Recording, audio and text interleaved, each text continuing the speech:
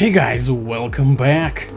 Whenever a manufacturer releases a piece of hardware, theoretical maximum capabilities are soon explained, but some coders just don't respect conventional theories and drive exceptional performance from their host platforms.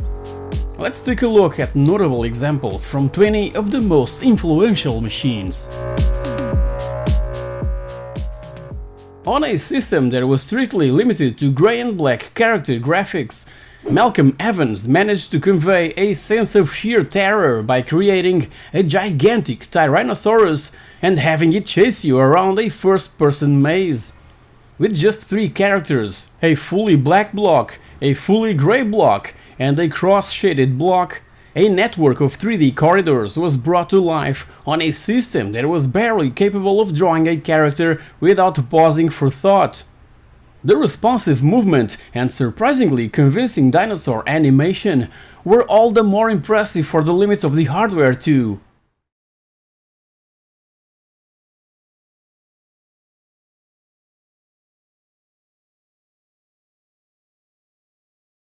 This positively shamed the space games that appeared on just about every competing platform of the time, with visuals that look like they should be impossible on 70s technology. However, it's the sheer complexity of Solaris that is most astonishing, as well as the main pseudo 3D flight scene with distinct backgrounds and missions. There's a radar at the bottom of the screen and a star map to browse. All of that is simply incredible, considering that the Atari 2600 was designed around games like Pong and Tank.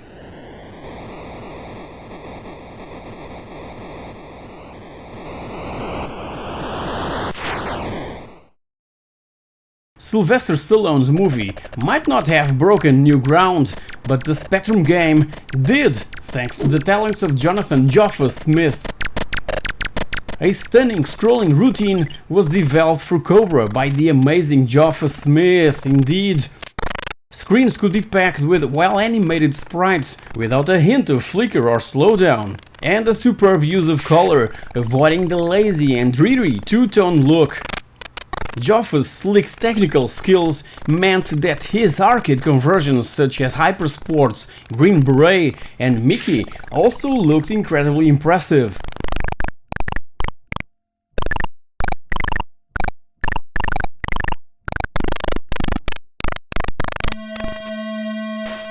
In the arcades, Space Harrier chucked massive sprites all over the place at lightning quick speed and without a hint of struggle. The Master System can't match the speed of the arcade game, obviously, but you'll notice that the sprite flickering that plagues many games on the system is completely absent, despite the fact that each object is huge. How is this possible? The solution comes with the use of background tiles. You can draw these without penalty, meaning that no matter how many enemies and objects show up on the screen, nothing disappears. Of course, this approach comes with caveats. The use of background tiles means that objects have to move at least 8 pixels at a time, and of course, they can't overlap each other like sprites can, leading to the blocky border effect around each of the sprites here.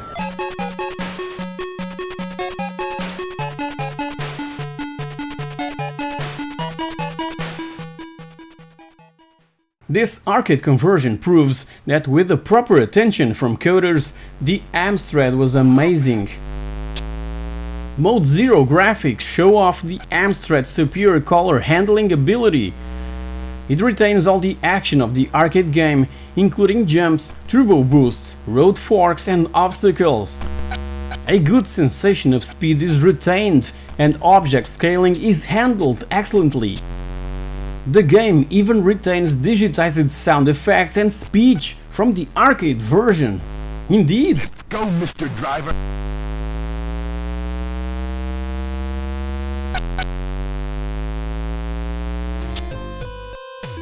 When Sunsoft wanted to create a platformer to rival Super Famicom games, it didn't just throw a few resources at the project. It chucked everything it could at Nintendo's 8-bit platform, including a brand new Sunsoft 5-bit chip.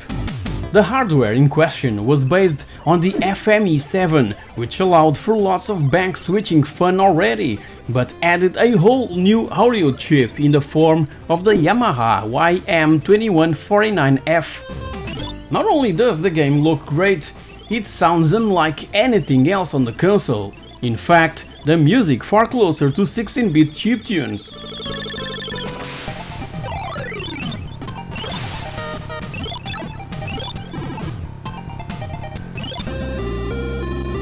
Jack Tremill's 16-bit computer might not have been designed for 3D games, but you'd never have guessed it when looking at Thalian's work.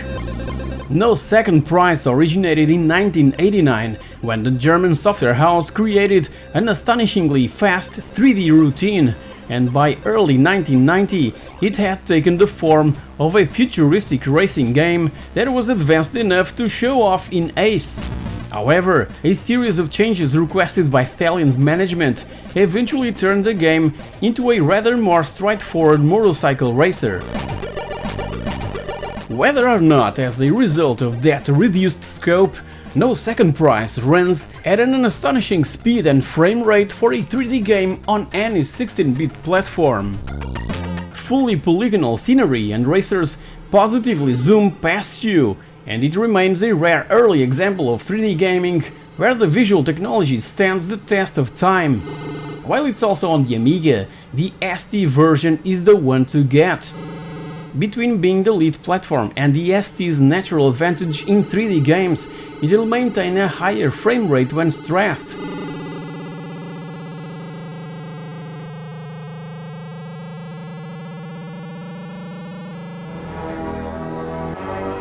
Henk Nieborg's 2D artwork is always a joy to behold, and Thalian's programming know-how allowed the Amiga 500 to disregard the limits of the chipset and display stunning colorful images. Lionheart's sprite animation is also fantastic. Here's how the games stack up against the theoretical maximum color output of its contemporaries. The Atari ST 16 colors, the Amiga 500 32 colors, the Mega Drive 64 colors, Lionheart 186 colors, and the Super Nintendo 256 colors. Yeah.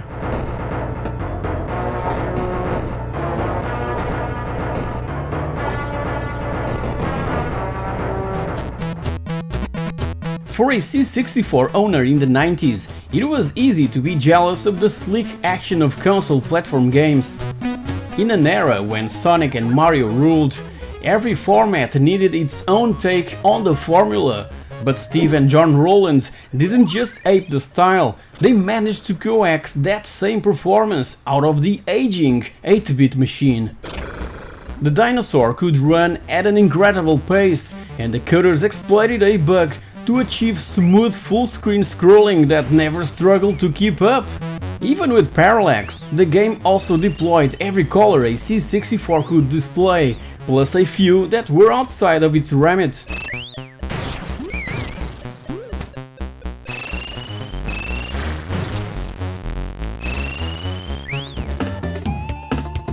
How good did Donkey Kong Country look on release? So good that people didn't believe it was running on a Super Nintendo. After all, detailed 3D characters were running around against detailed 3D backgrounds. How could it be?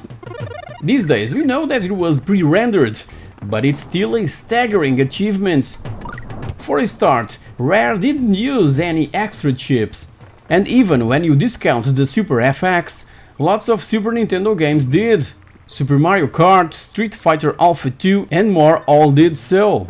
What's more, the developer had to construct scenes carefully, with a maximum of 16 colors per tile. Too much detail would result in muddy and indistinct images. Plus, considering all of the unique backgrounds and animation in the game, you'd think it would be a huge cartridge, but Rare managed to fit it into 32 megabits, which isn't nearly the largest commercial Super Nintendo release.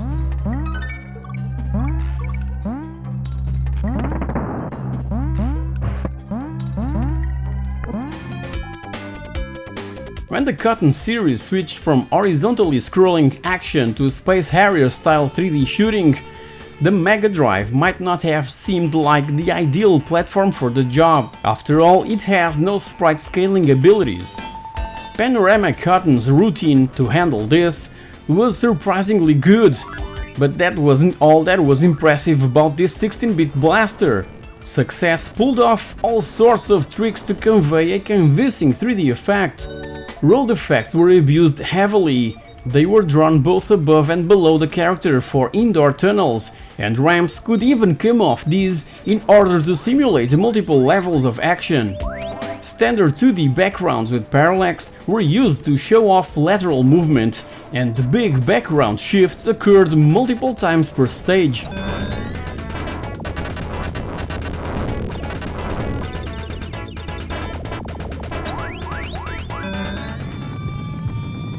If you know anything about the Saturn's capabilities, you probably know that it's not great at 3D games. Sonic Team will have known that too, but as a team that rarely had much regard for the theoretical capabilities of Sega's consoles, it went all out for Burning Rangers to give the Saturn a pretty spectacular send-off. This firefighting game displays vast, fully textured 3D environments that stretch the VDP-1 polygon generator to its limit, quite literally, as it visibly struggles to keep everything together and uses the VDP-2 to generate truly transparent, but with low-resolution objects including flames, water, windows and light shafts.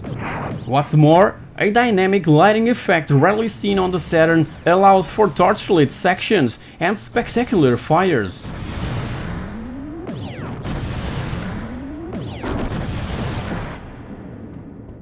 Tillis, there's a large energy reading in your area. If you've ever wondered how so much fit into a single Game Boy cartridge, thank the late Satoru Iwata. His graphical compression technology allowed for the following. Over 250 creatures can be battled, caught, raised and traded, as well as a whole new world with its own cities. It includes the original Kanto region. The game forgoes the extra RAM of the Game Boy Color for monochrome compatibility, and the Japanese version used an 8 megabit cartridge, the same size as Pokemon Yellow.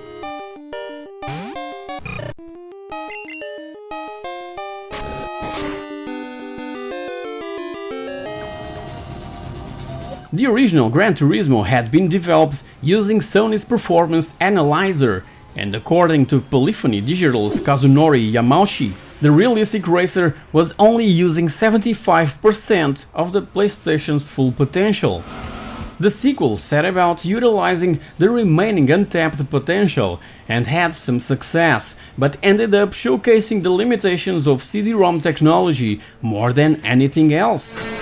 The sheer amount of content in the game signposted the impending need for bigger discs.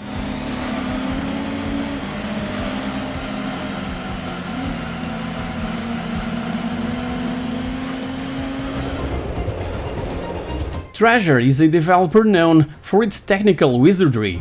After all, this is a team that made waves with crazy scaling effects in Gunstar Heroes. However, its first two Nintendo 64 games didn't live up to that reputation. Mischief Makers and Bang.io were both very good games, but people had hoped to see Treasure deliver a blowout 3D extravaganza. In the end, the team didn't disappoint. Sin and Punishment never left the Japanese market, but the game became renowned for its stunning visual prowess. The Cabal-style shooter was fast and smooth, but also vastly detailed. The artists had to strike a balance between model complexity and texture usage, because the machine was prone to slowing down when overloaded. When the final results were achieved, even Nintendo's producer Hitoshi Yamagami wondered how it was even possible on the Nintendo 64. What the? All fighters break apart.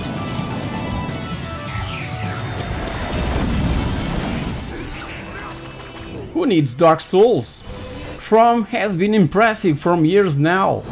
The Xbox's main technical issue was a low pixel fill rate, leaving little overhead for special visual effects after drawing a scene.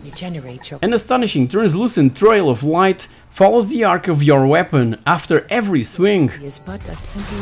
Sparks fly, enemies shatter into particles and radiate light as they are defeated, creating a stunning display of virtual pyrotechnics. Each stage is filled with destructible objects, allowing you to smash down the scenery as you take out enemies.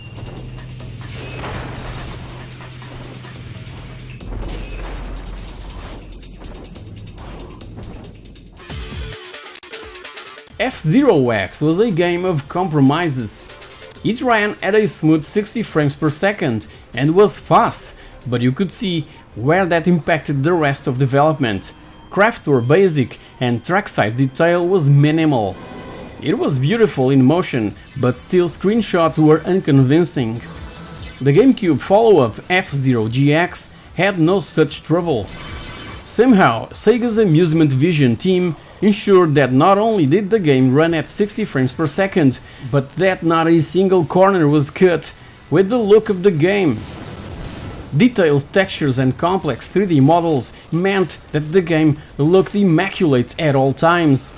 We can only guess at how quickly data was being shifted around the GameCube, and we can only imagine that it's pretty close to the breaking point.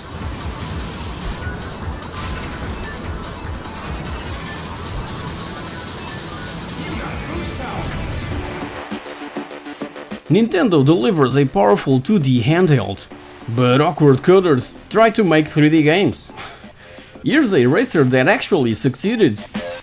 Unlike other GBA 3D games, resolution and frame rate are not compromised. The core team consists of just two people, Fernando Velez and Guillaume Dubail. It's a fully textured 3D driving game on the Game Boy Advance, a conversion of a PlayStation 2 game with surprisingly similar results.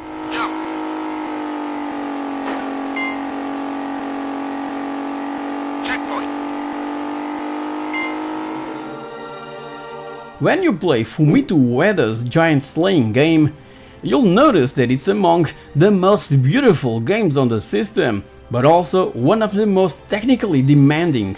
The PS2 struggles to cope with it and often fails to hold a consistent frame rate. What's Shadow of the Colossus doing to cause so much strain? Firstly, it's unusual among PS2 games in that it relies heavily on texture mapping to create detail on the enemies. And with only 4 MB of video RAM, one of the PS2's biggest technical deficiencies was handling texture maps. Shadow of the Colossus makes economical use of the limited memory by using low color textures and repeating them when it can. Of course, that's not the only factor, as you may suspect. The huge models and open environments needed to accommodate them also tax the prowess of the console.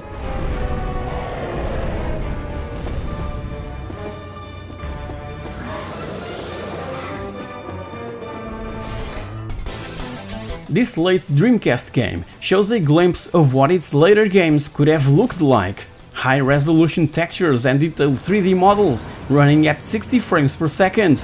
Explosions featuring sparks, particle effects, and multiple dynamic smoke trails.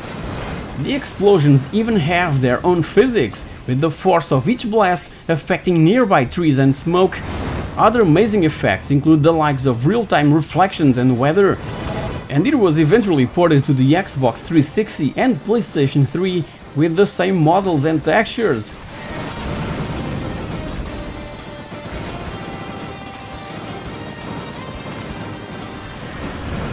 If you've enjoyed this video, consider supporting the channel monetarily through Patreon at patreon.com/itsapixelthing or using the thanks button below.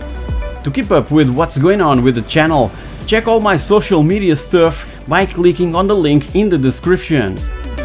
Thank you so much for watching, and I'll catch you all in my next video. Cheers!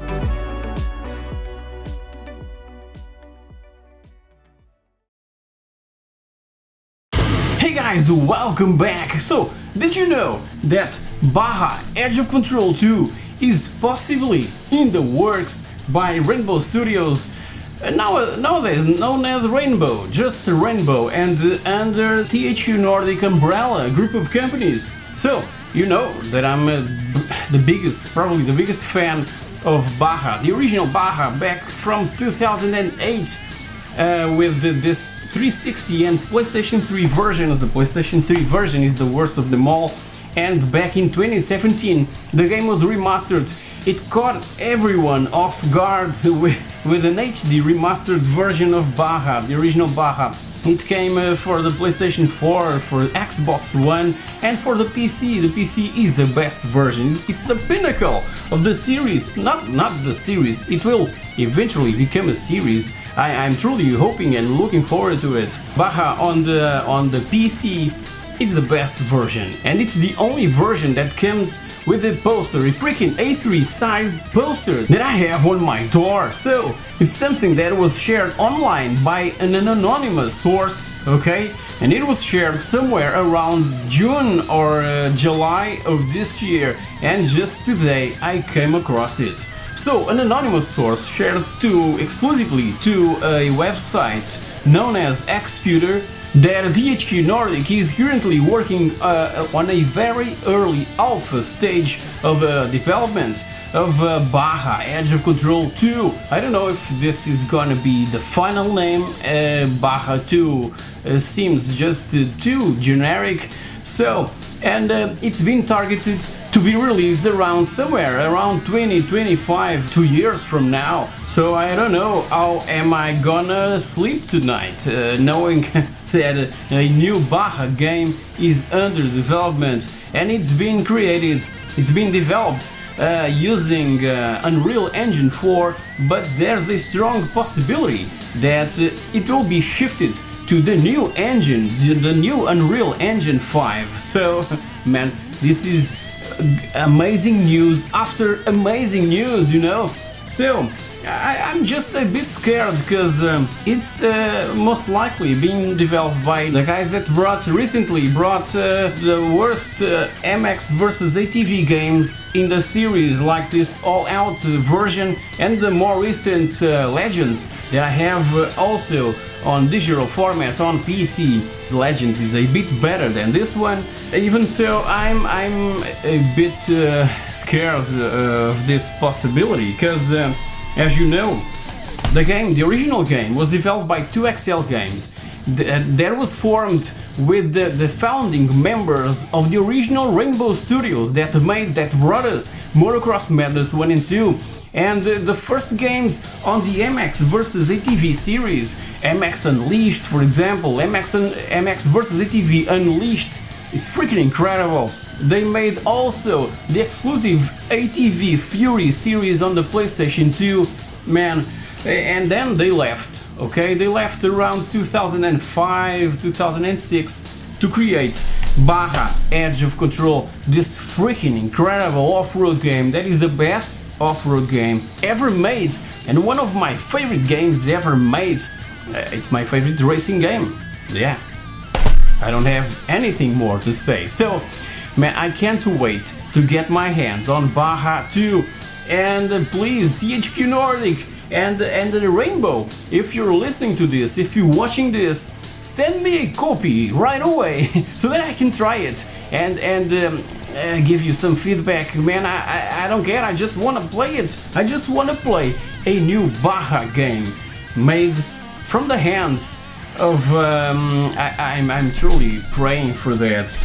That this will come, BAJA 2 will come by the hands of the founding fathers of Rainbow Studios, the guys that brought us Motocross Madness and those freaking incredible first games on the MX Unleashed and MX vs ATV Unleashed series. So guys, I know that many of my subscribers are also off-road fans. So did you already know about this bit of news? Did you know that BAJA 2 was in early stages of development? Man, I was completely blown away by this bit of news, and it got me completely off guard. So guys, thank you so much for watching, and I'll catch you all in my next video. Cheers!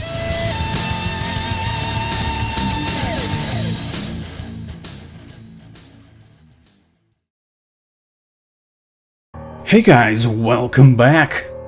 With his latest album, Chris Huelsbeck Piano Collection Volume 2, The Player's Choice, Patrick Nivian once again asserts his mastery over the ivories, taking us on a mesmerizing journey through the melodious universe of Chris Huelsbeck's compositions.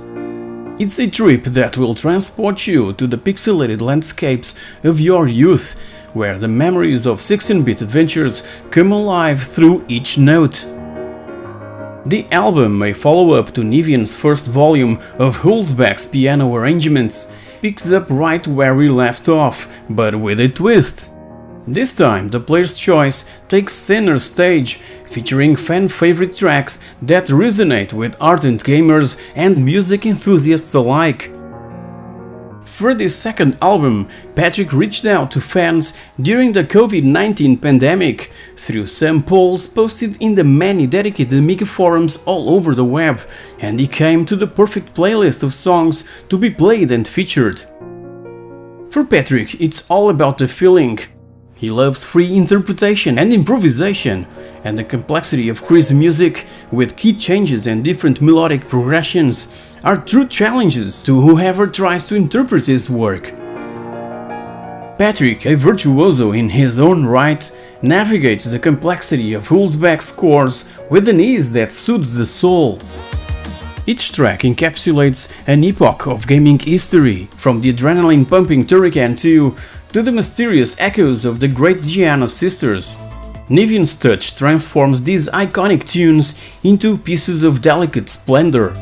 He captures the essence of Huelsbeck's original compositions and elevates them to a level of sophistication without losing a bit of the nostalgia. When we think about Chris Huelsbeck, Turrican, Jim Power and Apidia comes immediately to mind. And if you carry along with you a flash drive packed with video game music just like me, you're a true fan of his work. The production is pristine, giving each note the space to breathe while preserving the intimate feel of a live performance. The sound quality is superb, allowing listeners to fully experience the nuances of Nivian's playing and the depth of Huelsbeck's compositions.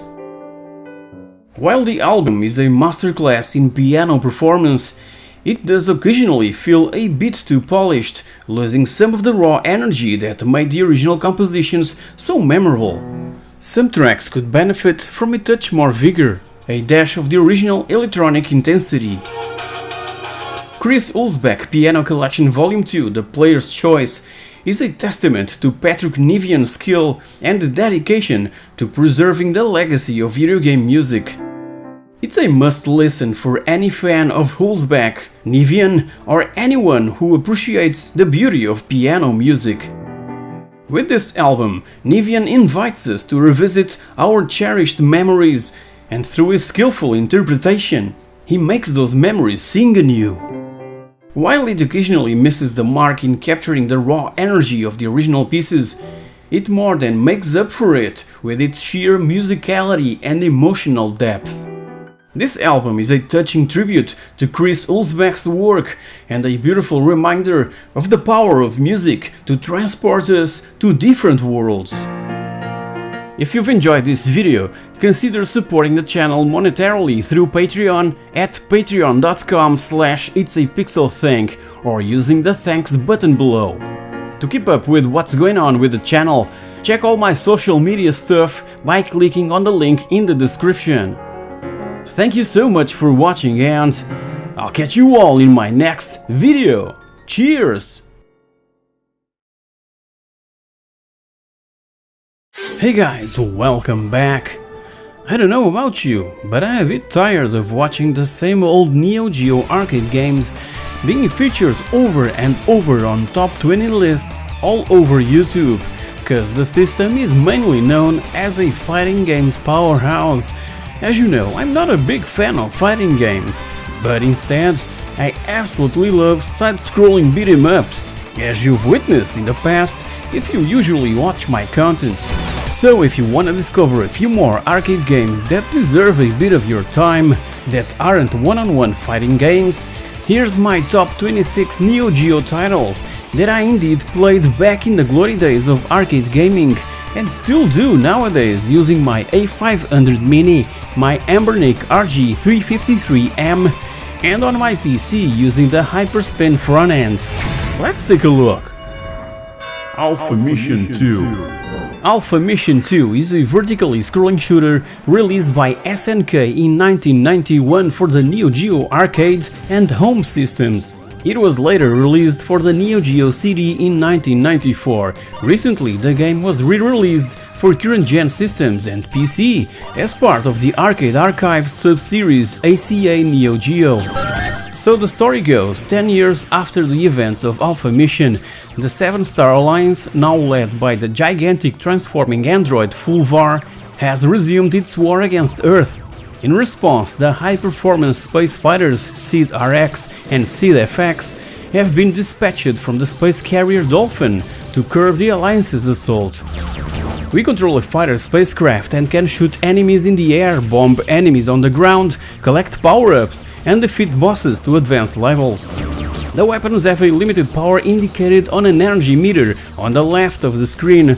Using the weapons or getting the ship damaged lowers the energy. The energy can be recharged, you guessed it, by E-power-ups. There are 7 stages in the game, we must progress through them while avoiding hazards in addition. Mid-bosses very occasionally appear in the game. When we meet a mid-boss or end-level boss, weak points and various parts must be wrecked to completely destroy it once and for all. So good!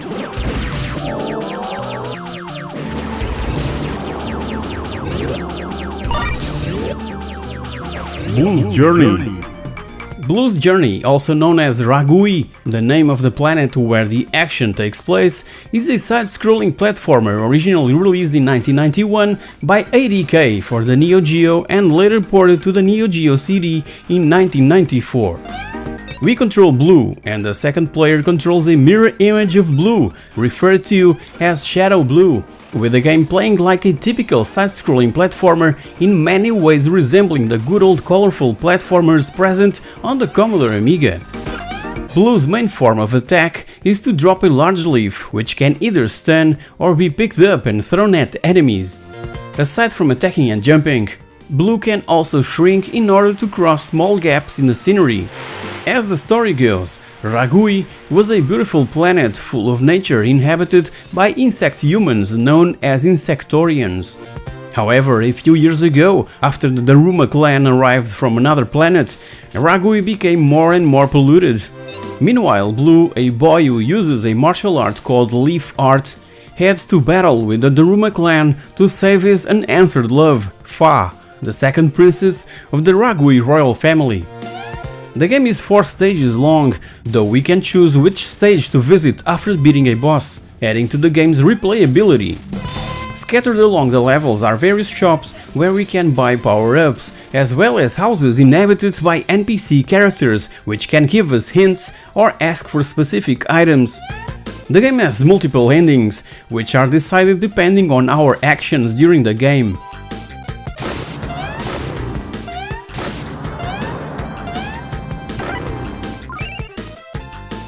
Shock Troopers Second Squad.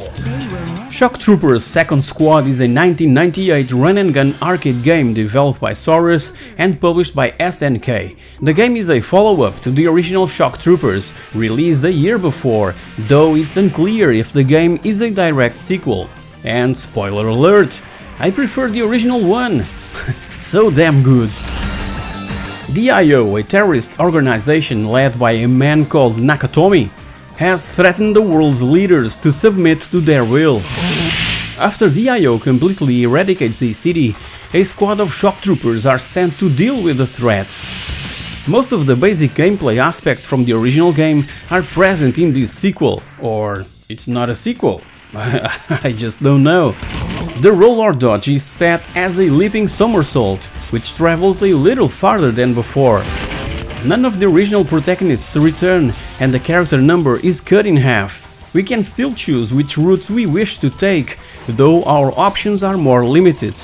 The team battle mode has also been omitted and replaced with the standard 2-player co-op, and the option to play as the same character was also removed. The general look of the game is brighter and slightly more cartoonish, and the animation quality was also improved. Additionally, we can now ride various vehicles throughout the game. Characters and enemies are more vocalized than before, and if we come face to face with the final boss, we can experience a different ending depending if we defeat the bastard in a given time limit.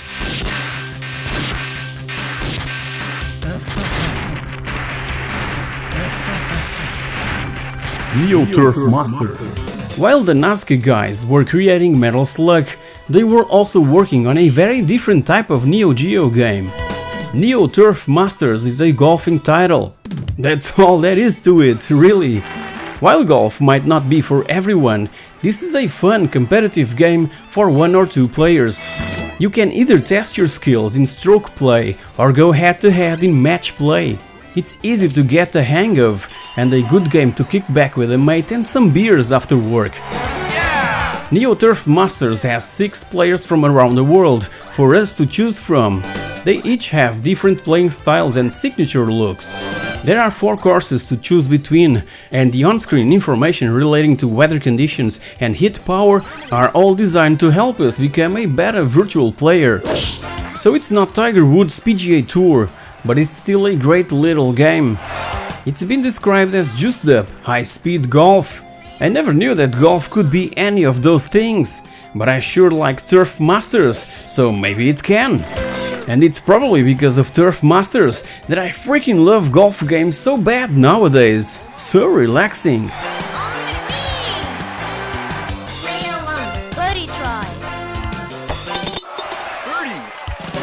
Spin Master. The next title in my list of the best Neo Geo games is treasure-seeking action at its finest. Who doesn't dream of one day acquiring a fifth of a mysterious treasure map and heading out to find fortune and glory? Fortune and glory. That's exactly what Spin Master provides, hugely inspired by Joe and Mac Caveman Ninja, with cartoon-style laughter along the way, a game that was released back in 1993 by Data East and known in Japan as Miracle Adventure. Johnny is a treasure hunter who finds a piece of sad map. It's worth pointing out that the map was left by someone who is continually referred to as the mysterious guy. I wonder if the developers just ran out of names or thought that would do. Anyway, back to the game. Wielding a yo-yo and a brain overflowing with the need for adventure, Johnny must head out to save his girlfriend from a mad scientist. You know the type. He also has to retrieve his piece of the map that was stolen at the same time. Talking about having your world blown apart, right? Play on player or team up with a friend to bring sweets and candies back to the world. Save your beta half and find treasure while you're at it. Beta weapons such as throwing stars can be picked up along the way. And there's plenty of Betty bashing action to keep you captivated time and time again.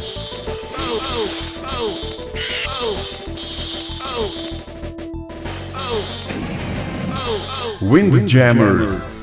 Windjammers is a fast-paced sports arcade game also created by Data East a year later in 1994 and also with a different name in Japan, Flying Power Disc. Imagine Pong, but with a range of characters and more detailed surroundings. The Pong gameplay, mixed with elements of handball, is turned into a type of beach volleyball or tennis game, but with more and more levels, each getting harder and faster than the previous.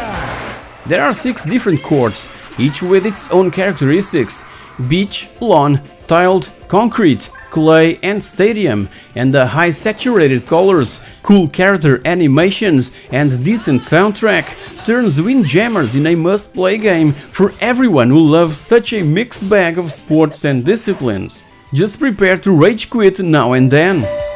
There are also 6 characters in Windjammers, each representing their native country. The levels of speed and strength varies between each of them, which affects the gameplay. All of the characters speak in their native languages too. Amazing attention to detail if you ask me.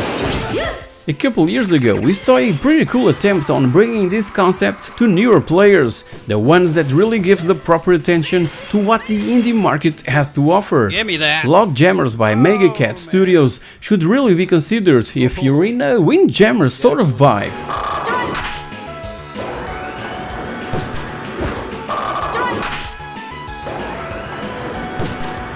Cyberlip.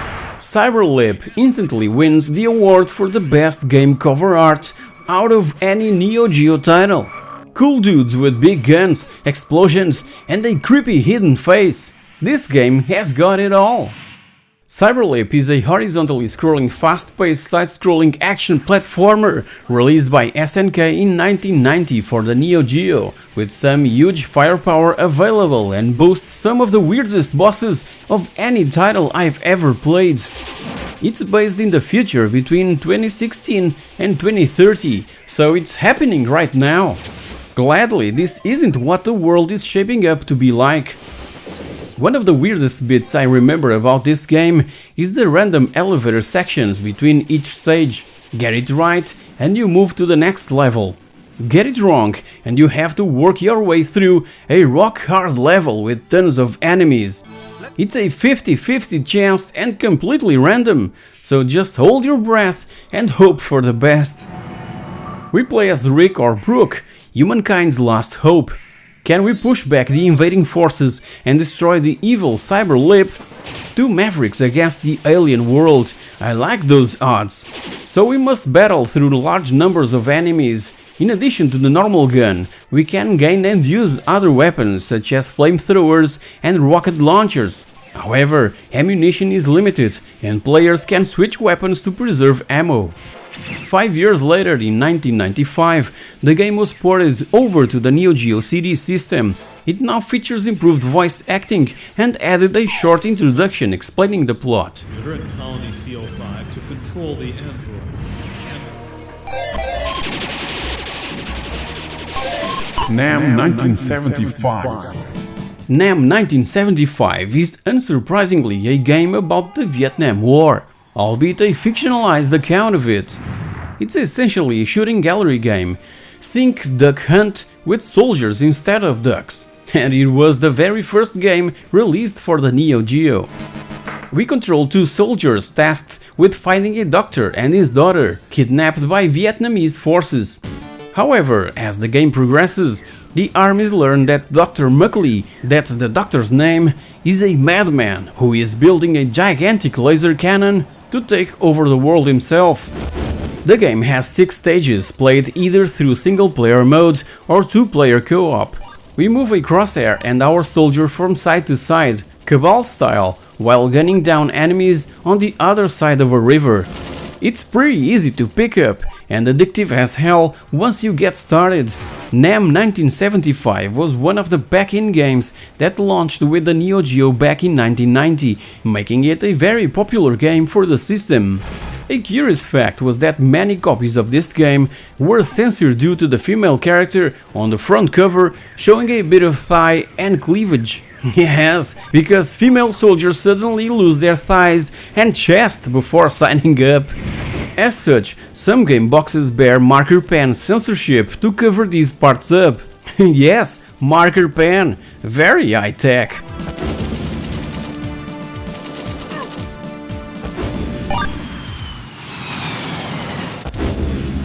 Top Hunter, Roddy and Kathy. This next title on my list of the best Neo Geo games is a great choice for anyone who isn't a fan of fighting or shoot-'em-up games. Top Hunter, Roddy and Kathy is a side-scrolling action-adventure game released by SNK in 1994. It was one of the first games of the time to have a 100 MB cartridge too. That seems crazy in a world where we now have 2 TB NVMe sticks. But keep in mind that this was back in 1994, okay? There are similarities to the King of Fighters series in that Roddy and Kathy have special moves that can be pulled out when facing off against bad guys. Apart from that, the series has a Donkey Kong Country feel about it. The worlds in Top Hunter are colorful and fun to play through. At times, they remind me of Taz's Escape from Mars, but Roddy and Kathy are far cooler characters. They are bounty hunters, and they've been charged with defeating a band of space pirates. They must travel through 4 worlds: ice, forest, wind and fire. The layouts of the stages change depending on which one you pick first, so I guess there's actually 16 worlds if you think about it. Top Hunter received great reviews from critics at the time and high praise for its soundtrack and memorable bosses. Give it a go if you haven't already.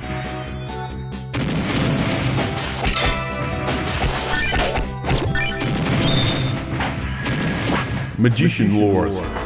Step into the Sorcerer's world in this next entry on my personal favorite Neo Geo games list. Magician Lord isn't the most difficult game out there, but it is a prime example of what the AES system could do. It's a side-scrolling platform game developed by Alpha Denshi in 1990 and was a launch title for both the Neo Geo MVS and AES systems, being even one of the pack-in games for the Neo Geo AES home console. It was later also included in the SNK Arcade Classics Volume 1 released for the PlayStation 2 and PlayStation Portable in 2008. Back in the time period when Magician Lord was released around 1990, it was the game with some of the richest colors and best musical tracks of any side-scrolling game on any console available by then. It was mind-blowing. Like a cross between Metroid and Castlevania, Magician Lord is fun to both play and watch, and both the maze-like puzzles and memorable bosses will keep you well entertained.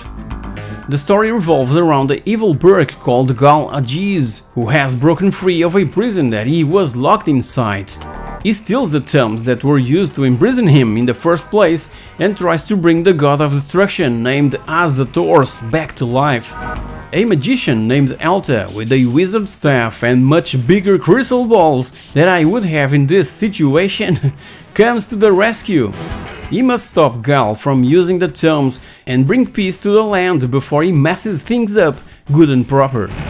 It might not be the most challenging game ever, but it's certainly a fun one to play and a title that needs to be in your AES collection if you manage to grab a copy at a decent price.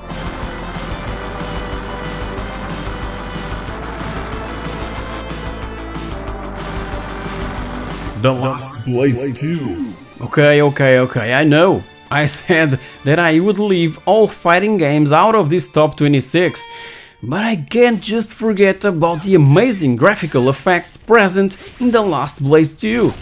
Isn't this incredible? Despite SNK mentioned at some point their interests in continuing where they left off, The Last Blade 2 was until today the final entry to the Last Blade series. It was first released in arcades in November of 1998, later receiving several home console versions including the Neo Geo AES and the Neo Geo CD, a Dreamcast port and a Neo Geo Pocket Color conversion. As I've mentioned, The Last Blade 2 is stunning, with sprites exquisitely drawn and with a suitable soundtrack that, given the now known limitations of the technology, blew everyone away back in the day. The game promotes a peaceful, serene atmosphere even as characters are sliding twain at the hands of their victorious opponents.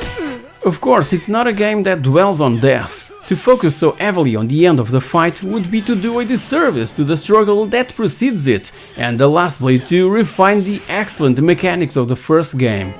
A new EX gauge combines aspects of the power and speed gauges, and each of those gauges receives tweaks.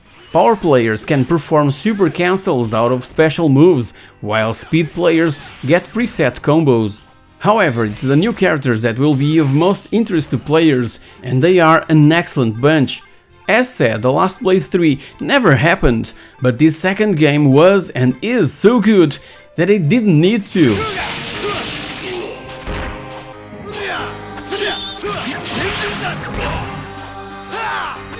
Aero Fighters 2.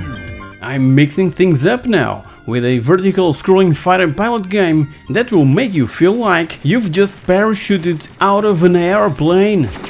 It uses two buttons, A to fire and B to drop bombs, as well as the joystick to move around the screen. It's simple to use, it's great, and did I mention that it's so simple to use?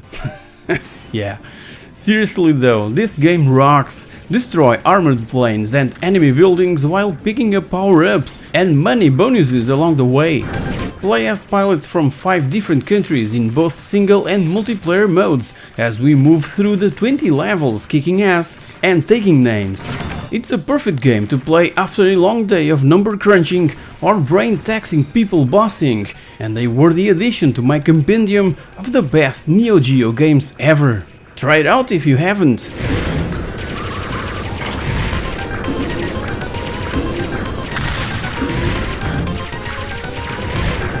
Last Resort. You obviously noticed at some point that the Neo Geo is packed with beat 'em up and shoot 'em up games.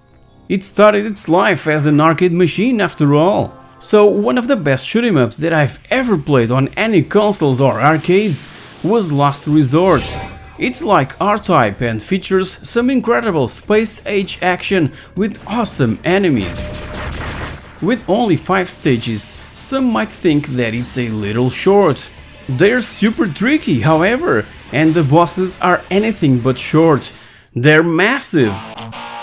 Like all bosses in any game, they have significant weak spots that you have to aim for, but taking them out isn't exactly a walk in the park.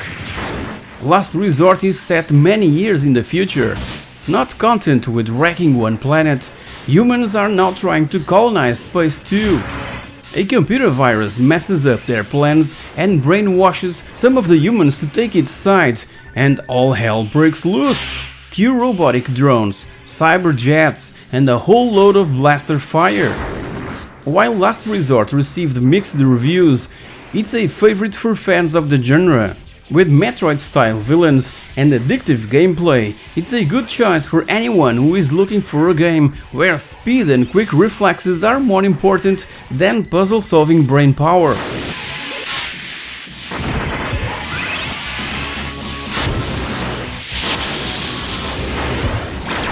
Blazing Star.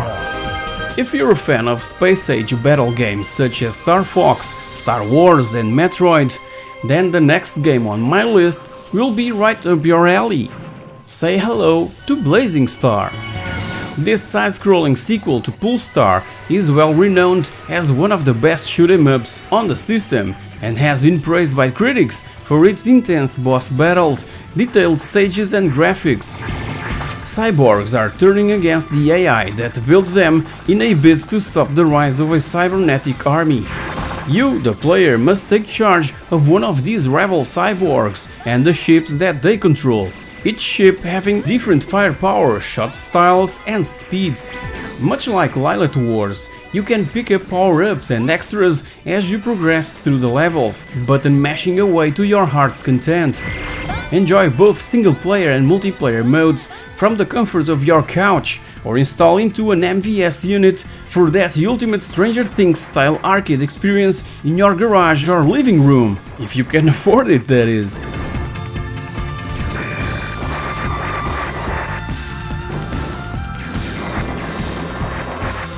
Mutation Nation.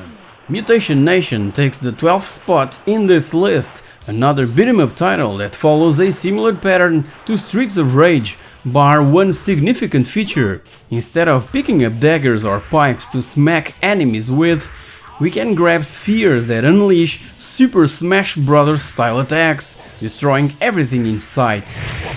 We take control of Ricky Jones and Johnny Hart as they beat back a horde of mutants created in a freak science experiment.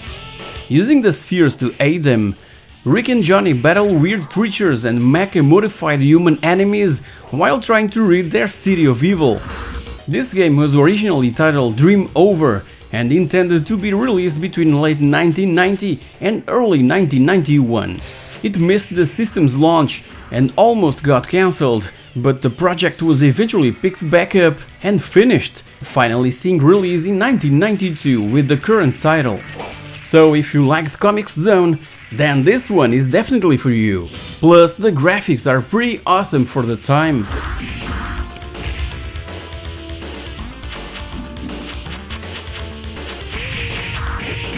Puzzle Bubble 2. Puzzle Bobble 2, also known as Bust a Move Again, is a tile-matching puzzle game released in 1995 by Taito for arcades and ported the same year to the Neo Geo. But you already knew that, didn't you? This classic bubble-popping puzzler didn't change an awful lot in its second outing, but it managed to gain some attractiveness to players with new modes. A tournament mode simulated the two-player game, while the predefined puzzle mode increased its longevity with branching paths and multiple endings. A story mode has been added as well, expanding on the versus mode from the Super Nintendo port of the previous game, where players face off against various computer-controlled characters.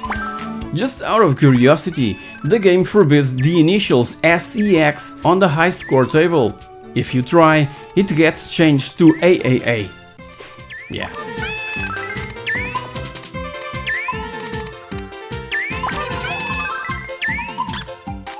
Robo Army. In 10th place comes Robo Army, yet another beat-em-up title released in 1991 by SNK that sees players controlling two specific characters through a series of side-scrolling levels. Both characters are hardcore cyborg fighters who punch and kick their way to victory against other robotic enemies throughout the game. As super strength isn't really an issue, picking up a car shell or a broken robot part as a shield or a weapon isn't a problem. The cyborgs can even turn into an armored vehicle for a time too. Move over, Optimus Prime! We've got some new competition on the scene! Robo Army is a little like Marmite. Some people love it and some people hate it. I think it's a brilliant game. It's basically Metal Slug with metal fighters. What's not to love?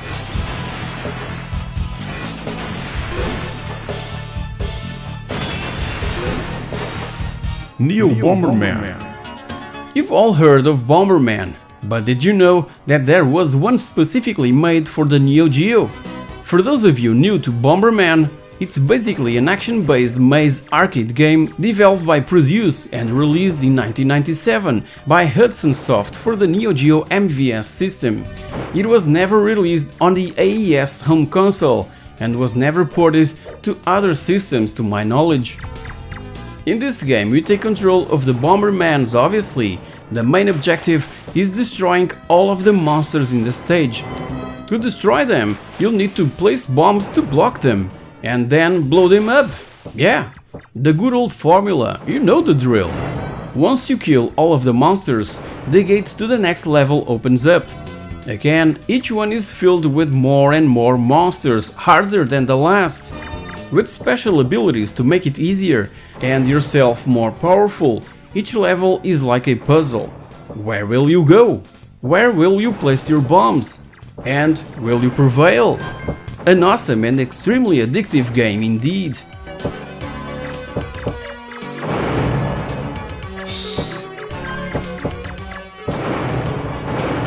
Pulsar.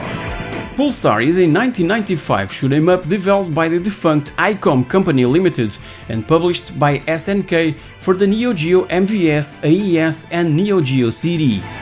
It is a prequel of Blazing Star that I've talked about earlier in this video and considered as a spiritual sequel of R-Type. Pulsar as well as its sequel are often regarded as among the best looking shoot-'em-up games for the Neo Geo. So what made this game so great and one of the best Neo Geo games around? The fact that it was the first Neo Geo game to incorporate pre-rendered graphics. The game basically has 2.5D graphics, making you feel immersed, and some of the later stages get somewhat complex graphics, which was rarely seen on a home console. You have the ability to change your weapons for extra damage, upgrade your warship, and take on some impressive enemies. It's a great fast-paced short video game with only a handful of levels, but what makes Pulsar great is that you can keep coming back to beat the levels faster and faster. Just prepare to get upset after 30 minutes because you'll find out that yes, you've already finished it.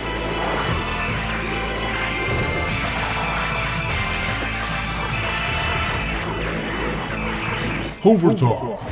Overtop is a top-down rally racing game with an isometric view where we race against the clock. 8 different vehicles are available to choose, each being more suited to a different environment. Each track has their own weather conditions that changes how the car is controlled through the track, as well as shortcuts to gain advantage against opponents, which I found amazing on an arcade game and always left me out of coins to continue playing, yeah. It was created by most of the members of the same team that previously worked on several projects at ADK, like Magician Lord also featured in this top 26 and was first released by SNK for the Neo Geo MVS on April of 1996, being also released a month later for the Neo Geo AES. Talking about the AES, the Japanese release for the home console has since become one of the most expensive titles on the platform, with copies of the port reaching over the top values on the second-hand video game collecting market. It was re-released for the Neo Geo CD by ADK on September of 1996 and many years later received multiple re-releases in recent years on various digital distribution platforms. It is considered as a spiritual successor to Thrash Rally, which I found awkward, cause I can't see any resemblances between the two, honestly. But I'll talk about that one in just a bit.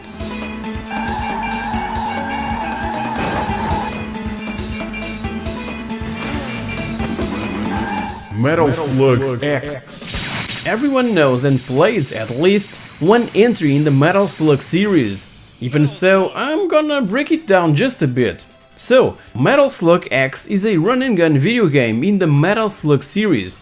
It was created by SNK and released in 1999 for the MVS arcade platform and AES home console, and it's a remixed, upgraded or spin-off version of Metal Slug 2 that utilizes the game engine from Metal Slug 3, being the pseudo-third title in the series.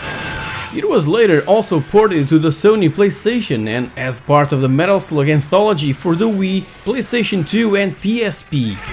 It was as well available for download on PlayStation's network and for the PlayStation 3 and PSP back in 2007. It is believed that the main reason for SNK developing Metal Slug X was that Metal Slug 2 had issues with severe slowdown during several stages of gameplay. This issue is practically non-existent in Metal Slug X, allowing for way more carnage to take place before the system began to struggle. So, SNK made the game harder by increasing the enemy count, giving us a lot more bad guys to slaughter. And all of the old weaponry is available in powered up form, allowing us to deal even more damage to the opposing forces.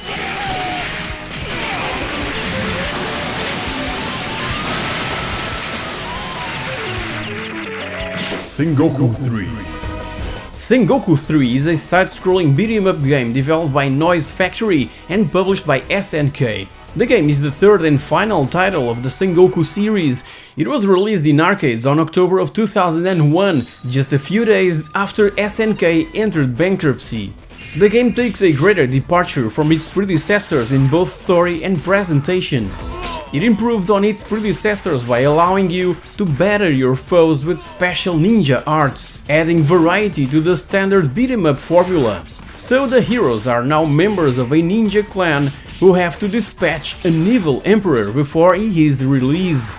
We can choose which character we want for the first time, each having their own strengths, weaknesses, unique special move, and an ultimate magic technique that can wipe and clear a screen of enemies in one shot.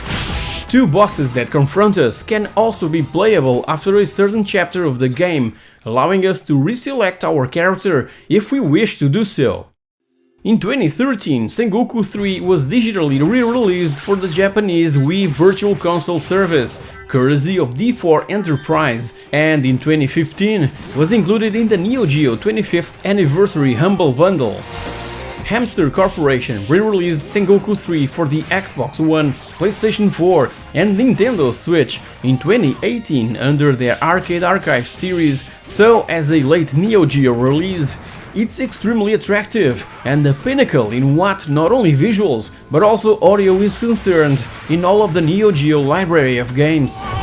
As many of the other titles featured in this video, Sengoku 3 can also be grabbed on GOG.com and enjoyed on PC.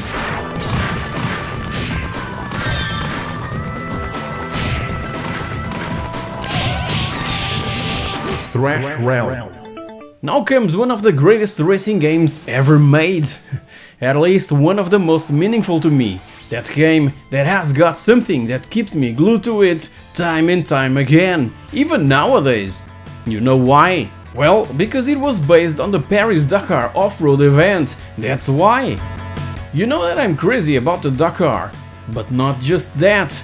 It's based on the most amazing Paris-Dakar race ever held in the history of the event, the 1992 edition.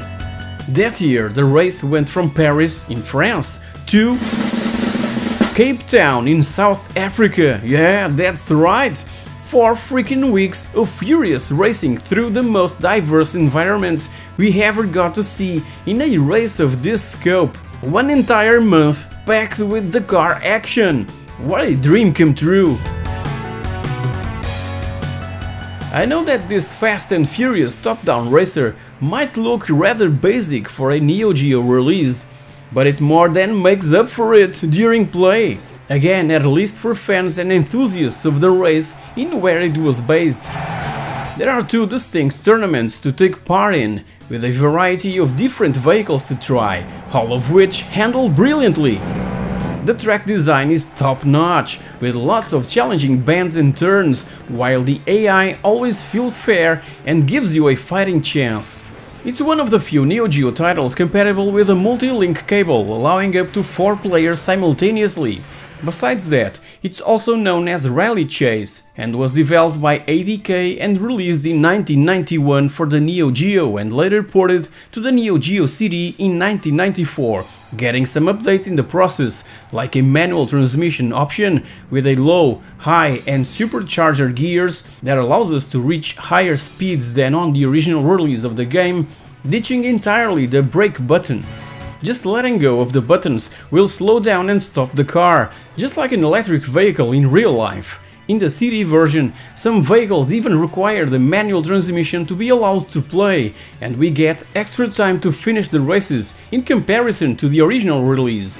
So if you're interested on getting Thrash Rally for your Neo Geo CD, you have to search for Rally Chase, cause that particular version ditched entirely the Thrash Rally original title, and it's the definitive version of the game, if you ask me.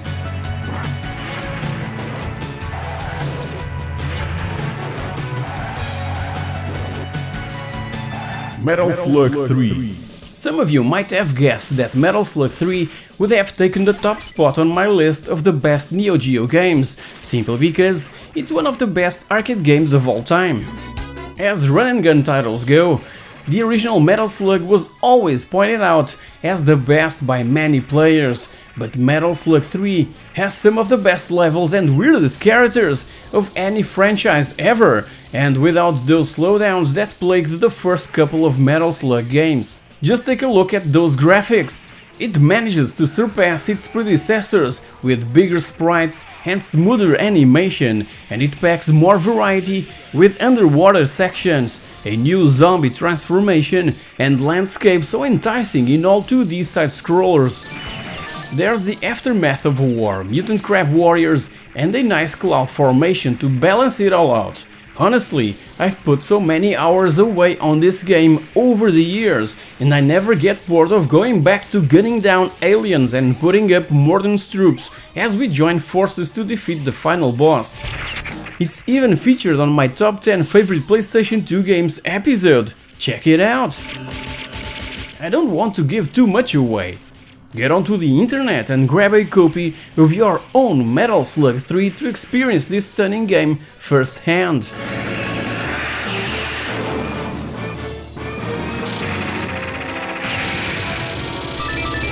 Shock Troopers. Will you fight the terrorists as a lone wolf, or will you band together with your teammates to take on the villains in this incredible run and gun title in second place in my list of the best Neo Geo games? Shock Troopers takes you through multiple landscapes as you track, hunt and take down the Bloody Scorpion's terrorist cell. Thereafter, a drug that turns people into superhuman soldiers, and you, along with a team of 7 other soldiers from different countries around the world, are here to stop them.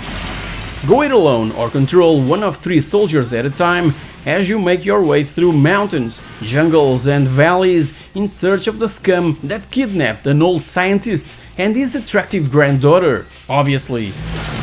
Each of the different soldiers that you can control has different abilities that will be able to help you with your mission. Unlike most side-scrolling games, Shock Troopers has a top-down approach which allows you to move in 8 different directions while firing. You can run around enemies and attack them from angles, picking up point bonuses, extra items and life as you go. The boss battles are huge, the gameplay is electric, and that old man and his granddaughter are counting on you to rescue them. What are you waiting for? Go get him!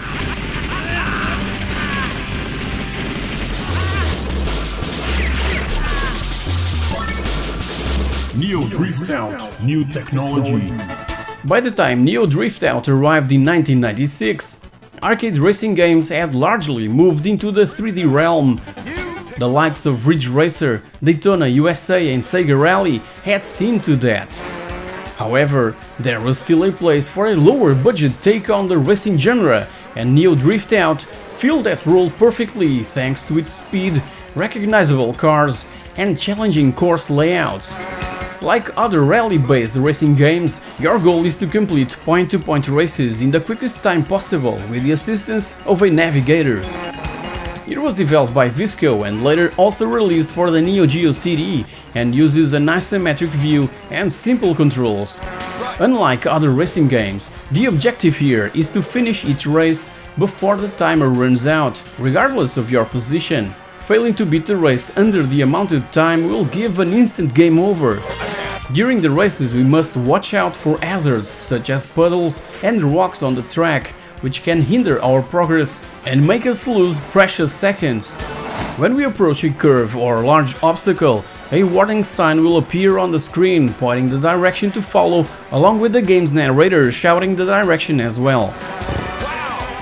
The tracks have also a few shortcuts which are pointed out, as well as checkpoints halfway through which will give us more time. What makes Neo Drift Out so challenging is its extreme sense of speed. Your car is always situated on the edge of the screen because you'll need the full width of it to react to those obstacles. Despite the use of a joystick as opposed to steering wheel controls, you'll feel the weight of your car in every turn, and often your success or failure will depend just as much on skillful handling of corners as avoiding hazards, and the difference between success and failure is measured in split seconds in this game.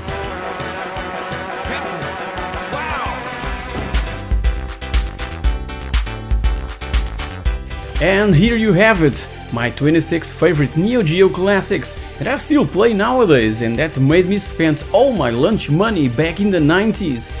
Tell me down in the comments section below your personal favorites on the system, and please bear in mind that I totally agree that fighting games are indeed the genre that the system is best known for. Just ask my buddy Retro Game Force and he will tell you. Pay him a visit and you'll find a true fan of the Neo Geo that has got a pretty respectable collection of related items. He also contributed to this video, so thanks mate, you rock! If you've enjoyed this episode of itsaPIXELthing, please like, share, subscribe and click on that bell icon so that you're notified when all my future content becomes available. Thank you very much for watching and I'll see you all in my next video. Cheers!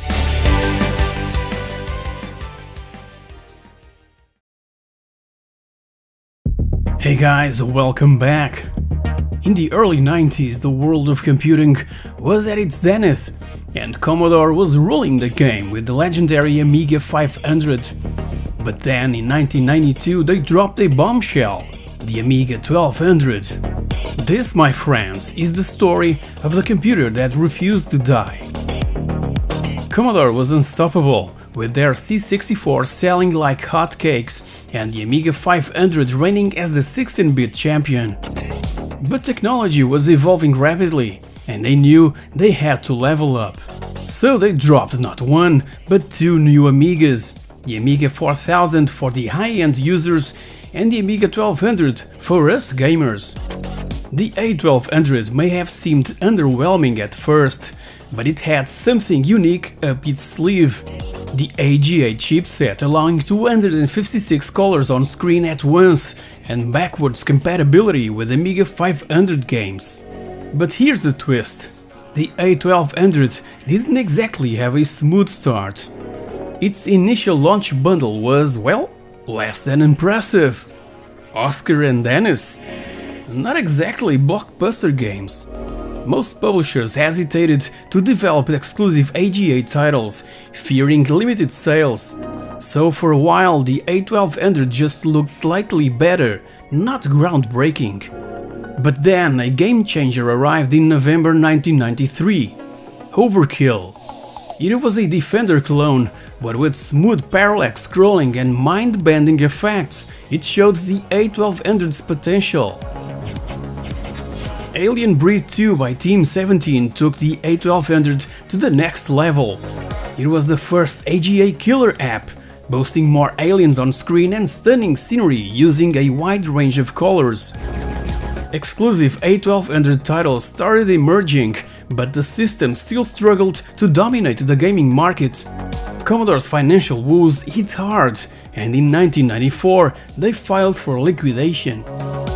Escom, a German PC manufacturer, tried to revive the A1200, but it was too late. The PC, the PlayStation and even the Saturn had taken over. Yet, remarkably, the Amiga's legacy lived on. Third-party upgrades pushed the A1200's power to new heights, and the Amiga's game library expanded even after Commodore's death. The Amiga community remained strong, and the platform continued to receive new games long after production had ceased. In fact, and as told in so many other Amiga-related videos here on the channel, some of the best titles came after Commodore's demise. The A1200 may have faded into obscurity, but it's a treasure trove of hidden gems for retro gamers, a testament to the undying love for a machine that refused to die. If you're willing to give it a go and discover those hidden treasures, the most straightforward way of doing it is with the amazing A500 Mini. Obviously that there are other cheaper alternatives, but more painful to configure for newbies in the scene. Despite a somewhat ropey start, the Amiga 1200 soon started delivering a string of quality titles that simply weren't possible on inferior machines. So, and with that in mind, let me point out 26 of the most popular Amiga games that indeed used to good effect the advanced graphics architecture that owners of A1200s and even A4000s would proudly display and showcase to their friends. Overkill. Get ready for a turbocharged blast from the past with an AGA exclusive game for the A1200 and CD32. Overkill, a 2D side-scrolling shooter reminiscent of the arcade classic Defender. Crafted by the skilled team at Vision Software, this retro gem was a nod to the golden age of gaming and a love letter to fans of high-octane action. So, how did Overkill came to be? Vision Software, known for their passion for preserving the magic of vintage gaming, set out to capture the essence of arcade shooters from yesterdays. Leveraging the Amiga's advanced graphics architecture, they dialed up the excitement, delivering vivid graphics and fluid gameplay that'll make your heart race. Now you can pilot your spacecraft through wave after wave of enemy forces, defending your territory in a relentless battle for supremacy. With enhanced graphics and a nostalgic vibe, Overkill promises a retro gaming experience that will whisk you back to the glory days of the arcades. So grab that joystick and get ready to relive the excitement. Can you conquer the digital skies and prove your courage in this pixelated adventure?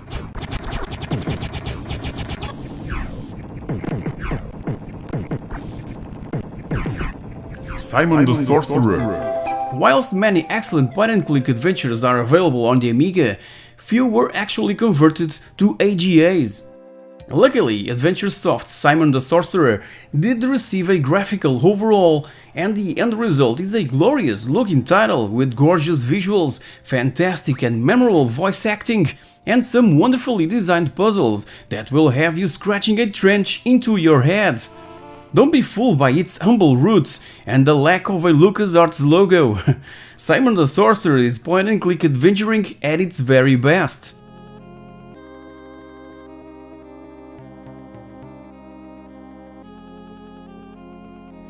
Super Stardust.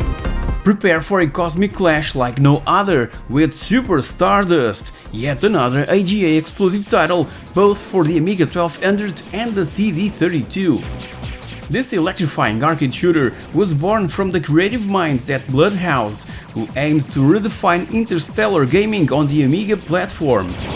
But how did Super Stardust make its way to your screen? Bloodhouse, known for their visually stunning and action-packed Stardust game released a year prior, set their sights on the stars once again.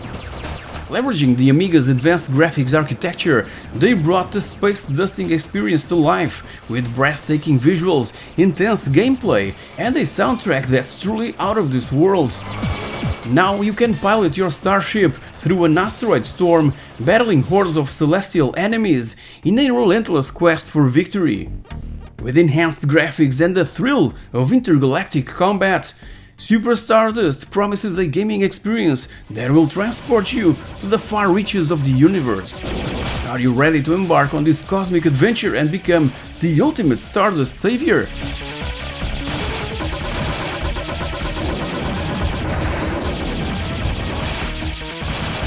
Lords of the Realm. Suit up to wage medieval warfare and conquer kingdoms with Lords of the Realm on the Amiga 1200. This strategic masterpiece is the brainchild of Impressions Games, a developer renowned for their commitment to crafting historical and strategic experiences on the Amiga platform. But how did Lords of the Realm came to rule the realm of strategy games? Impressions Games, known for their passion for history and warfare, embarked on a quest to create an epic experience in the medieval world. Leveraging the Amiga's advanced graphics architecture, they brought to life an age of castles, knights and tactical brilliance with captivating visuals and intricate gameplay. Now you can become the lord of your own realm, building castles, leading armies and vying for dominion.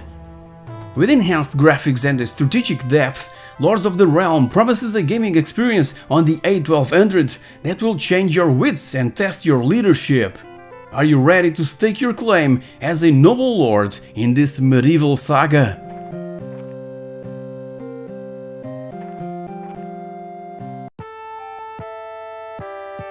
Brian the Lion. Get ready to embark on a wild and original adventure with Brian the Lion. Crafted by the imaginative minds at Reflections Interactive, this classic platformer is the result of their dedication to creating a magical gaming experience on the Amiga. So how did Brian the Lion came to life? Reflections Interactive, known for their passion for storytelling through games, set out to create a world filled with charm and challenges. They harnessed the power of the Amiga's advanced graphics architecture to breathe life into Brian's colorful world, complete with delightful characters and captivating gameplay. Now you can join Brian on his quest to rescue his kidnapped friends and restore harmony. With enhanced graphics and enchanting sound, the AGA version of the game takes this beloved classic to new heights. If you're a fan of platforming adventures that ooze charm, Brian the Lion is your ticket to a heartwarming journey that will make you smile from ear to ear.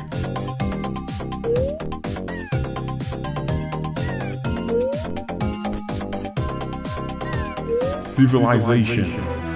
Unleash your inner conqueror and rewrite history with the AGA version of Civilization on the Amiga 1200.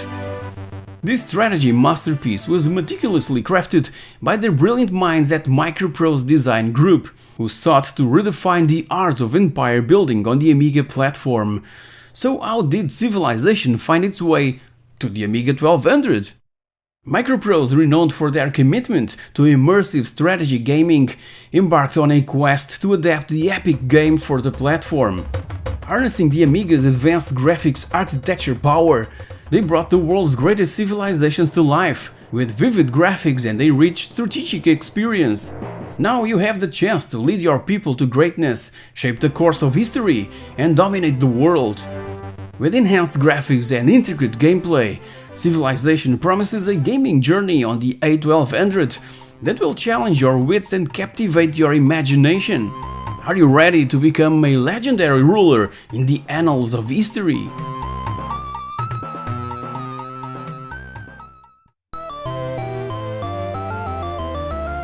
Dreamweb. Prepare to journey into the darkest corners of the minds with Dreamweb on the Amiga 1200. This immersive cyber-noir adventure is a creation of Creative Reality, a developer committed to pushing the boundaries of storytelling on the Amiga. But how did Dreamweb came into being? Creative Reality, known for their passion for narrative-driven games, embarked on a quest to craft a unique and atmospheric experience. Leveraging the Amiga's advanced graphics architecture, they breathed life into a world where reality and dreams intertwine, complete with moody visuals and a hauntingly suspenseful plot. Now you can step into the shoes of Ryan, a man haunted by a series of dreams, and embark on a chilling quest to unravel a conspiracy. With enhanced graphics and a gripping narrative, Dreamweb promises an unforgettable journey into the surreal and the sinister. Are you ready to confront your nightmares?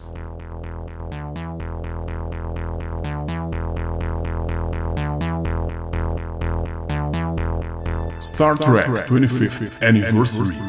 Whether you love or hate Star Trek, there's no denying that this excellent icon-driven graphic adventure is a fantastic use of the license. The 7 available missions are structured like a typical episode from the original series and are frightfully authentic. The theme tune and credits are there. Captain Kirk dictates his captain's log and each character behaves perfectly. While the puzzles aren't quite as complex as some of LucasArts' games, it still takes a fair amount of time to complete and will certainly tax those gamers not familiar with the genre. Don't be put off by the attached license, as this is a wonderful title exclusive to AGA Amigas and an essential addition to your collection, even if you're not a fan of Captain James Tiberius Kirk, like me. Damn, I even consider it as one of my favorite point-and-click adventure games of all time. Check my top 10.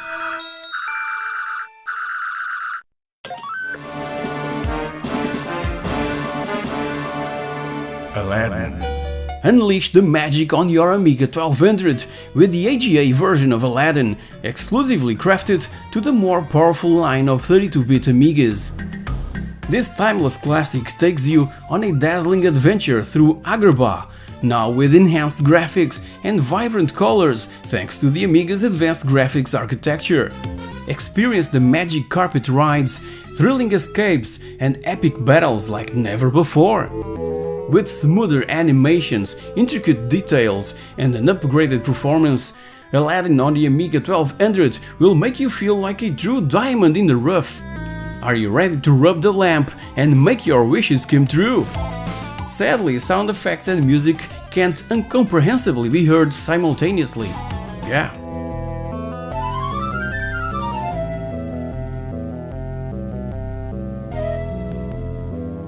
Banshee. Prepare for an adrenaline-fueled journey through the skies with Banshee, another incredible Amiga exclusive game that can only be enjoyed taking advantage of the AGA chipset present on those more beefed-up machines from Commodore. This retro gaming marvel was brought to life by the talented developers at Core Design and was born out of passion for pushing the limits of gaming on the Amiga platform. Core Design, known for their innovative approach, set out to create a vertical scrolling shooter that would redefine the genre. The result? Banshee, a high-octane arcade experience with breathtaking graphics and intense gameplay. So, how did this masterpiece came to be? The wizards at Core Design harnessed the Amiga's advanced graphics architecture to deliver smooth scrolling and stunning visuals. It's a true testament to the golden age of gaming. Whether you're a retro enthusiast or a newcomer to the classics, Banshee on the Amiga 1200 promises an exciting adventure that will keep you glued to your screen. Take control of your fighter jet and soar through the pixelated heavens. It's time to unleash the power of Banshee.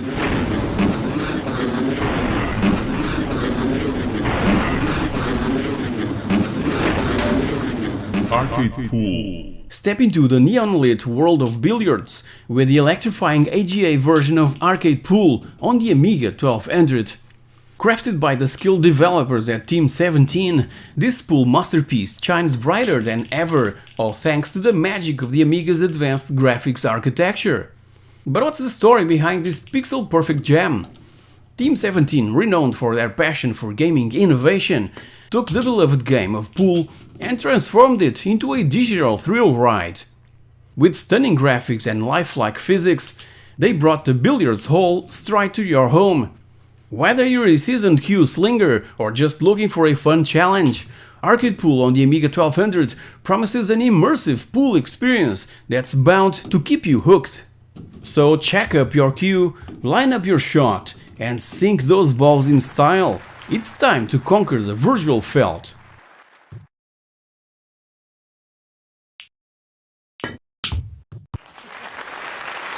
The Chaos Engine. Prepare to step once again into the steampunk world of chaos with the AGA version of the Chaos Engine. This action-packed adventure was brought to life by the creative minds at the Bitmap Brothers, who were inspired to create a game that would meld Victorian science fiction with explosive gameplay. But what's the true inspiration behind the Chaos Engine's thrilling action? The Bitmap Brothers, captivated by the rich and imaginative world of steampunk, embarked on a mission to bring this unique genre to gaming. After the huge success of the original OCS release, they got back to it and harnessed all the Amiga's advanced graphics architecture power to deliver even more stunning visuals, enhance the already frenetic gameplay, and bring back that amazing soundtrack that'll always get your heart racing. Once again, you take control of a cast of peculiar characters, each with their own abilities and quirks, in a bid to navigate a world of mechanical monstrosities and chaotic contraptions.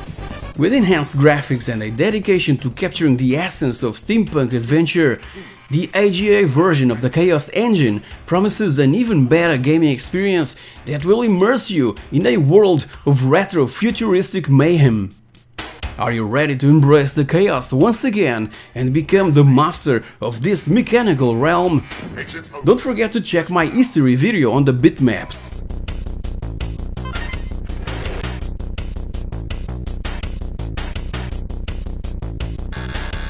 Zool 2. Prepare for a whirlwind of colorful adventure with the enhanced AGA version of Zool 2 for the Amiga 1200. This zany platformer was brought to life by the creative team at Gremlin Graphics, who pushed boundaries and built upon its predecessor, inspiring themselves even more to craft a sequel that would redefine the world of platforming. But what's the secret behind Zool 2's whimsical gameplay?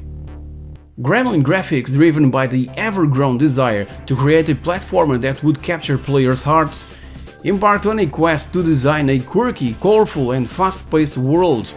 Leveraging the Amiga's advanced graphics architecture, they filled the game with vibrant visuals, clever level design, and a soundtrack that'll make you tap your feet.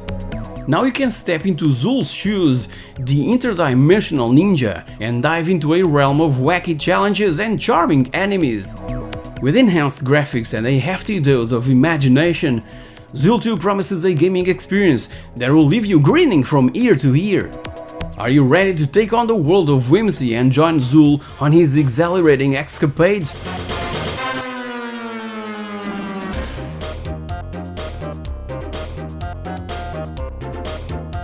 Deluxe Galaga.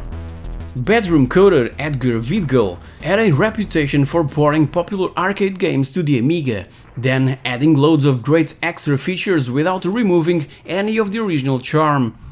The most fondly remembered of his games is Deluxe Galaga, a remake of Namco's classic 1981 coin-op hit and an AGA exclusive title for the A1200. As well as remaining faithful to the Galaga gameplay, Vigdal's version added collectible money that could be used to buy unique weapons between rounds and bonus levels that took the form of minigames within the confines of Galaga's basic structure. Deluxe Galaga was an Amiga phenomenon back in '95 and is still an essential shooter today.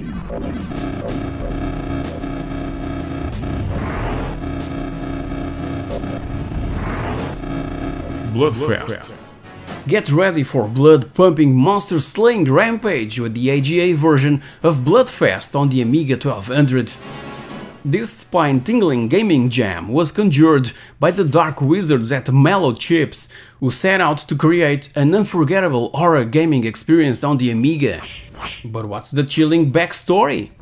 Known for their passion for crafting immersive worlds, the developer delved into the realm of horror gaming, and with the Amiga's AGA chipset at their fingertips, they brought Bloodfest to life, complete with terrifying creatures, dark atmosphere, and suspenseful gameplay. So brace yourself for an epic battle against the forces of evil! If you're a fan of intense, adrenaline-pumping gameplay, Bloodfest is your gateway to a horror-filled adventure that will keep you on the edge of your seat. Can you survive the night and conquer the terror?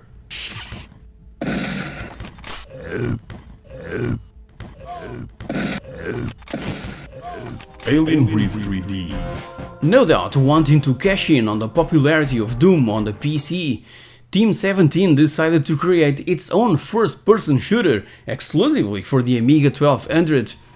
The result, Alien Breed 3D, may not have been without its problems, but it remains arguably the greatest first-person shooter available on the machine.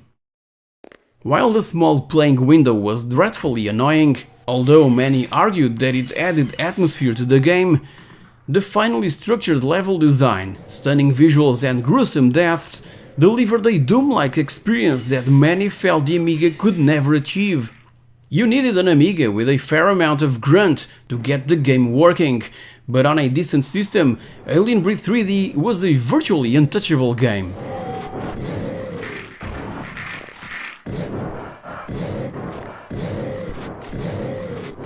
Extreme Racing. Rev up your engine and get ready to experience the thrill of high-speed racing with Extreme Racing, another exclusive AGA title for the Amiga 1200. This heart-pounding racing experience was born from the passion and love for motorsports and Mario Kart by the creative team at XEL Software, who set out to capture the essence of the racetrack right on your screen.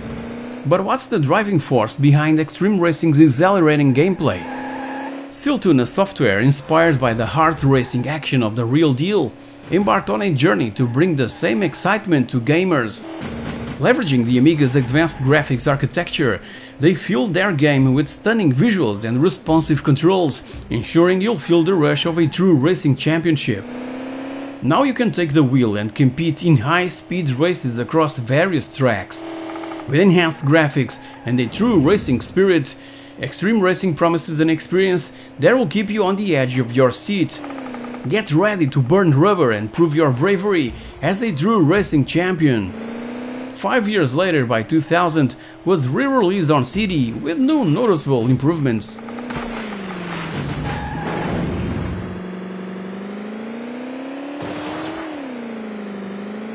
All New World of Lemmings.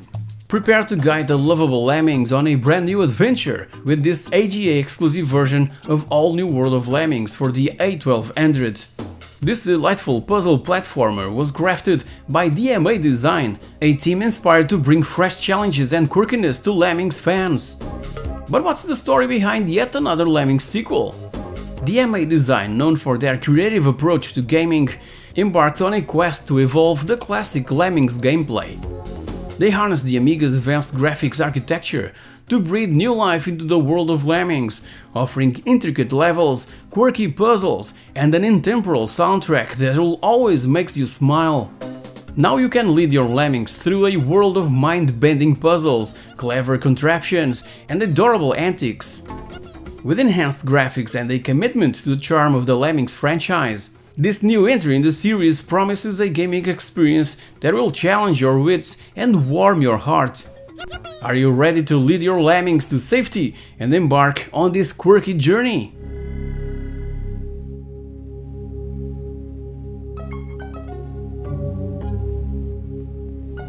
Slam Tilt.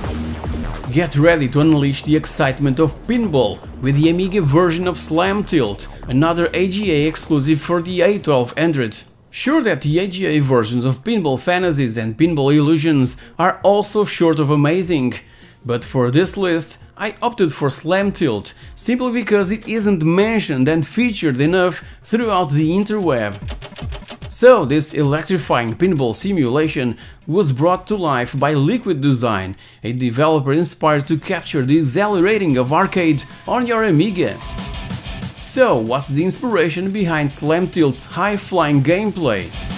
Liquid Design, driven by their love for pinball and a quest for arcade-like fun, embarked on a mission to create a pinball game that would put the thrill of the arcade right at your fingertips. They leveraged the Amiga's advanced graphics architecture to deliver stunning table designs, realistic ball physics, and a soundtrack that sets the stage for an epic pinball adventure. Now you can step up to the virtual pinball machine, experiencing the flashing lights, bumpers and flippers all in the comfort of your home.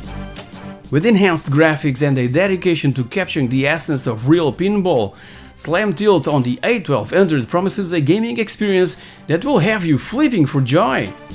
Are you ready to tilt, nudge and rack up those high scores?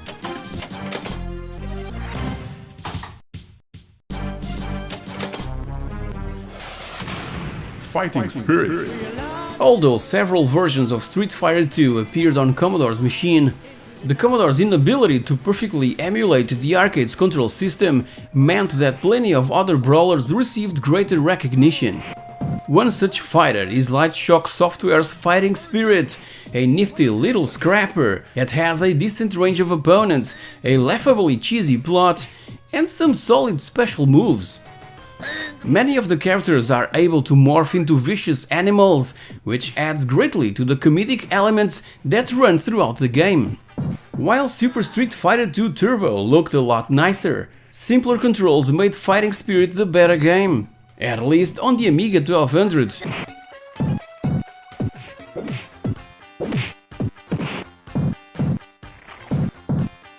XP8. During the A1200's twilight years, most of the big-name developers had moved on to new prairies, and it was left to the smaller software houses to keep the games coming.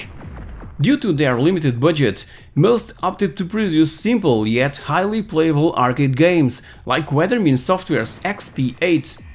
This vertical scrolling shooter seems quite underwhelming at first, but once you get past the lackluster opening level of the game, reveals itself to be pretty good fun, and it's best played with a joypad or joystick.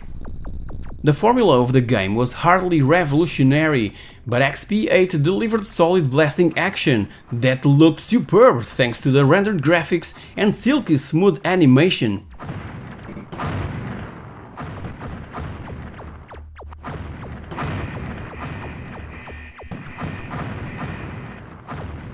Teen Toy Adventure.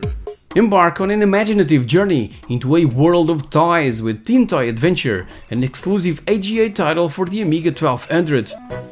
Crafted by the creative minds at Mutation Software, this enchanting platformer invites you to explore the magic of childhood playtime. But what's the inspiration behind Teen Toy Adventure's delightful escapade? Mutation Software, fueled by a passion for sparking imagination and capturing the essence of childhood, set out to create a game that would transport players back to a time when toys came to life.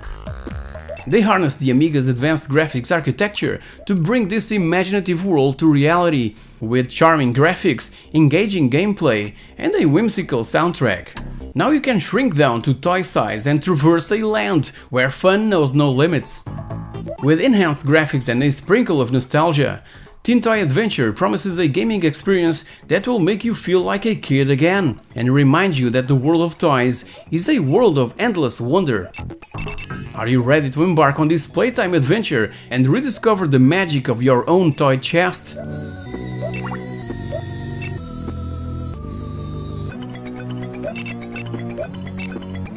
On Skippy.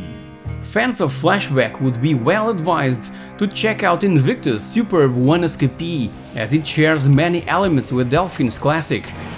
From its atmospheric opening sequence to its stunningly drawn locations, On Escapee manages to impress on practically every level.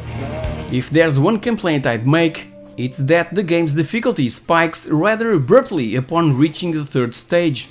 Puzzles are a lot trickier to work out, and death can often come quickly and without warning. Still, the attention to detail, outstanding looking visuals and masterful use of sound instantly draws you in and soon makes you forget One Escapee's minor niggles. Invictus re-released the game back in 2004 as freeware for PC to coincide with the 10th anniversary of the company's founding, and if you recall, Invictus were the guys behind the amazing Insane that I love so much and already brought a complete review to the channel. Check it out!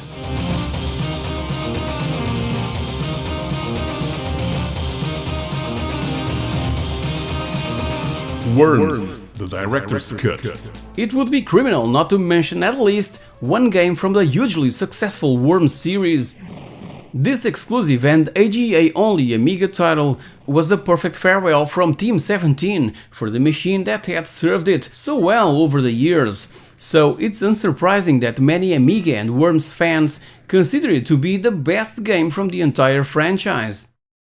Glorious 2D visuals, well-designed maps, and some truly outrageous weapons all combined to create what was easily the pinnacle of the series.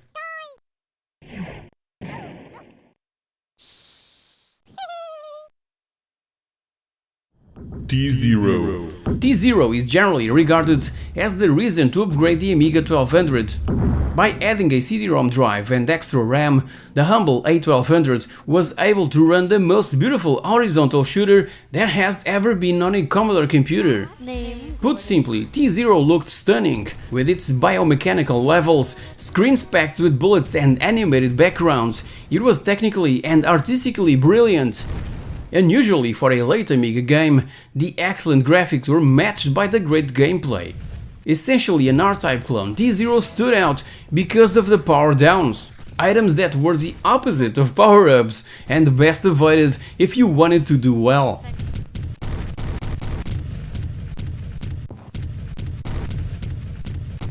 Front plasma. Payback. For those who have played it, Apex Design's Payback is much more than just a simple clone of Grand Theft Auto. Hell, many of them swear that it's actually miles better. Obviously, taking advantage of the AGA chipset, it's certainly an impressive achievement on the Amiga 1200, thanks to it having a proper 3D perspective, superb attention to detail and extremely satisfying gameplay.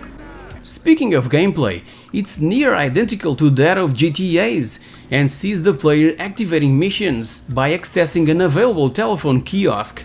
Said missions can involve anything from stealing a few cars to simply killing someone, yet there's enough variety in them to ensure that objectives don't become too repetitive with heavy play.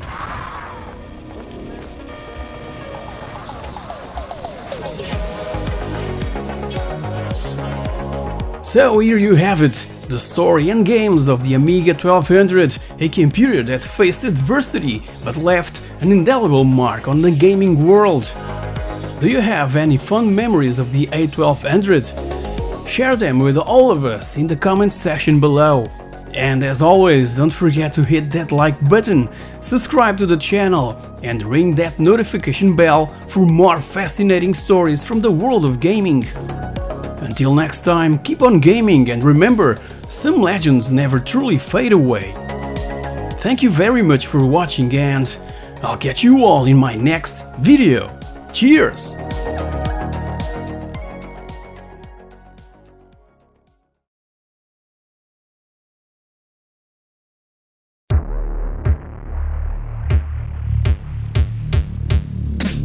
Boas malta, bem-vindos a mais um itsaPIXELcast, agora referente a abril de 1982, abril de 1987, abril de 1992, abril de 1997 e abril de 2002.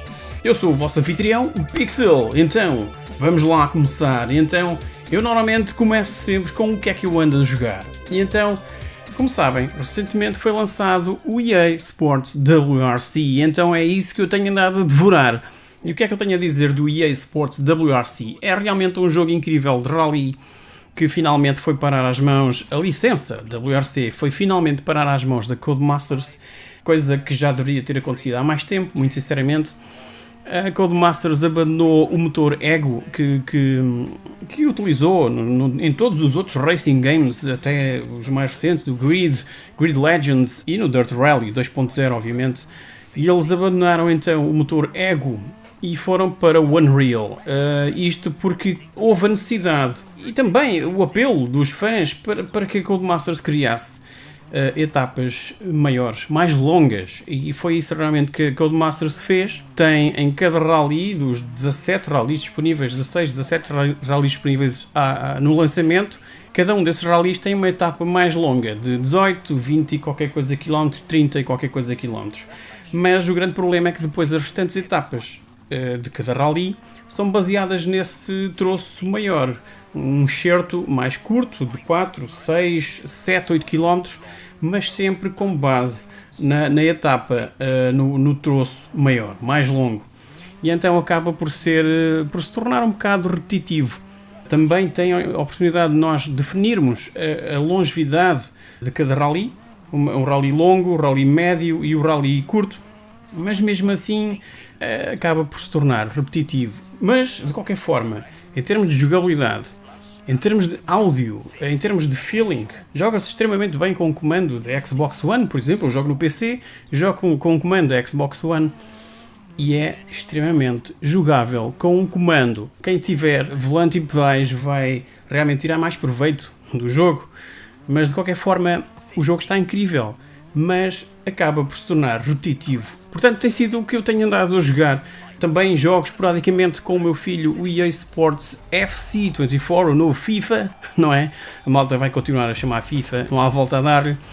Portanto, tem sido realmente o que eu tenho andado a jogar. E agora, saltando já imediatamente para abril de 1982, foi então finalmente, e a 23 de abril de 82, que tivemos o lançamento oficial do novíssimo Sinclair ZX Spectrum. Cá está a minha versão de 48K, foi lançada inicialmente a versão 16K, logo seguida da versão de 48K, e quer queiramos quer não, foi a máquina que iniciou a revolução dos microcomputadores caseiros e que originou o boom dos bedroom coders, os jovens programadores amadores que criavam os seus próprios jogos e programas em casa dos pais e no conforto do seu quarto, e posteriormente iam vendê-los às grandes distribuidoras de software, como a Ocean Software. A versão do Spectrum com apenas 16K de memória custava à volta de 125 libras, e por mais 50 libras podíamos trazer para casa um modelo de 48K. Ou melhor, podia ser encomendado através do sistema de encomendas via correio implementado pela Sinclair Research. A enorme procura por parte do público originou uma lista de espera gigantesca e os clientes apenas começariam a receber os seus Spectrums em junho. A Sinclair Research foi inclusive multada por não cumprir com a promessa de entrega em até 28 dias. A Sinclair estimava vender 20 mil unidades por mês deste seu incrível, novo e barato computador a cores, mas os números reais foram realmente de perto de 20 mil unidades, mas por semana e não por mês. E longe das notícias do Spectrum, a Sinclair fechou por esta altura um novo acordo de licenciamento com a Timex para fabricar e vender os seus computadores nos Estados Unidos, com a Sinclair a receber as royalties das vendas. A Timex fabricou o ZX81 na sua fábrica em Dundee, na Escócia, a uma taxa de aproximadamente 60 mil unidades por mês, embora apenas 20 mil fossem para o mercado do Reino Unido. Quando finalmente a Timex começou a fabricar os modelos Sinclair nos Estados Unidos, o que se poderia encontrar nas lojas americanas seriam clones com a marca Timex, com ligeiras modificações a nível do hardware, em vez de um computador com o logo da Sinclair, tal como se poderia encontrar nas lojas europeias. Como sabem, como aliás já foi contado aqui no itsaPIXELthing, Portugal daria um enorme e inegável contributo através da fábrica Timex, localizada na costa de Caparica, sendo, em simultâneo, um importante impulsionador do interesse pelos microcomputadores por cá e pela informática no geral. o ZX Spectrum fez os lucros da Sinclair Research dispararem de 4,6 milhões de libras para 30 milhões. Posto isto, o futuro parecia extremamente promissor para a Clive Sinclair e para a Sinclair Research. No que toca a jogos, por esta altura foi lançado para a Atari 2600, uma consola que ainda estava aí a dar cartas, aquele que é frequentemente considerado o primeiro videojogo de survival horror, o Haunted House. Foi desenvolvido pela própria Atari e não seriam os gráficos a fazer com que borrássemos a cueca, ok? Seria sim a atmosfera construída durante o jogo, auxiliada por alguns efeitos sonoros cuidadosamente posicionados, que realmente faziam a nossa imaginação criar todo um setting inquietante. A premissa do jogo era entrar numa mansão assombrada, recolher os pedaços de uma urna e sair. Parece simples, mas as salas escuras abrigavam morcegos, aranhas e fantasmas, e a única forma de saber se algo estava perto de nós era acendendo um fósforo. No entanto, estes podiam ser soprados pelo vento nos momentos mais inoportunos, tornando o nosso próximo passo num eventual encontro com a morte. Já a Century lançou um novo jogo arcade sob licença da Konami, o viciante Locomotion. O seu objetivo era levar um comboio de uma extremidade da pista para a outra, reordenando o layout um quadrado de cada vez. Semelhante em estilo àqueles jogos de quebra-cabeça deslizantes de plástico, lembram-se? O Locomotion era uma pequena joia das arcades que exigia habilidade tática e planeamento avançado em vez de um dedo rápido. Curiosamente, a Sega também lançou o Locomotion sob licença da Konami, mas renomeou a sua versão para Gutong. E 3 anos mais tarde, a linha Budget da Mastertronic publicou a sua conversão do Locomotion para o Spectrum e para o Amstrad CPC. Mais conhecido, mas igualmente divertido de jogar, foi o lançamento nas arcades de Dig Dug, da Namco. O objetivo de cada nível era eliminar os monstros subterrâneos através de esmagamento com pedras ou enchendo-os com balões e estourando-os de seguida. Para chegarmos até eles é necessário cavar túneis e quanto mais fundo conseguirmos ir, mais pontos nos serão atribuídos. Dig Dug tornou-se num sucesso instantâneo e hoje em dia relembrado com carinho pelos amantes e nostálgicos das arcades. No que toca a revistas, 2 novas publicações chegaram às bancas do Reino Unido durante o mês de abril. A primeira, Sinclair User, a tempo do lançamento do ZX Spectrum, com uma abordagem semi-profissional à computação, com bastante foco na programação, embora também tivesse ampla cobertura de jogos, onde inclusive incluía as míticas type-ins, listagens enormes de código que, caso o utilizador não se enganasse em nenhum caractere, nos ofereciam jogos básicos, programas e até música. Esta foi uma das revistas mais amadas da época e teve 134 edições ao longo de 11 anos. Para além da mensal Sinclair User, foi também lançada a Popular Computing Weekly, a primeira revista semanal do género no Reino Unido, de muito fácil leitura, com uma mistura de jogos, notícias e recursos, assim como uma pitada de type-ins. Então, na música, o que é que se ouvia em abril de 1982? Em quinto, Papa's Got a Brand New Pig Bag, de Pig Bag. Em quarto, Ain't No Pleasing You, de Chess and Dave. Em terceiro, 7 Years, de The Goombay Dance Band. Em segundo, My Camera Never Lies, de The Bucks Fizz. E em primeiro, Ebony and Ivory, de Paul McCartney and Stevie Wonder. No gaming e no ZX81 jogava-se em quinto, Dictator, de Bug Bite. Em quarto, The Damsel and the Beast, de Bug Bite. Em terceiro, Centipede, da DK-Tronics. Em segundo, Football Manager, de Addictive Games.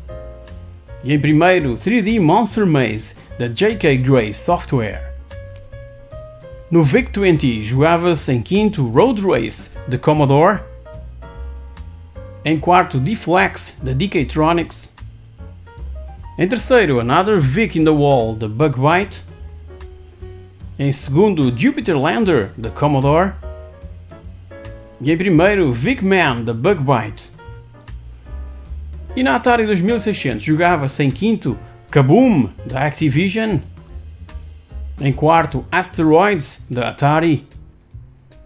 Em terceiro, Missile Command, da Atari. Em segundo, Pac-Man, da Atari. E em primeiro, Parachute Pete, da Atari também. Bora saltar já para abril de 1987. Foi quando surgiu uma tendência bem gira em relação à arte presente nos anúncios dos jogos a serem lançados em breve, assim como das próprias capas, obviamente. O método publicitário tinha as suas aldrabices ou esquemas, como preferirem chamar. Tanto os anúncios como as capas tendiam a favorecer a forma curvilínea feminina, o que encorajaria a criação de diferentes estilos de jogo, ao mesmo tempo que manteria muitos adolescentes em plena puberdade a agitar os seus joysticks por horas. Game Over e Barbarian The Ultimate Warrior serão provavelmente os mais sonantes, num trio composto também por The Fear Storm 2. E dos dois primeiros podem ver episódios exclusivamente dedicados a eles e à sua história no meu canal no YouTube, ok? Passem por lá. Foram vídeos incríveis de se criar e estão entre os que mais prazer me deram. Não devido ao agitar do joystick, mas sim no que toca à pesquisa e investigação envolvida na sua criação. Vou deixar os links diretos para ambos na descrição. Game Over veio da espanhola Dynamic Software, mais tarde também disponibilizado no Reino Unido pelas mãos da Imagine Software e onde causou toda uma revolução negativa devido a um mamilo mais exposto. Pois foi. E o Barbarian The Ultimate Warrior, que ostentava orgulhosamente na sua capa Maria Whittaker, sex symbol da época, em trajes bastante reduzidos, um jogo de espadas sangrento com decapitações frequentes, onde cabeças eram chutadas para fora do ecrã. No entanto, e neste caso específico do Barbarian, não era todo este festim violento o causador de toda a negatividade e repúdio no Reino Unido, mas sim os tais trajes reduzidos da Maria na capa do jogo. Mais tarde, a Palace Software, o estúdio responsável, removeu a modelo da capa, deixando apenas o bárbaro guerreiro, também em trajes menores, que era nada mais, nada menos do que o Wolf da série American Gladiators, que na época fazia furor na TV britânica. Vejam os meus episódios do Game Over e do Barbarian para conhecerem toda a história incrível em torno de ambos os jogos. Eu vou deixar os links na descrição. E já agora, sobre a Dynamic Software, que foi a criadora do Game Over. Enquanto isso, a Activision divertia-se com 3 novas conversões de êxitos das arcades: Wonder Boy, Quartet e Enduro Racer. Embora a qualidade da conversão variasse de sistema para sistema, apenas o Enduro Racer conseguiu consistentemente boas avaliações em praticamente todas as plataformas, apesar da versão do Spectrum ser, na minha opinião, a melhor, ultrapassando mesmo a do Atari ST, e com a qual acabaria por fazer campeonatos com amigos. Uma vez mais, dei uma espreitadela ao meu vídeo sobre a história do Enduro Racer, esse tão mal amado jogo de Yu Suzuki. Um título que estava também previsto para ser lançado durante o mês de abril de 1987 seria Hydro Full, pelas mãos da Faster Than Light, parceira da Gargoyle Games. Trata-se de uma aventura isométrica arcade, cujo personagem principal é a estrela de um anterior jogo de sucesso da Gargoyle, o Swivel's World, também ele isométrico. Em vez de uma sequela básica e sem inspiração, Hydro Full provou ser uma excelente aventura subaquática com um humor bastante peculiar e puzzles desafiantes, muito próximo do padrão que a Ultimate Play the Game já nos havia habituado. Entretanto, a Microprose, conhecida pelos seus excelentes títulos de simulação, revelou o envolvimento na pirataria de software. Calma! Estou a falar de Pirates, programado pelo incrível Sid Meier e que iria ser lançado algures no decorrer dos próximos meses. Enquanto os possuidores de um Commodore 64 ou Amstrad CPC estariam em breve a absorver cada minuto desta obra-prima, os proprietários de Amigas e Atari STs teriam de esperar mais alguns anos. Sim, anos, para o Atari ST chegou em 1989 e para o Amiga só em 1990. Por cá, e no que toca a hardware, a IBM apresentava os seus novíssimos PCs da gama PS2 ou Personal System 2, 4 modelos diferentes com um total de 8 configurações disponíveis e que utilizariam processadores 8086, 80286 e 80386. A Philips também apresentou a sua máquina destinada a profissionais da área de imagem e vídeo, o NMS 8280, fabricado pela Sanyo e a custar no lançamento cerca de 2.500€, se tivermos em conta a inflação. Um PC que facilitava, por exemplo, a legendagem de filmes e a ligação direta a um gravador de vídeo, uma camcorder ou a uma simples TV para capturar imagens, digitalizá-las, manipulá-las e armazená-las. Já da parte da Timex foi apresentado o TC3256, 100% compatível com o ZX Spectrum, um modelo com 256 capas de memória com teclas alfanuméricas separadas das restantes, duas ligações para o sistema T-Net, uma porta de ligação direta ao sistema FDD 3000 e poderia também emular um terminal CP/M, entre muitas outras funcionalidades. Estimava-se que iria ter um preço ligeiramente abaixo dos 100 contos, 500 euros na época. No entanto, a sua comercialização viria a ser cancelada ainda antes de ser anunciado um valor final. E voltando aos computadores de 8 bits, os seguintes jogos foram os mais vendidos durante o mês de abril de 1987. Então, no ZX Spectrum, em quinto, Fist 2, The Legend Continues, da Melbourne House. Em quarto, Ace of Aces, da US Gold. Em terceiro, Vulcan, da CCS. Em segundo, Scale X-Trick, da Leisure Genius. E em primeiro, Bomb Jack 2, da Elite Systems. Já no Amstrad CPC jogava-se em quinto, Foyt, da Bullfrog. Em quarto, 180, da Mastertronic. Em terceiro, Gauntlet, da US Gold. Em segundo, uma compilação, Konami Coin-Op Hits, da Imagine. E em primeiro, Ninja, da Mastertronic. E no Commodore 64 jogava-se em quinto, Gauntlet, da US Gold. Em quarto, Gunship, da Microprose. Em terceiro, Paperboy, da Elite. Em segundo, Championship Wrestling, da Epix US Gold. E em primeiro, Park Patrol, da Firebird. Já na música, ouvia-se em quinto, Let's Wait a While, da Janet Jackson. Em quarto, Lean On Me, de Club Nouveau. Em terceiro, Respectable, de Mel Kim. Em segundo, La Isla Bonita, de Madonna. E em primeiro, Let It Be, de Fairy Aid. Bora seguir de imediato para abril de 1992. Então, o Sam Coupé ia sobrevivendo, fruto de algumas conversões bastante interessantes de jogos existentes que iam ainda sendo lançados para a máquina da Miles Gordon Technology. E um excelente exemplo disso foi a versão do Manic Miner para essa máquina, com mais níveis, tipo 40 níveis extra, a adicionar aos 20 originais, e melhor música, um jogo inicialmente lançado 9 anos antes para o ZX Spectrum. Em relação à música, sempre achei horríveis aqueles bips do título original, muito sinceramente, e por esse mesmo motivo foi um jogo que sempre coloquei de lado. Já esta nova versão para o Sam Coupé é qualquer coisa de incrível. Desculpa Matthew Smith, mas nem todos temos os mesmos gostos. E bora aos lados da Nintendo. A 11 de abril foi quando finalmente a tão aguardada Super Nintendo chegou à Europa, inicialmente no Reino Unido, obviamente, e a 149 libras. Escusado será dizer que esgotou num piscar de olho em toda a Grã-Bretanha. Até então, incontestada Mega Drive tinha agora uma enorme batalha em mãos.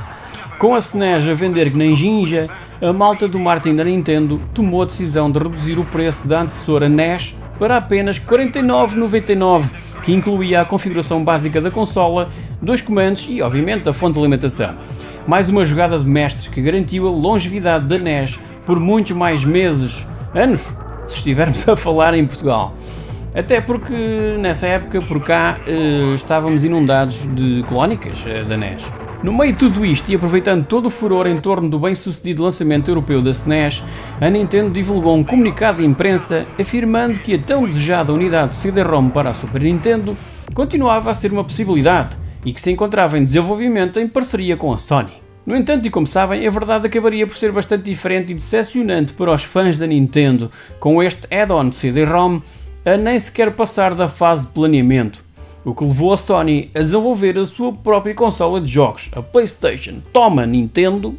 Continuando na Super Nintendo, Parodius da Konami ia chegar em breve, um shooter fantástico que já tinha mostrado toda a sua incrível jogabilidade na PC Engine. A conversão estava em andamento e iria introduzir a oportunidade de jogar com um polvo numa tentativa de destruir o inimigo, parte gato, parte barco, com as pernas de uma showgirl gigante metidas ao barulho. Tenho certeza de que se trata de um conjunto único de circunstâncias, quer na vida como em videojogos. Mas ainda houve mais uma boa notícia para os fãs da SNES. O clássico puzzle game isométrico Spin Dizzy seria convertido para a nova consola da Nintendo, agora com o nome Spin Dizzy Worlds. já havia sido lançado para o Amiga e para o Atari ST uns 18 meses antes, e provou ser um jogo bastante popular e extremamente bem recebido. Quando a versão da Super Nintendo finalmente chegou, provou ser tão boa, se não melhor, do que os seus antecessores, garantindo que o legado Spin Dizzy de Paul Shirley continuasse firme. Já no cinema tivemos a estreia de Para, ou A Mamã Dispara, com Sylvester Stallone e Estelle Getty, num flop gigantesco que até o Stallone não reconheceu e chamou de o pior filme em que já esteve envolvido. Então, de seguida, bora saltar para o top 5 de jogos mais jogados em abril de 1992, neste caso, no Amiga. Então, em quinto, PGA Tour Plus, de Electronic Arts. Em quarto, Abandoned Places, de Electronic Zoo. Em terceiro, Populous 2, da Bullfrog. Em segundo, Jimmy White's Whirlwind Snooker, da Virgin. E em primeiro, Formula 1 Grand Prix, da Microprose. No Atari ST, jogava-se em quinto, Silent Service 2, da Microprose. Em quarto, Jimmy White's Whirlwind Snooker, da Virgin. Em terceiro, Cruise for a Corpse, da Delphin Software. Em segundo, Wolfchild, da Core Design. E em primeiro, Heimdall, da Core Design também. Já no PC, em quinto, jogava-se F-117A Nighthawk, da Microprose. Em quarto, Monkey Island 2 LeChuck's Revenge, da LucasArts. Em terceiro, Oh No, More Lemmings, da Psygnosis. Em segundo, Civilization, da Microprose.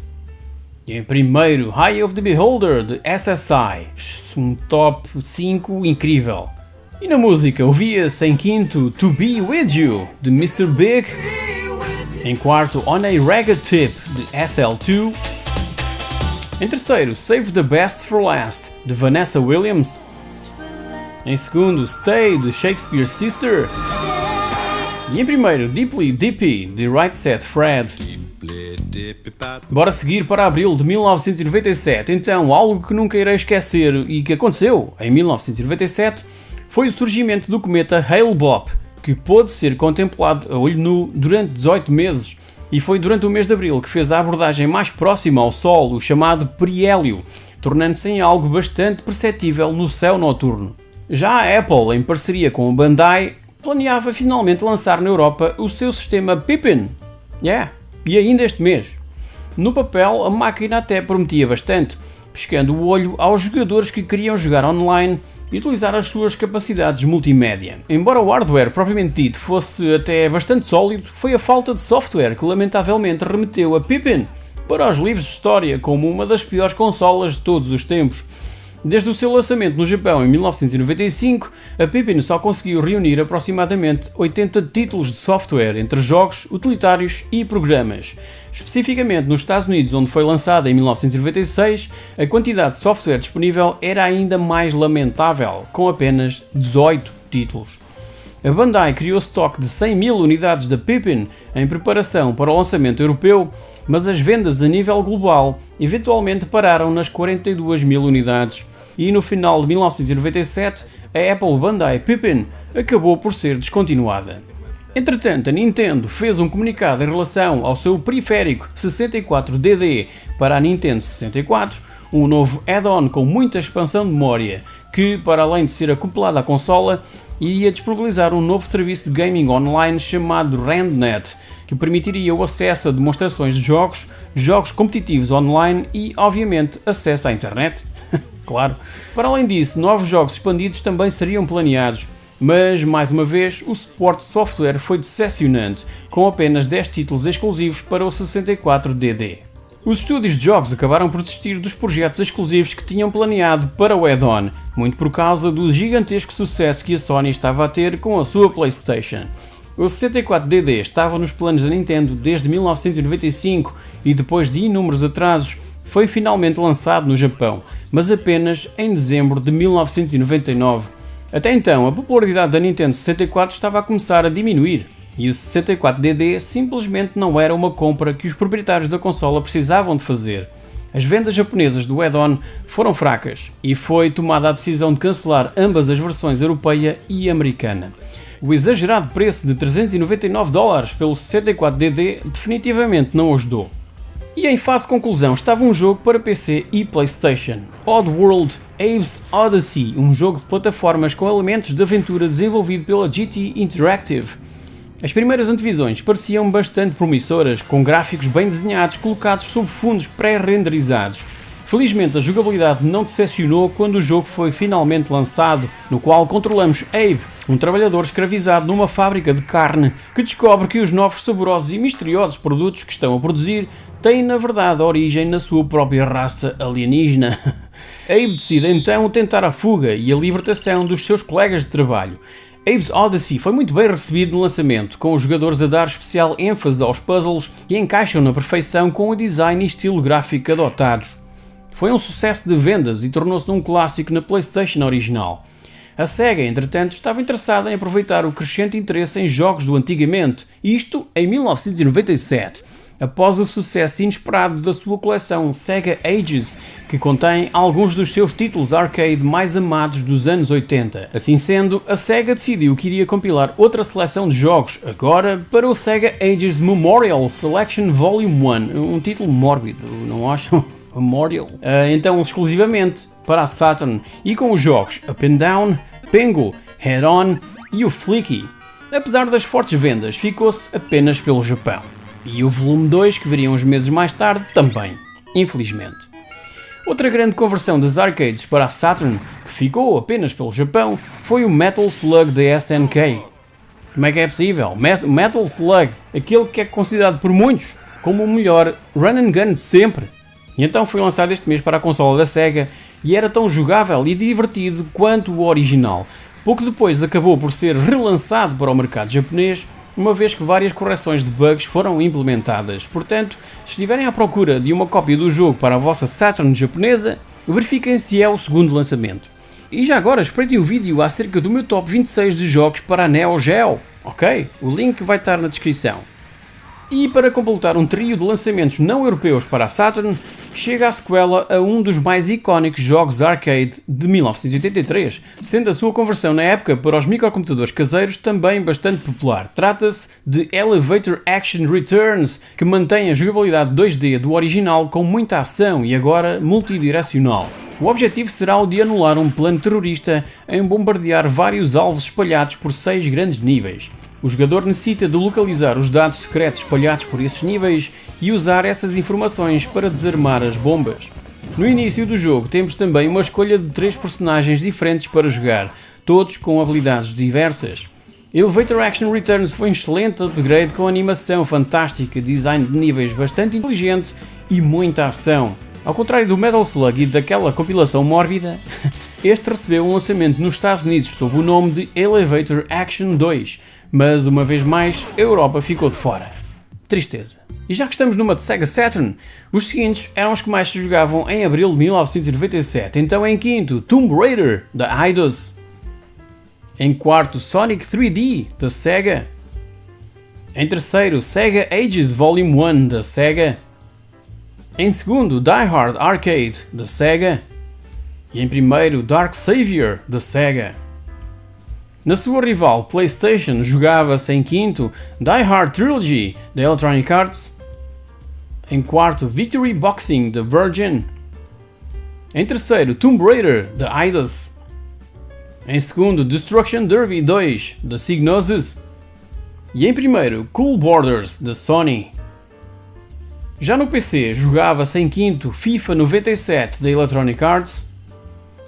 Em quarto, Championship Manager 2 Season 96-97 da Eidos. Em terceiro, The Simpsons Cartoon Studio da Electronic Arts. Em segundo, Tomb Raider da Eidos. E em primeiro, Command & Conquer Red Alert da Electronic Arts. Já na música, as seguintes eram as mais tocadas e as que se encontravam no top 5 por essa Europa fora. Então em quinto, Richard 3 da Supergrass. Em quarto, Blood on the Dance Floor, de Michael Jackson. Em terceiro, Don't Speak, de No Doubt. Em segundo, Bellissima, de DJ Quicksilver. E em primeiro, I Believe I Can Fly, de R. Kelly. E em abril de 2002, a 4 de abril para ser mais preciso, foi quando finalmente a Guerra Civil Angolana terminou. pondo fim a uma luta armada que durava há mais de 2 décadas.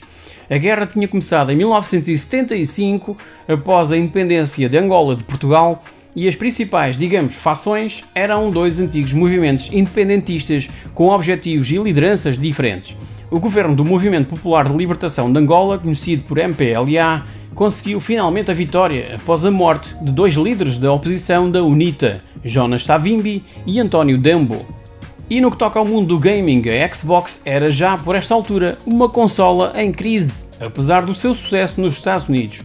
Depois de apenas 5 semanas nas prateleiras europeias, a procura inicial tinha caído abruptamente, tal como no Japão, onde a procura pela máquina também tinha baixado para cerca de 3.000 unidades por semana. Os jornais ingleses noticiavam que a PlayStation 2 estava a vender mais do que 5 para 1, então, e numa tentativa de resgatar o projeto Xbox no mercado europeu, a Microsoft reduziu o preço da consola de 299 libras para 199 libras, igualando a PS2. Além disso, quem optasse pela Xbox recebia gratuitamente e como forma de agradecimento 2 jogos e um comando extra. Poucos dias após este anúncio por parte da Microsoft, a Nintendo respondeu reduzindo o preço da GameCube para 129 libras, prejudicando significativamente ambos os seus concorrentes, e isto ainda antes da consola ser lançada por cá. A Nintendo é incrível. Já no que toca a jogos, foi um mês péssimo, com lançamentos de fraquíssima qualidade. Provavelmente o melhor novo jogo do mês foi Virtua Fighter 4 para a PS2. A conversão do original das arcades mostrava-se como a única escolha para os jogadores que querem um desafio single player de longa duração, devido ao seu modo Kumite. Mas não se trata de um jogo fácil para jogadores casuais, ok? Aqui não há movimentos do outro mundo nem bolas de fogo, ok? Apesar de State of Emergency até ser um jogo bastante divertido, acabou destruído e bastante criticado pelos mídia por toda a violência gratuita apresentada no ecrã. É a Rockstar no seu melhor. Outros lançamentos do mês para a PlayStation 2 foram Shadow Hearts, Vampire Knight e Dark Summit, e as coisas não estavam muito melhores no que diz respeito a outras plataformas.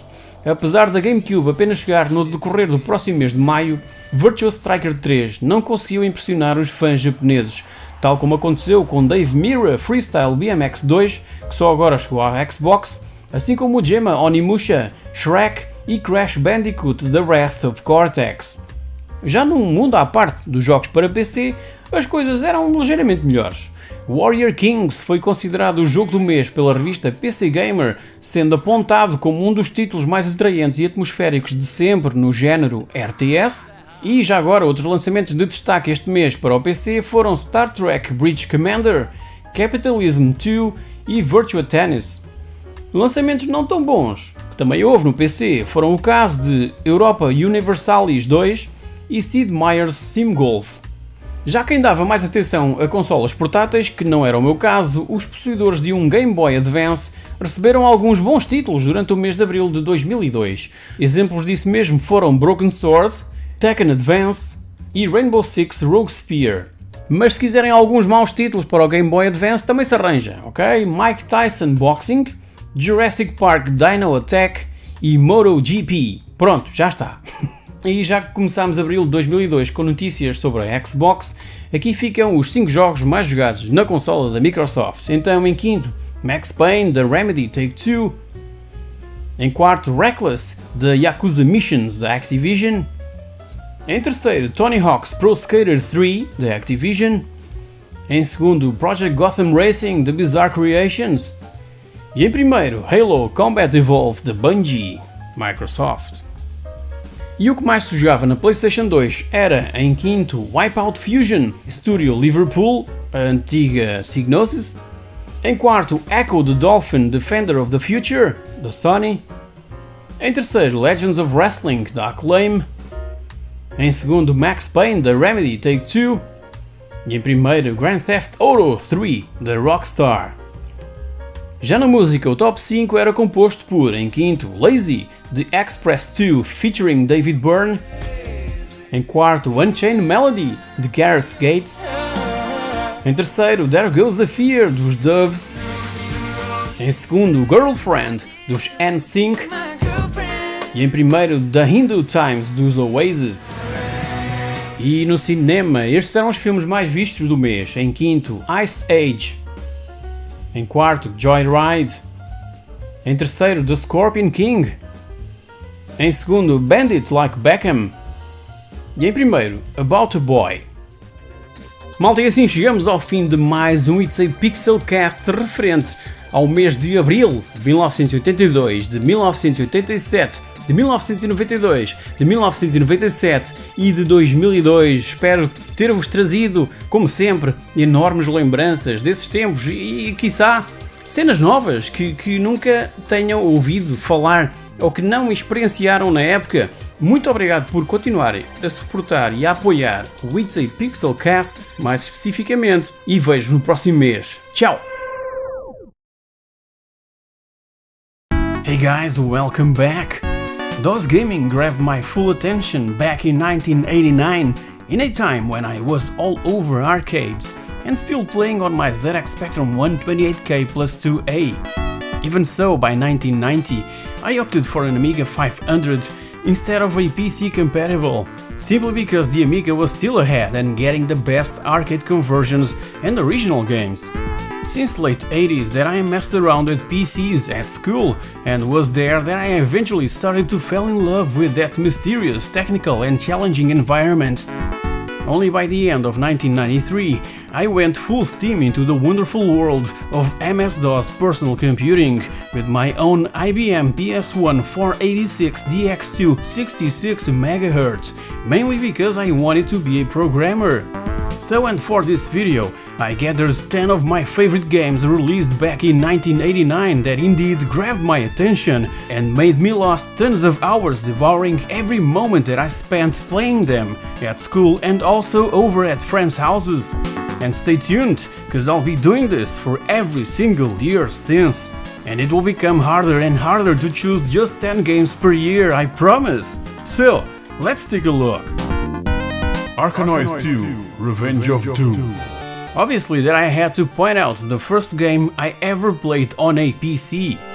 The first Arkanoid was a huge addiction for me on my good old Specky, so I was all over its sequel, but now on a PC at school and on a part-time special class dedicated to introduce kids to the IT world, courtesy of the Portuguese government. Many of us were there just to play games, but we ended up also to learn about MS-DOS and computer hardware. Besides many other titles, Arkanoid 2 was played both on a Schneider Euro PC 2 and on another white-labeled compatible PC that used those huge 5¼ floppy disks. The DOS port was practically the last one to be released, alongside the one for the Apple II GS. All the other home computer versions were released during 1988. This DOS game was ported by Novalogic that I always associate with Comanche, that incredible helicopter sim. And what's more to say about Arkanoid 2 rather than it's a freaking addictive game, as I mentioned previously. Back in 1989, this was incredible to watch and play, and I felt so good to type MS-DOS commands to get the machine to understand the user. Only the ones who experienced it back in the day will comprehend that feeling.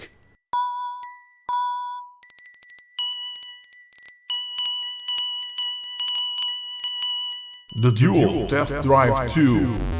The Duel is the follow-up to the not-so-great Test Drive, and the first apparent change is the lack of cars, only 2 this time as opposed to 5 before. But there are now 2 modes of play, the traditional against-the-clock game or head-to-head against another car. The scenery has been totally redesigned with fields, deserts, mountain passes, tunnels and much more. Even the perspective view from the driver's seat has been lowered a little, which gives a better feeling when we're weaving through oncoming traffic. Speed is also essential in any car game, and boy, it is here, and the road scrolls far faster now, for 1989 standards that is. Accolade was more than proud of their new system, the expansion packs, nowadays known as paid DLCs. So each pack contained a disc and a manual, one containing the scenery for a Trans-California race, the other with 5 supercars. Each pack retailed at £11.99, and the next series of discs would contain even hotter stuff.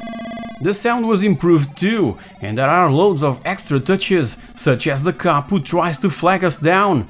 Brilliant stuff back in 1989, obviously.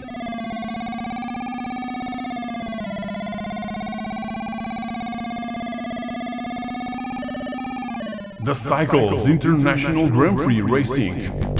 If you usually watch my content, you know that I absolutely love racing games with 2 or more wheels, so the Cycles was truly groundbreaking to me the first time I tried it. The chance to perform wheelies in this first-person view was so amazing to experience, even with this choppy frame rate. This sort of action viewed from the handlebars of our bike was a novelty for motorcycle racing games at the time. Everyone who experienced it was blown away. It includes all the tracks of 1989 Grand Prix motorcycle racing season, so it was awesome to be part of something like that. And being more of a simulator rather than an arcade game, if we crash, it's game over. We're simply and immediately out of the race. And to win each race, we must get through the finish line within a time limit. This was pretty hardcore stuff back then and for my younger self, and I loved it for that. It made me feel a grown-up dude. I was 14 years old by then, so I would try out all tracks and bikes available not only on championship mode, but also in both practice and single race modes. What a ride!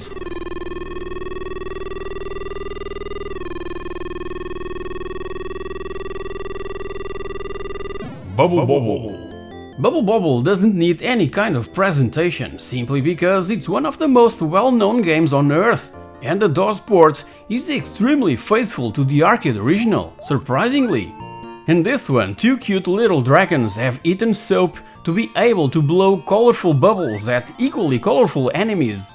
The objective is to capture them inside those bubbles and then pop them. When we burst a bubble with an enemy trapped inside, it turns into a piece of fruit that we can eat for extra points. The goal of each level is to bubble all enemies and pop them. It's that simple. Just use the arrows and the Alt key, having also the chance to remap them to suit our needs. Nothing fancy, nothing complicated. It's just like those one-button joysticks we used to play on other systems. This game is just pure fun and an excellent way to pass some free time, trying to get as many points possible while enjoying the fun, colorful look of it and the cuteness of the characters. And there's no need for a fancy story or highly complicated plot. It really doesn't need one.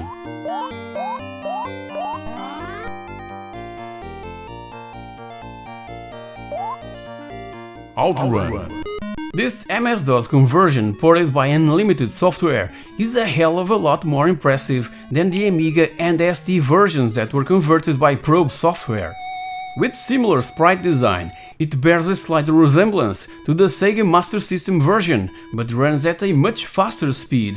All the features of the coin-op are present here: proper forks in the road to determine your route, plenty of traffic, a route map.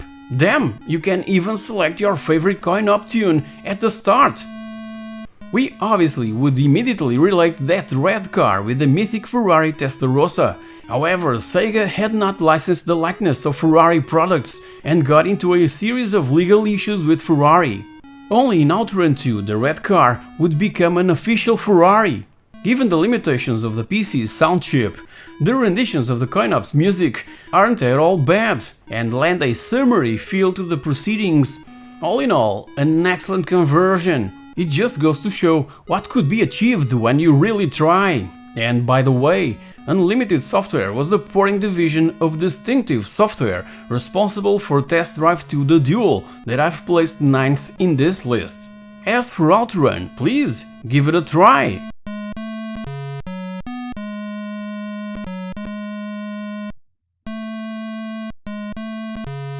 Space Quest 3, The Pirates of Pastulon. Probably the second best graphic adventure from 1999, Space Quest 3. This time around, programmers Mark Crow and Scott Murphy have outdone themselves. It's not just the normal text and room descriptions that are wonderfully fresh. If you die in the game, you get a cynical comment, pleasantly shrill. Hats off to the graphics too. The animations are wonderful.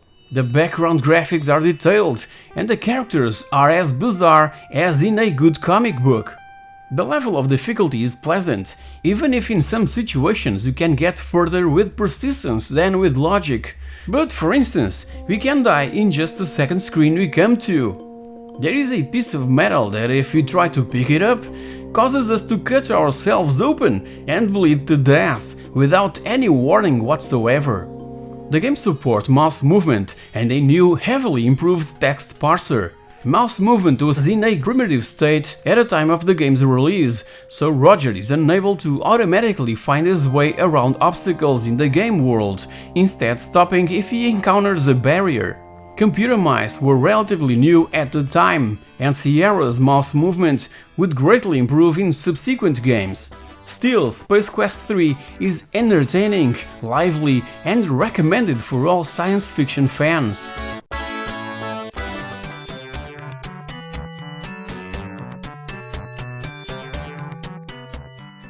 Budokan, the martial spirit. Now, and as for Budokan, it's a martial arts game covering karate, kendo, nunchaku, and bo.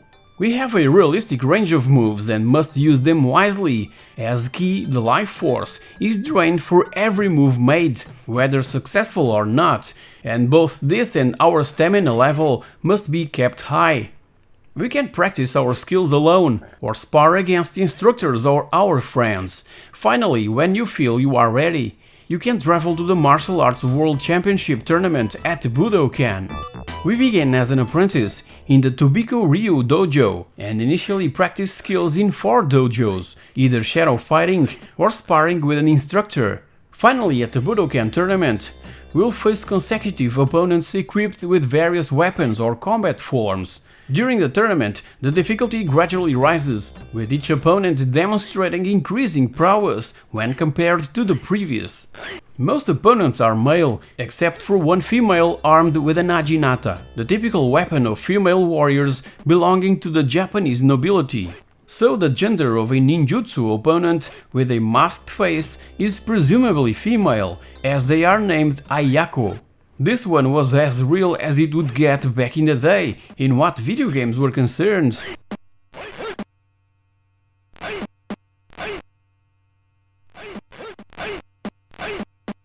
SimCity. Whoever came up with a game idea for SimCity can give themselves a big pat on the back.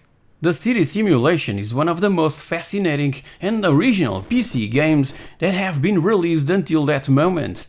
The tingling feeling of playing comes mainly from the fact that the townspeople lead a life of their own. We set the general conditions within the framework of our financial possibilities, and the game presents the effects on the structure and size of the city, and we won't get tired of playing so easily, cause the disc contains 8 scenarios of different difficulty with finished cities. Experimenting with our own designs knows hardly any limits. Building a city is indeed a feat, but despite all that, SimCity doesn't really have much to offer, graphically speaking, and sound-wise for that matter. It's 1989 after all. The scrolling is jerky because of the few animations, and the sound effects are quite harsh. Even so, the color palette is beautifully colorful, and the various buildings are lovingly drawn. The viewing angle is slightly slanted from above, what ensures a good overview. The handling is exemplary, and we can set pretty much anything and everything through the menus. There's even a separate terrain editor that allows us to create our own landscapes and change existing ones. A fun fact is that because the game lacked any arcade or action elements that dominated the video game market during the 80s, most video game publishers declined to release the title for fear of its commercial failure. Only Brotherbund believed in Will Wright's little game and struck a deal with Maxis to distribute SimCity. And it really sold poorly initially, but positive reviews from the gaming press ended up boosting sales.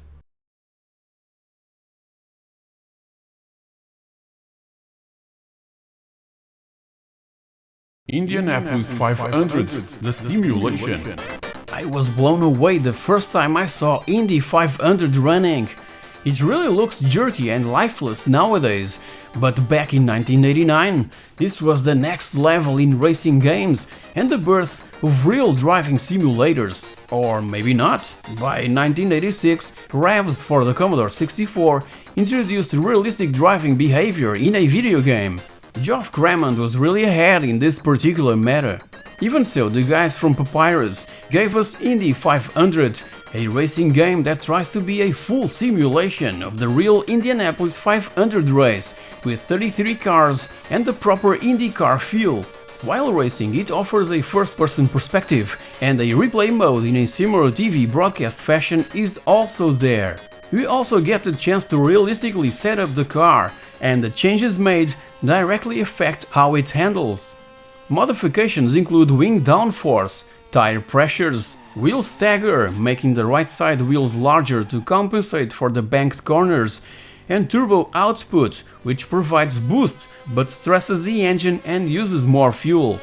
The field is represented as realistic, and the qualifying order stays true to the 1989 Indianapolis 500 starting grid, with one exception.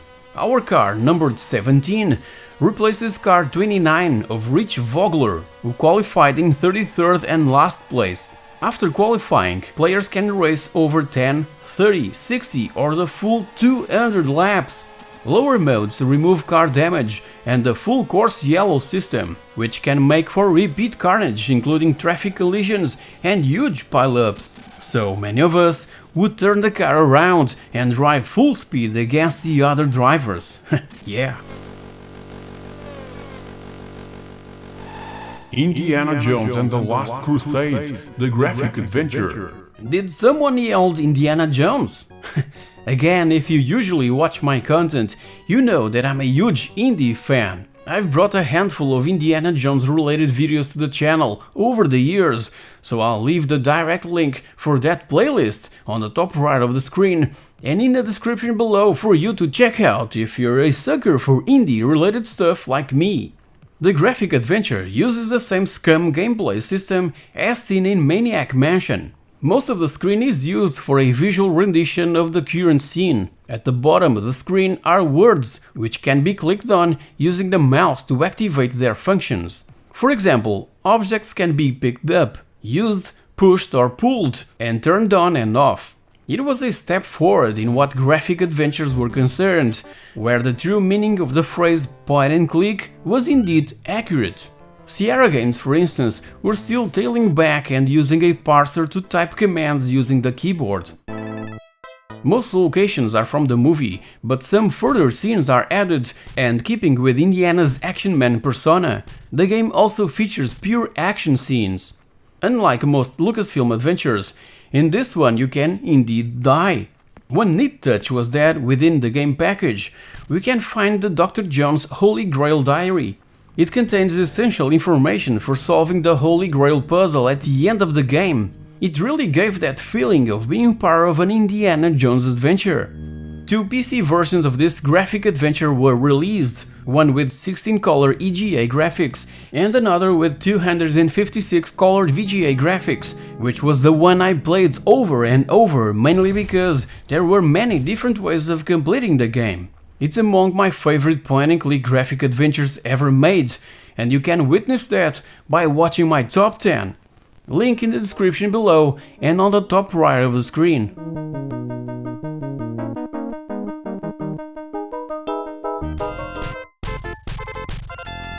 So guys, here you have it, the 10 games I spent the most time with and that were released back in 1989, the year when I started to mess around with MS-DOS personal computers.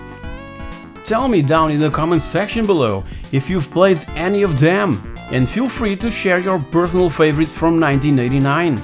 I would love to know, and I'm sure that I'll discover a ton more by reading your feedback. In the meantime, if you've enjoyed this episode, please like, share, subscribe and click on that bell icon so that you're notified when all my future content becomes available. Thank you very much for watching and I'll catch you all in my next video. Cheers!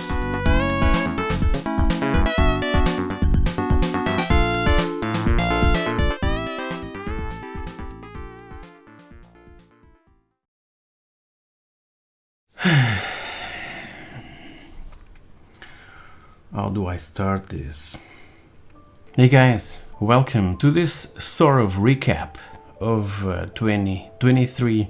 A really different year. It was quite a strange year, mainly because of these last 3 months. So in the beginning of last October, I was diagnosed with an autoimmune blood disease, a condition that manifested itself through bruises and small dots on the surface of my skin. So the number of platelets in my blood dropped to 2000 instead of the normal 200,000. So I was in the verge of having severe internal bleeding, and it could have gotten to the point of having a brain hemorrhage. Fortunately, the progression was stopped in just the right time. So my condition is still under study, and I was subjected to several examinations and tests, and the origin of the disease remains unclear. I'm still in recovery. I'm having tons of medication, and yeah, apart from that, my Facebook account was hacked, and it happened in the beginning of December, this month of December, around 4 or 5 of December, and the hacker tried to rob me through PayPal. Yeah, 500 euros. So that first week in December was really tough. Going back and forth with PayPal, and gladly my money returned to its rightful owner. Yeah, but that wasn't all. My Steam account got also hacked, and some of you got automated personal messages supposedly from me with a link to malware or something worse. Gladly no one clicked on the link on that message, fortunately, and on top of all of that, my Twitter account was banned because my name was being used in posts that also contained phishing schemes. Everything was solved, everything related to social media and the PayPal account was everything was solved except from my Facebook account. Okay, my Facebook account was lost forever, and I can live with that. I can live without Facebook. So if you guys receive anything from me, supposedly from me, from my Facebook account, from my Facebook personal account, or from my itsaPIXELthing Facebook account, please ignore it, okay? It's fake, it's not me, okay? I've tried everything to reach Facebook and Meta, and I can't simply get in touch with someone at that freaking organization. And talking about brighter things, December was also the month when I finally reached the 20k subs on YouTube, and all thanks to you, because these 3 months have been really difficult for me to release content, and but still the YouTube gods have been favoring me, giving me a chance of being in the recommendations of all you guys, all of you recent subscribers that just arrived at this channel, and I'm truly grateful and humbled to be able to continue to bring stuff to this platform that has been always my first choice when creating content. And this last video, this last DOS related video, were in December. So I've released my top 10 games from 1989 DOS games, and you guys embraced that video and gave me a chance to still be here creating content and be motivated to continue to bring content to you guys. Let's check. This year started 2023 started with this one, 6 PlayStation 2 games with 480p that you must check out. It's a part 2 video because part 1 was really successful. So I opted and I wanted to do a part 2, and I have still got other PS2 games that support 480p, and I'll probably bring a part 3. Also, I brought 59 beat 'em up games that you've never heard and that you need to play ASAP. These videos, they really didn't get that much of attention. Ultimate Racing Games Bucket List, that is basically a compilation of my racing games related videos that I've released throughout the years. Man, it's been 10 years here on YouTube, and after 10 years I've finally reached the 20k subs.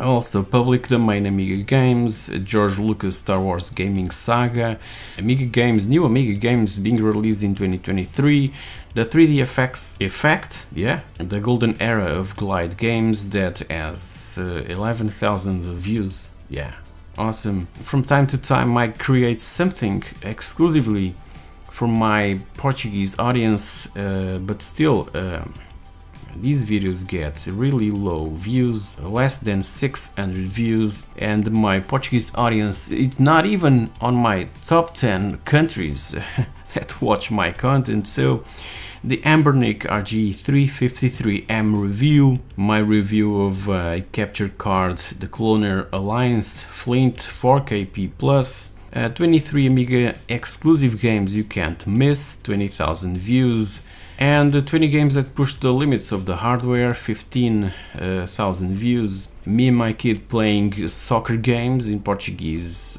so much fun this video. And my reaction to a bit of news about a supposedly in the works BAJA 2. You know that I'm a huge fan of BAJA. I tend to talk about several different things and not keep just talking about making stuff, creating content related to the Spectrum or the Amiga or MS-DOS. But now I'm gonna stick with my future videos will be related, more focused on DOS gaming.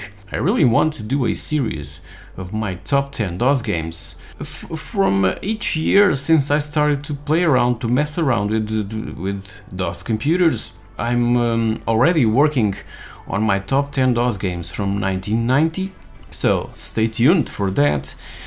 26 Neo Geo games that you need to play, 3,600 views, 26 games that define the Amiga 1200. This video was released when my disease appeared, and you can really hear that my voice in this video is not normal. I was struggling. It was a really hard video to put together because I was really in a dark place when I made this video, but I wanted to make something. I wanted to create content for you guys.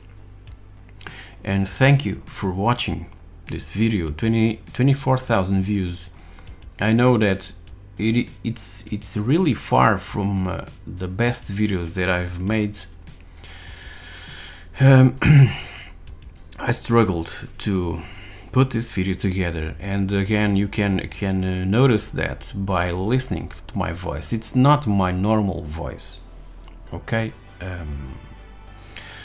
Yeah, another Portuguese exclusive video. This one has almost 1k views. That's amazing. I wasn't expecting that, because again my Portuguese audience is really far from what I was expecting to be.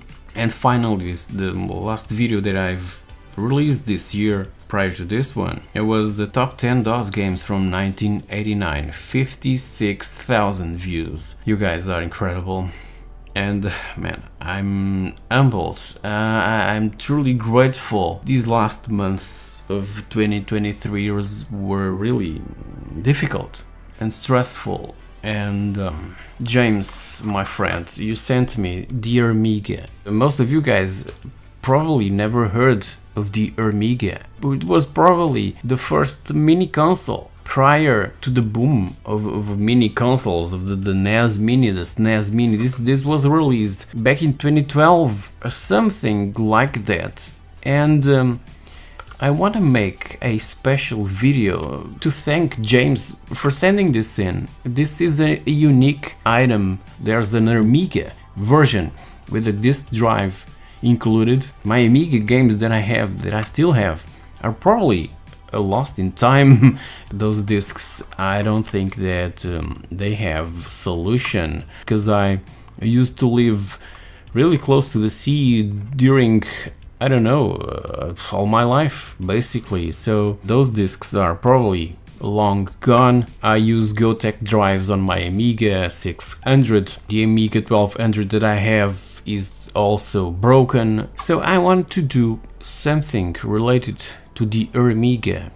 And if you guys are interested, please leave a comment, and I'll probably be start working on something related to the Amiga, maybe something, a comparison with, I don't know, the Amiga versus the A500 Mini. I have to think of something. Leave your thoughts below, okay? And again, James, thank you so much for this. It will be treasured, okay? And it has come to a very comfortable place. I no longer live close to the sea, or that close to the sea, so yeah, this will be preserved and loved and treasured, okay? Thank you so much, guys. Thank you so much also for all your support during this year, and mostly during these last 3 months that have been so difficult, okay? Every time I think about it, I couldn't even be here talking to you at this precise moment, okay? It was that bad. So guys, have a great one. 2024 will be better. I'm sure that 2024 will be a lot better. Thank you so much for being here, for all your supports, and I'll catch you all in 2024. Cheers.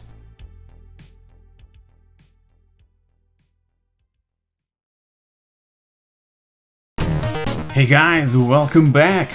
Keeping up with my promise, let's continue to dive into my favorite DOS games year by year. So here's my 10 most played games from 1990 that indeed grabbed my attention and made me last tons of hours devouring every moment that I spent playing them at school and also over at friends' houses. Let's take a look! Puzzling.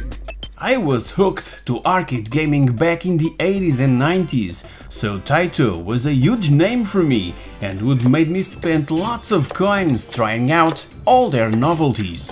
One Taito arcade legend is a tiny puzzle game entitled Puzznik that was even considered the 34th best game of all time for the Commodore Amiga.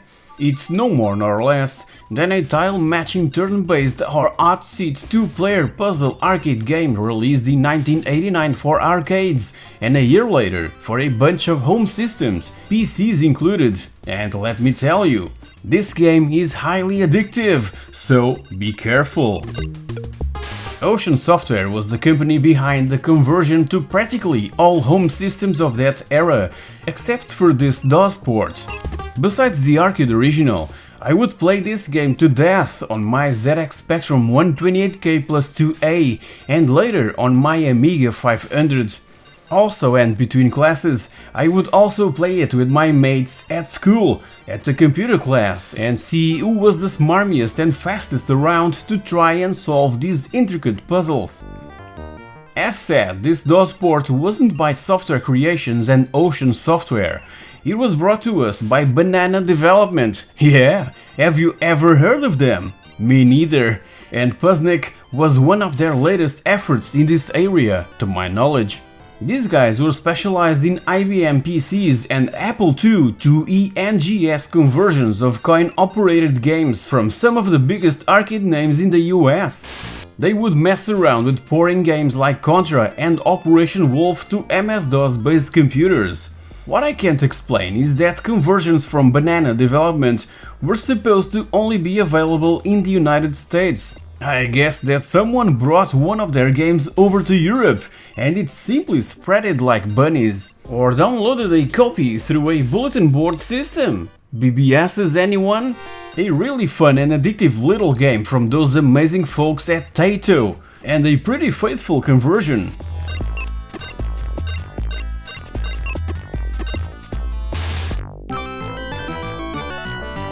Prince of Persia. It's tough. Very tough. An incredibly demanding game. Pixel perfect jumping was key to master this game. But it was so groundbreaking when it came out that left everyone who played it speechless, me included.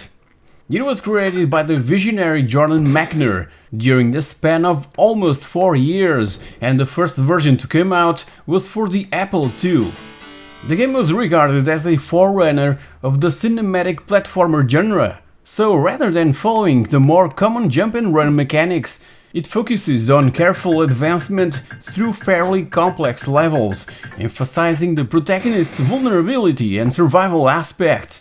A technique called rotoscoping was used to give more realism to the animation of the character's movements, and as you know already, Jordan's brother was the, let's say, actor to perform these animations in real life, a technique also used in Jordan's first game, Karateka.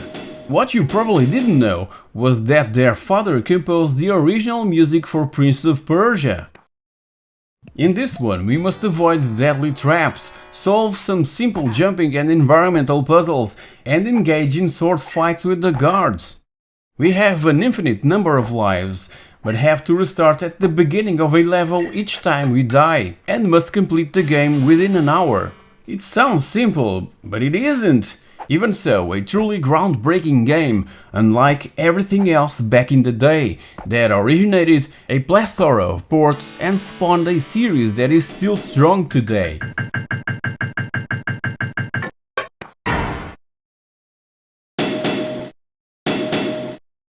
Sid Meier's Railroad Tycoon. Sid Meier is a legend in gaming, with some of the best well-known games under his belt.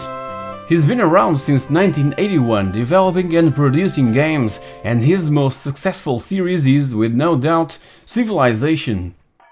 The objective in Railroad Tycoon is to build and manage a railroad company by laying tracks, building stations, and buying and scheduling trains. The player acts as a railway business person and may start companies in any of 4 geographic locations: the Western United States, Northeast United States, Great Britain or Continental Europe, and the starting date varies depending on the map chosen. The company starts with $1 million in capital, half equity, half a loan. The company may raise additional capital through the sale of bonds. We manage the entire business and can also handle individual train movement and build additional industries. The game models supply and demand of goods and passengers, as well as a miniature stock market on which we can buy and sell stock of our own or competing companies. The game also has other railroad companies attempting to put us out of business with stock dealings and rate wars. A truly engaging and rewarding experience that brought that extra level of realism without losing all the fun of ludic entertainment.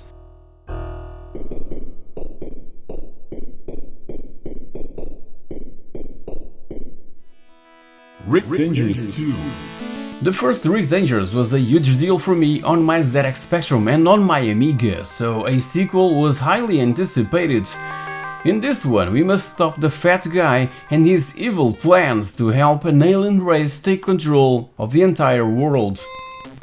Our journey takes place in Hyde Park, the ice caverns, a forest and the atomic mines, and we must solve positional puzzles and memorize the locations of laser bolts and booby traps, just like in the first game with those nasty spikes that would come out of nowhere. Besides that, we must obviously avoid enemies like robots, penguins and nomads. Also, a 5th level will be unlocked after the completion of the 4 standard levels.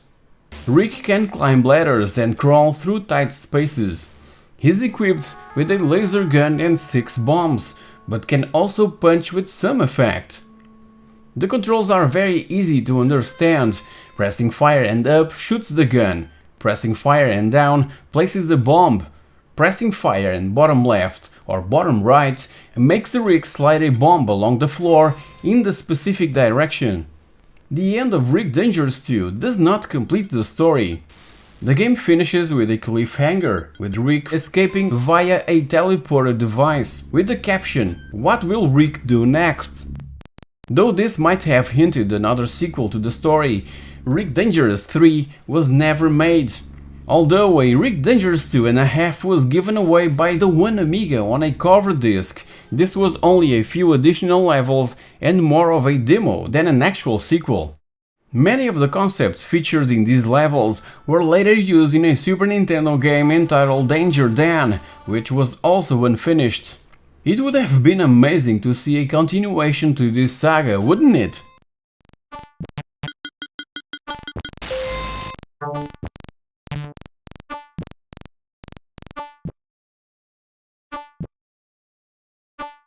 King's Quest V. Absence makes your heart go yonder. King's Quest V was first in many topics. Was the first adventure game to be released on CD-ROM in a multimedia PC format. Was the first to have digitized voiceovers. Was the first to use digitized hand-painted backgrounds.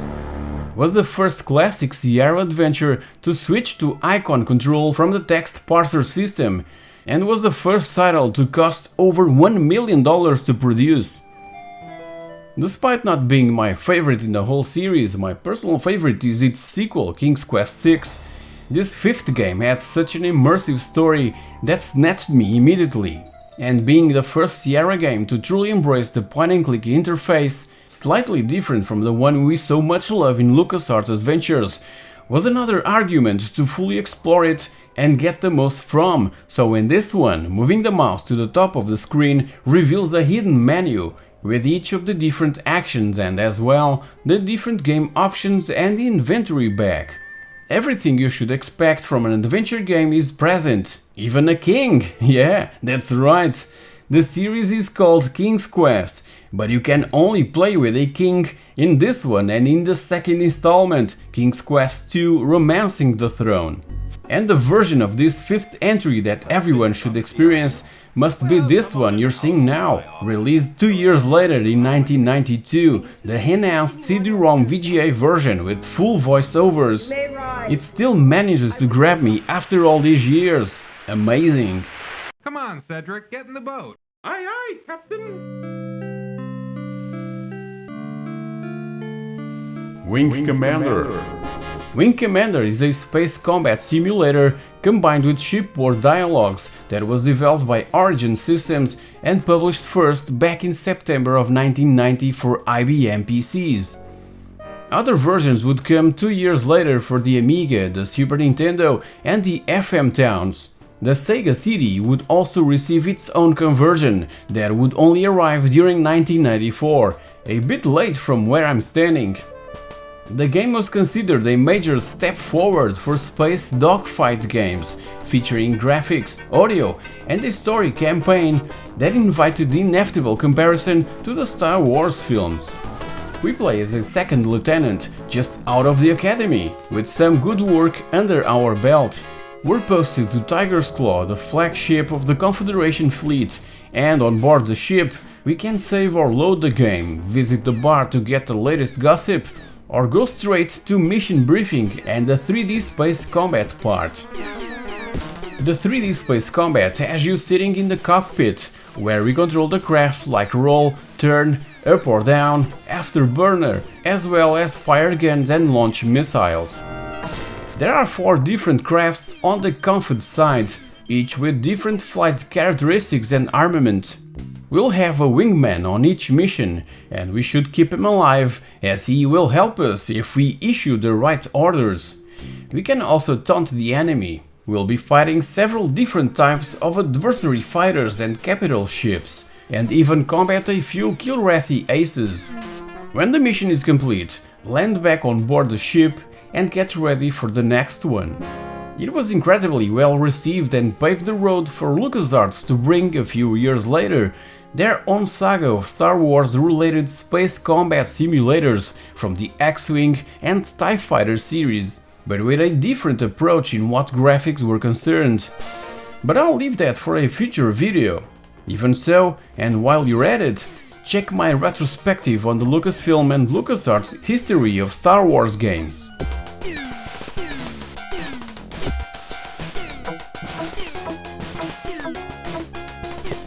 Ivan Iron Man Stewart Super Off-Road. I'm sure that you all played this one back in the day, through the many home conversions by GrafsGold and Software Creations available during 1990 and 1991 for practically all computers and consoles. I first recall playing it at the computer lab at school on a 386 desktop PC, and sadly never came across that iconic arcade cabinet with those 3 steering wheels. So, and besides this MS-DOS version, I was all over the ZX Spectrum and the Amiga ports of Super Off-Road. Also played the Mega Drive version over at a friend's house, and only many years later tried out the Super Nintendo version through emulation. To this day, I'm yet to try all other versions, cause as said, it was all over the place, for the Master System, for the NES, for the Game Boy, for the Atari ST, for the Commodore 64, for the Amstrad CPC, for the Game Gear, for the Atari Lynx, you name it. And please tell me, which ones have you played and are most fond about? And if you want to know more about the whole series, yes, it was the first game on a pretty cool series, check my retrospective and history video on the subject, link above and in the description below. It was converted from the arcade original from 1989 by Leland Corporation, an extremely fun and addictive off-road game to play up to 3 players simultaneously, plus 1 more controlled by the computer. There are several off-road tracks with jumps, bumps, holes, water splashing, you name it. And those figure 8 tracks are a joy to blast through, and they just look like Destruction Derby death matches, trying to avoid the other opponents. Ivan Iron Man Stewart Super Off-Road is so much fun, and probably where my love for off-road racing started. And this one was included back in 2012 in the Midway Arcade Origins compilation for the PS3 and Xbox 360.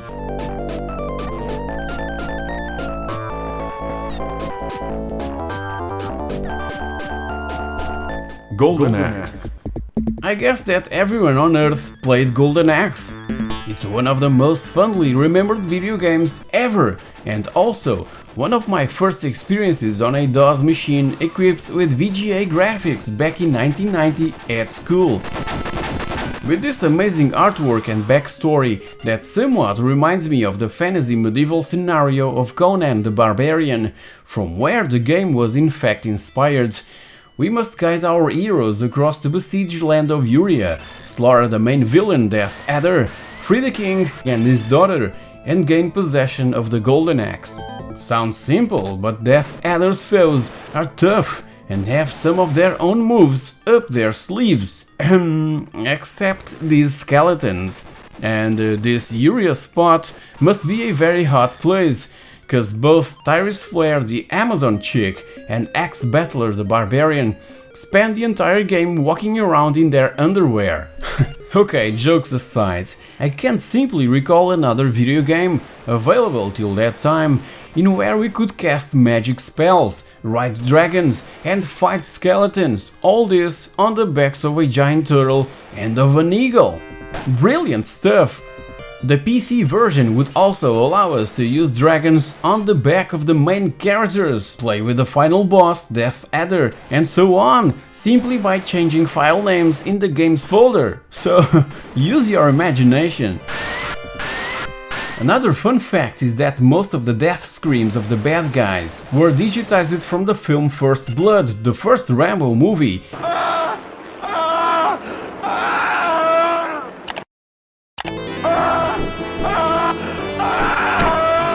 And also from Conan the Barbarian. Yeah.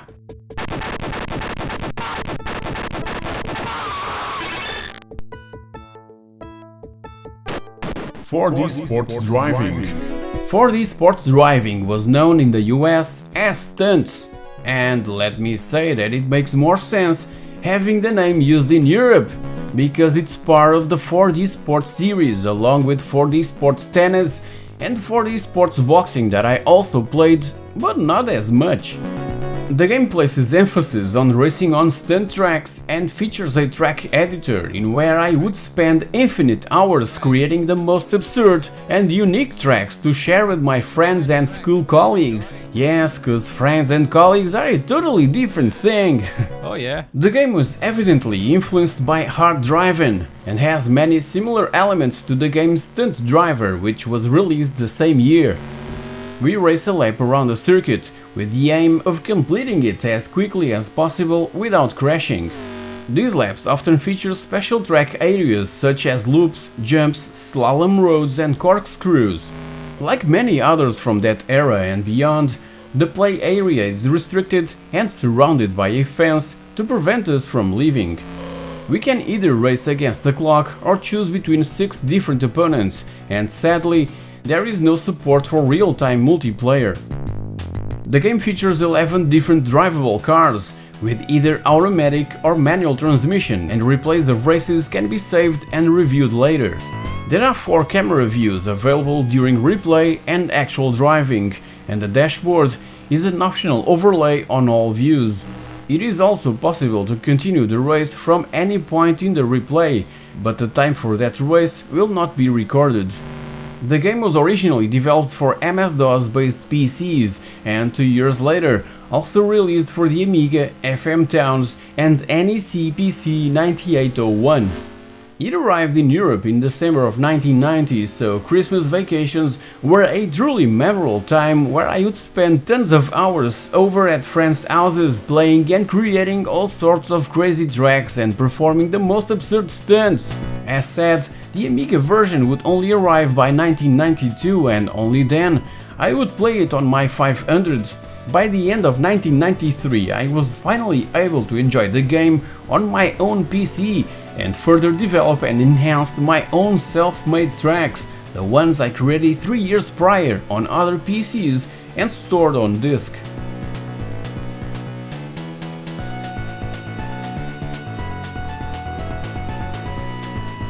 The Secret of Monkey Island. The very first time I tried this game was around September of 1990 on my brand new Amiga 500 and with pirated floppies that were duplicated in a perfectly normal and legit electronics and computer store, utilizing that useful tool known as Xcopy.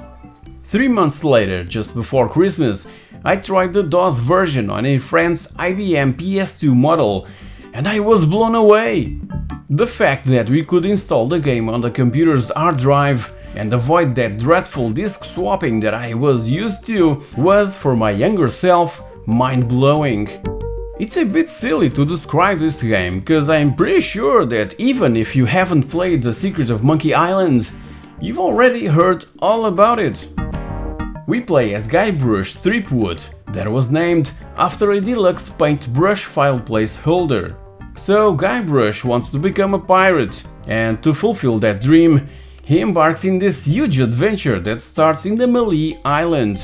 Collecting unusual objects will turn Guybrush into a skilled pirate, and just then he can crew a ship and head sail to the mysterious Monkey Island.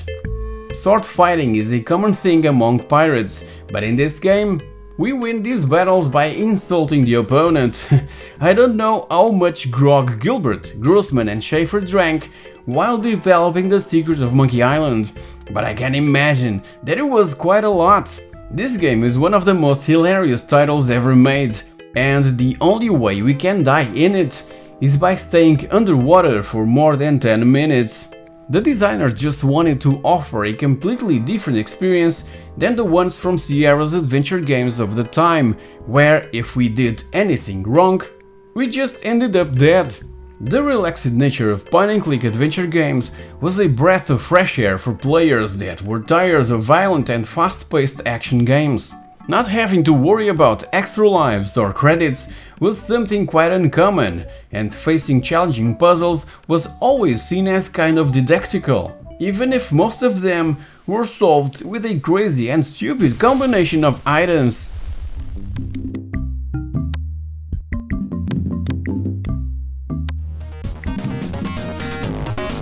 So guys, here you have it, the 10 games released back in 1990 for PCs that I spent the most time with. Tell me down in the comments section below if you've played any of them, and feel free to share your personal favorites from that particular year. I would love to know, cause I'm sure that I'll discover a ton more by reading your feedback. In the meantime, if you've enjoyed this episode, you know the drill. Thank you very much for watching, and I'll catch you all in my next video. Cheers!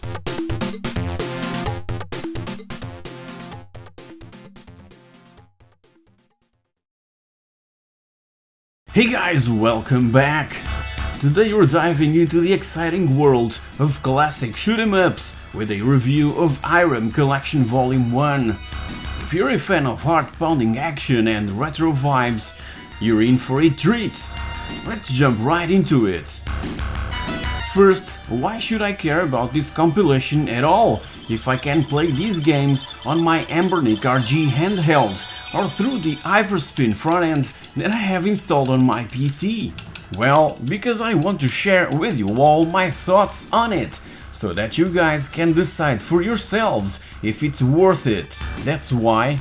So, what's the scoop on IREM Collection Volume 1? Well, picture this. 3 super tough shmups bundled into one electrifying package.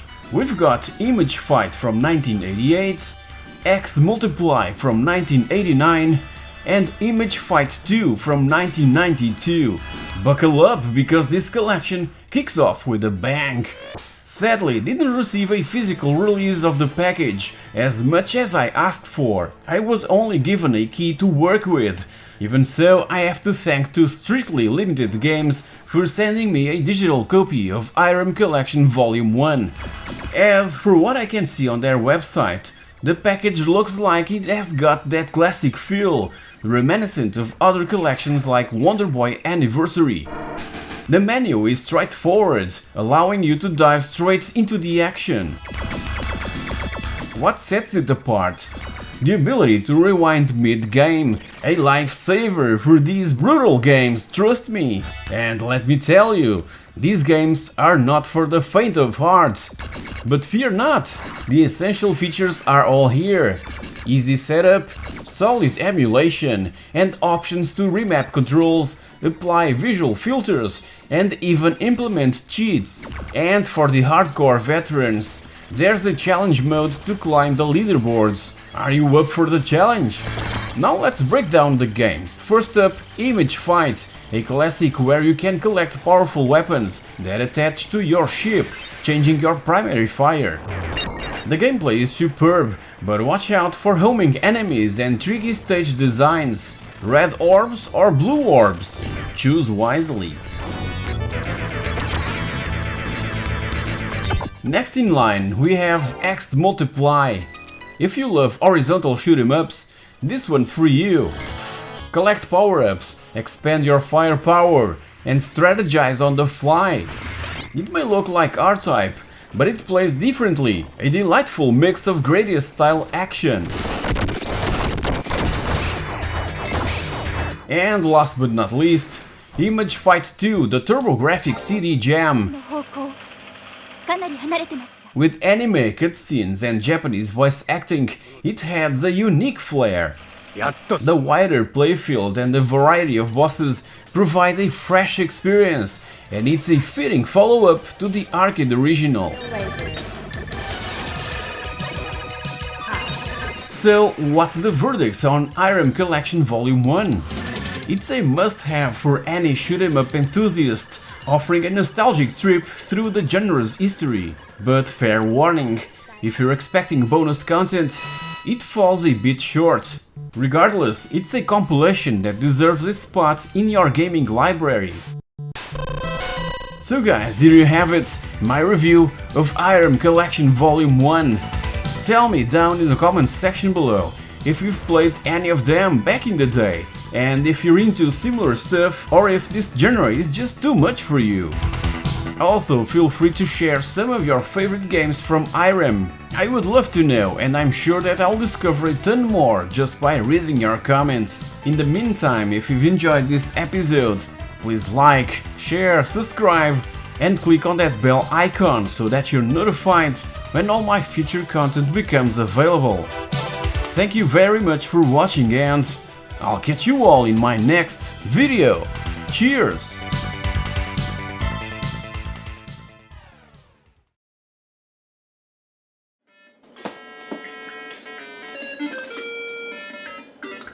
Hey guys, welcome back! Let's continue to dive into my favorite DOS games year by year, and this is getting tougher and tougher to choose and decide. So, are you ready to discover my 10 most played DOS games from 1991 that indeed grabbed my attention? Let's take a look. Bear in mind that for this one I had to leave out of the top 10 games like Gods, Leisure Suit Larry 5, Space Quest 4, Secret Weapons of the Luftwaffe, the very first Duke Nukem, the Blues Brothers, Superplex, Megalomania and Prehistoric. All these were that close to be promoted to this year's top 10, so consider them as honorable mentions. I've played most of them on my Amiga 500 and not on PC back in the day, so that's the main reason for them not being featured in the top 10. So, with that said, let's dig in! Joe and Mac Caveman Ninja. If you usually watch my content, you know that I'm a huge fan of arcade gaming. I spent countless hours hanging around at the many arcades I had in my area back in the day, so I was always looking forward to grab the many conversions of my favorite arcade games over to the ZX Spectrum, Amiga, Mega Drive and PC. Joe and Mac was one of those examples that I love so much and spent tons of coins at one of those local arcades, and that I simply had to have the PC port made by Elite Systems. It features the characters Joe and Mac as caveman ninjas in a multi-level platform area, where we have to jump and club incoming enemies. We can also throw at them from distance using such weapons as boomerangs, bones, fire, flints, electricity and stone wheels. The objective of the game is to rescue a group of voluptuous cave girls who were kidnapped by a rival tribe. To do that, we have to fight our way through these prehistoric places packed with dinosaurs, carnivorous plants and those annoying rival cavemen. Our journey is filled with comical situations, making this title so entertaining and highly addictive, in such a pleasing and amazing setting, packed with some of the most gorgeous graphics that I saw until then.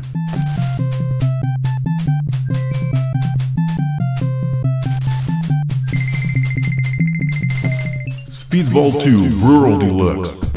I didn't place Gods in this top 10, but Speedball 2 had to be here.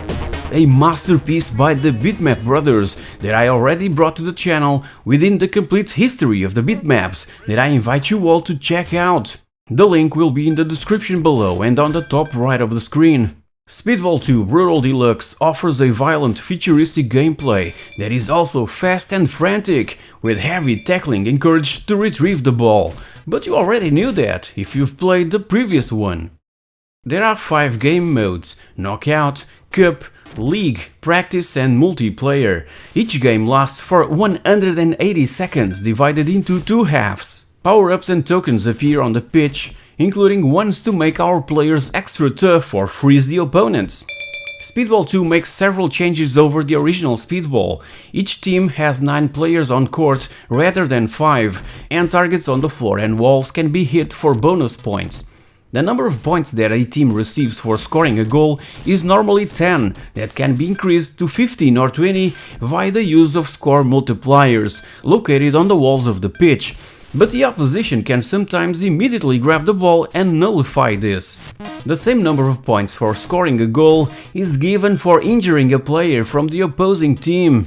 When a player is injured, is replaced by one of 3 substitutes. If all 3 substitutes are injured, the injured player will be forced to return to the game and play on in spite of his injuries. There are also 5 stars which are worth 2 points each if we hit them, more if we have the multiplier activated, but this can also be cancelled out by the opposition hitting the same star. Next to the stars there are portals, which throw the ball out to the opposite side of the pitch in the direction it was going. Speedball 2 was first released for the Atari ST and the Amiga a year prior, and was a huge hit on both systems, but this PC port was even considered by PC Gamer magazine the 24th best computer game of all time, claiming that you just can't beat this game for pure action.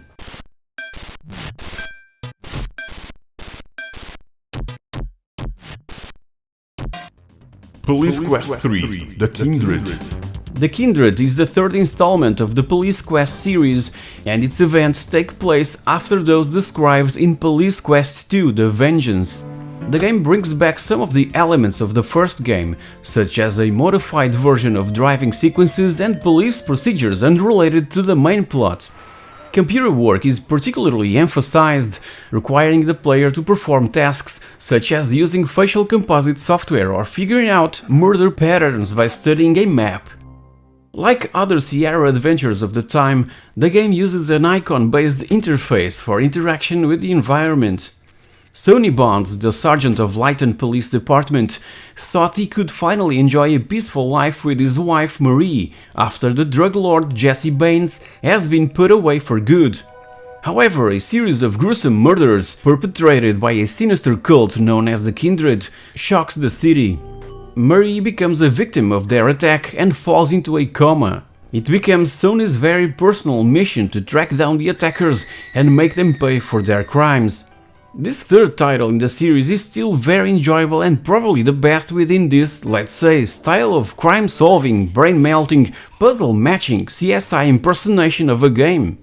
If you watch my documentary on Sierra Online, Jim Walls was convinced by Ken Williams to come aboard and write intriguing plots for the Police Quest series. Sadly, during the late development stages of this third installment, Jim ended up leaving Sierra due to, and I quote, circumstances. Sierra employee Jane Jensen finalized the writing for the still unfinished Police Quest 3, and former LAPD chief Daryl Gates was named to take over the Police Quest series. Jim Walls, along with several former Sierra employees, would go on to design Blue Force. Meanwhile, check my documentary on Sierra Online if you missed it. Link above and in the description below.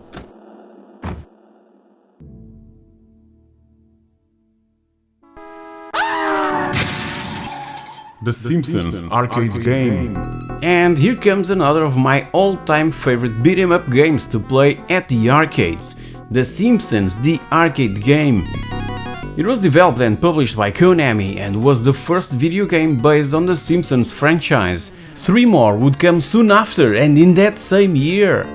It was another one of those incredible arcade cabinets that would allow up to 4 players simultaneously, controlling the members of the Simpsons family as they fight various enemies to rescue the kidnapped Maggie.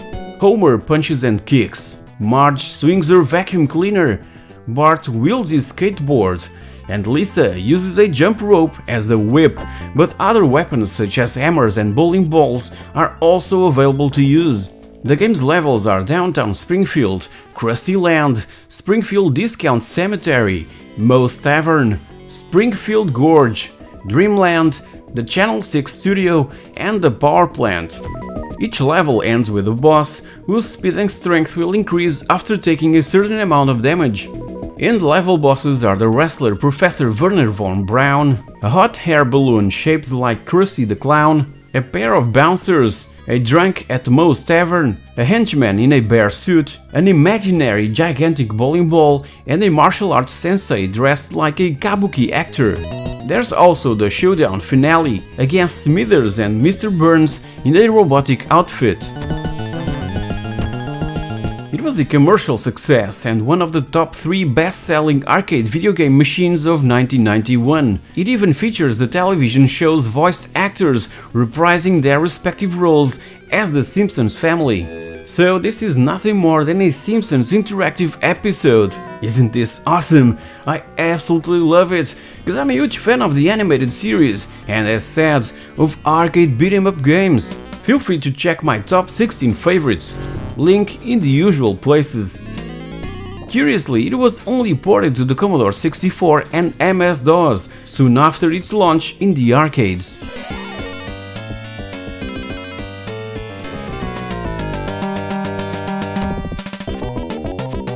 Wing Commander 2 Vengeance of the Kilrathi. The basic gameplay of Wing Commander 2 is very similar to its older brother that I brought in the previous episode. However, there are all new ships for both the Kilrathi and the Confederation. Only the Rapier returns from the previous game in an upgraded version. The Wing Commander series trademark cinematic storytelling is greatly expanded in this second entry in the series, with many animated cutscenes continuing the story between missions. Our carrier, the Tiger's Claw, is destroyed by Kilrathi stealth fighters, and we are blamed for the loss of the ship. After being demoted, we are transferred to a space station far off the front lines, where we are supposed to spend the rest of our career. What a sad ending for such a good fighter pilot, right? But 10 years later, we're able to save the Confederation flagship, the Concordia, from a Kilrathi attack. On the ship we meet many old friends, so back in the cockpit, it's up to us to stop the Kilrathi and prove our innocence in the destruction of the Tiger's Claw. But that's not as easy as it sounds. Since capital ships now employ phase shielding, making them immune to normal weapons fire, only special torpedoes can damage them. Only heavy fighters and bombers are able to make torpedo runs.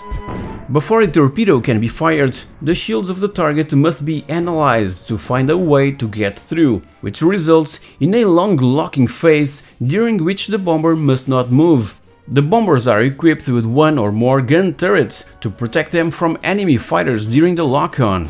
Another new technology are chaff pods, which can be deployed to lure enemy missiles off the target. Such an amazing game with a highly engaging and addictive plot that has the power to draw us in and immerse ourselves for hours in a row.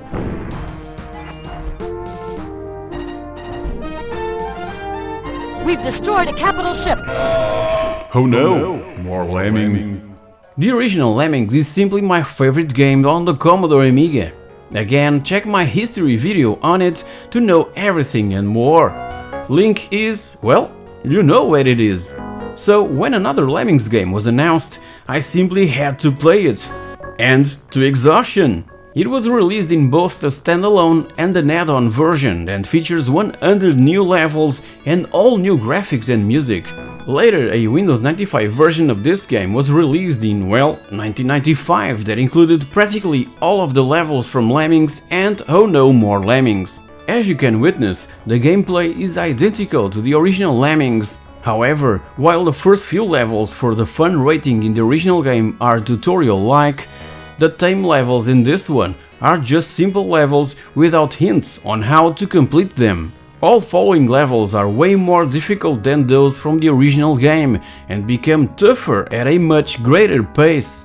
Even so, these new levels are way more entertaining as they present a much greater challenge than those from the first game in the series. And if you bought the German magazine CD player back in the day, the full version of the game was given away for free by mistake in their February issue of 1994. The editorial team received 2 unlabeled discs from Psygnosis, one with the full version and another one with the demo version for the cover mount CD, and they mixed them up. Yeah.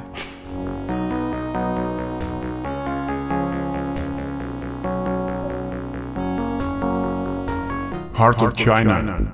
Heart of China is an adventure game with a romantic theme somewhat reminiscent of films such as Raiders of the Lost Ark, and being a huge fan of Indiana Jones, I simply had to play it. The game is set during the 1930s China, as well as a few other locations. It uses a simple point-and-click system for interaction and object manipulation, and is very similar visually and gameplay-wise to Rise of the Dragon, released a year prior.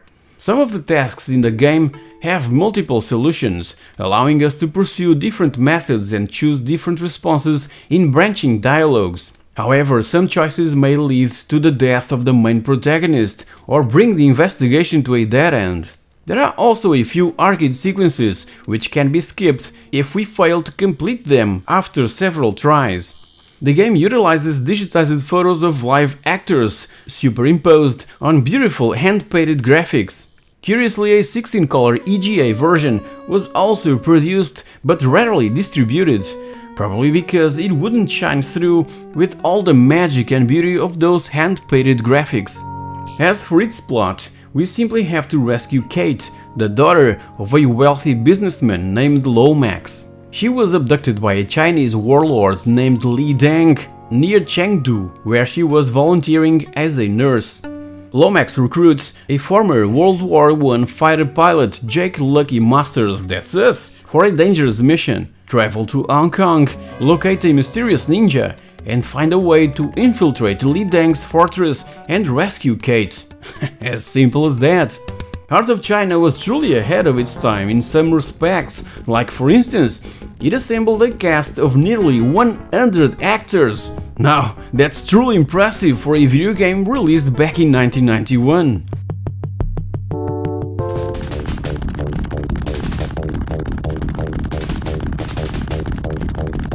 Sid Meier's Civilization. Sid Meier continues to bring amazing experiences to gamers, and his latest achievement was with Civilization. It has the widest scope of any strategy game of its time. We are a leader of a nation. We begin in a Stone Age, and our eventual goal is to become the dominant civilization in the world, either by wiping out everybody else or being the first to get a spaceship to Alpha Centauri. As the nation's leader, we have many responsibilities, like building cities and then micromanage them, constructing various buildings. Most people in our cities will be working on the neighboring lands to get food, cause without it, our community won't survive or even grow. Some will work on production to build military units and buildings, and trading, which can be exchanged for money, science or luxuries that make people happy. We decide how much trade we want to invest into each of these areas, and we have to make sure that our people are in a good mood. If they get too unhappy, the city will collapse into disorder and won't produce anything until we fix the situation. We can even build wonders of the world, such as the pyramids or the Hoover Dam. Each wonder is a unique thing, and only one of each can exist in the world. They give us a lot of benefits if we complete them, but they take a long time to build, and many of them will eventually stop doing its thing. There are obviously other nations in the world, but also the threatening barbarians, so we'll have to invest into the military to protect our people and attack the enemy. Peace treaties can be signed with other nations and even exchange scientific knowledge with them, but eventually we'll probably have to fight. We control each of our military units on a world map, attacking the opponent's units and cities. And I could be here all day talking about Civilization. It's such a huge game, so it's better for me to go on to the next one. I almost forgot. Due to a bug in the game, the pacifist leader Mahatma Gandhi could become extremely aggressive and make heavy use of nuclear weapons. Yeah, never saw that happening, but this fact remains as an urban legend in gaming.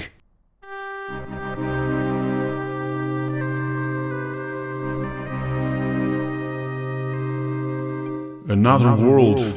I believe that Eric Chahi learned something with Jordan Mechner and his Prince of Persia game. When Eric needed a model for the rotoscoping sequences, he got his brother to run around in the back garden of their house.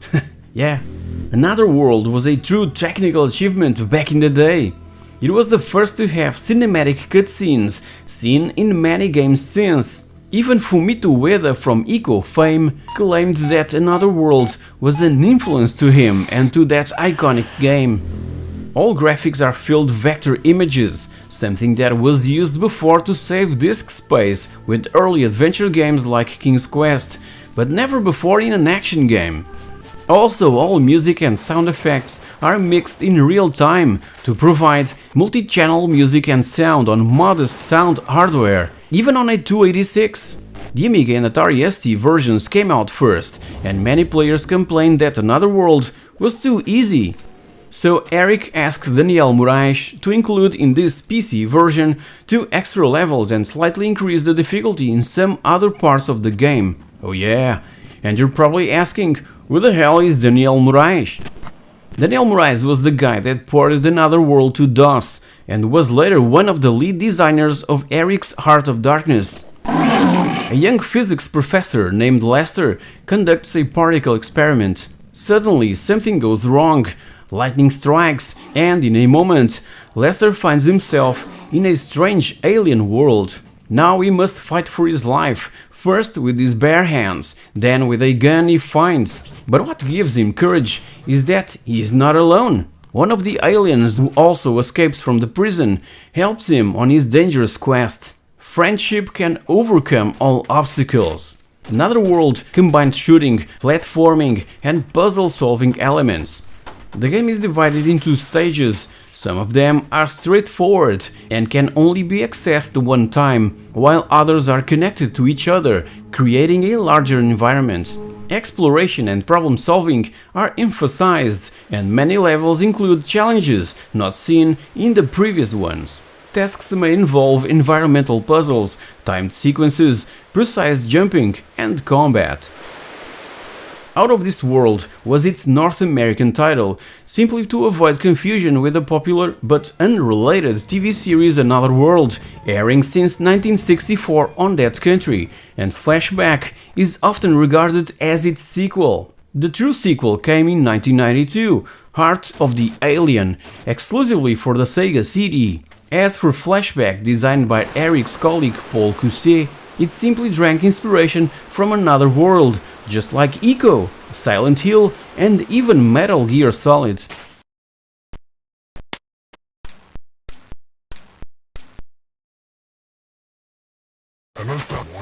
Monkey Island 2, LeChuck's Revenge. This was inevitable. Monkey Island 2 had to be in first.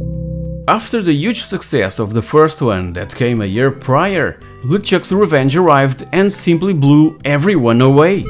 I even have a freaking poster on my wall. I tried to play it on my Amiga 500, but the dreadful disc swapping routine was truly annoying. The game was even known among the Amiga community as the disc juggling simulator, cause it came with 11 diskettes that had to be swapped around whilst playing the game.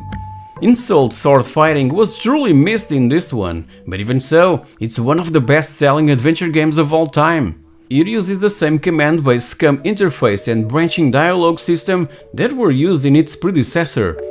The game features hand-painted graphics and was the first to utilize LucasArts' iMuse system, which synchronizes music with visual action on the screen by providing smooth transition between themes.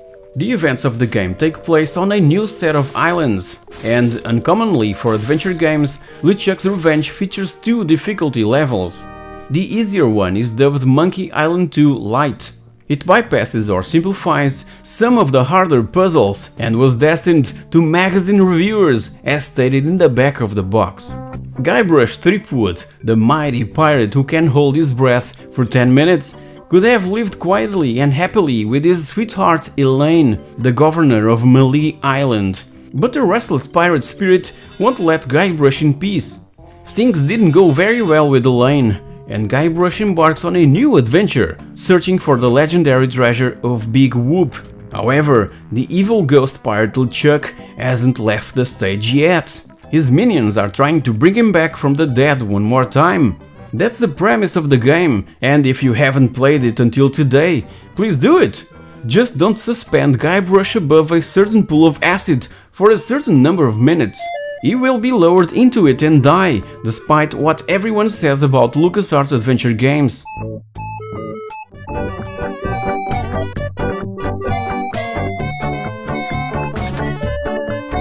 So guys, here you have it, the 10 games released back in 1991 that I spent the most time with. Tell me down in the comments section below if you've played any of them. And feel free to share your personal favorites from that particular year. I would love to know, cause I'm sure that I'll discover a ton more by reading your feedback. In the meantime, if you've enjoyed this episode, you know the drill. Thank you so much for watching, and I'll catch you all in my next video. Cheers!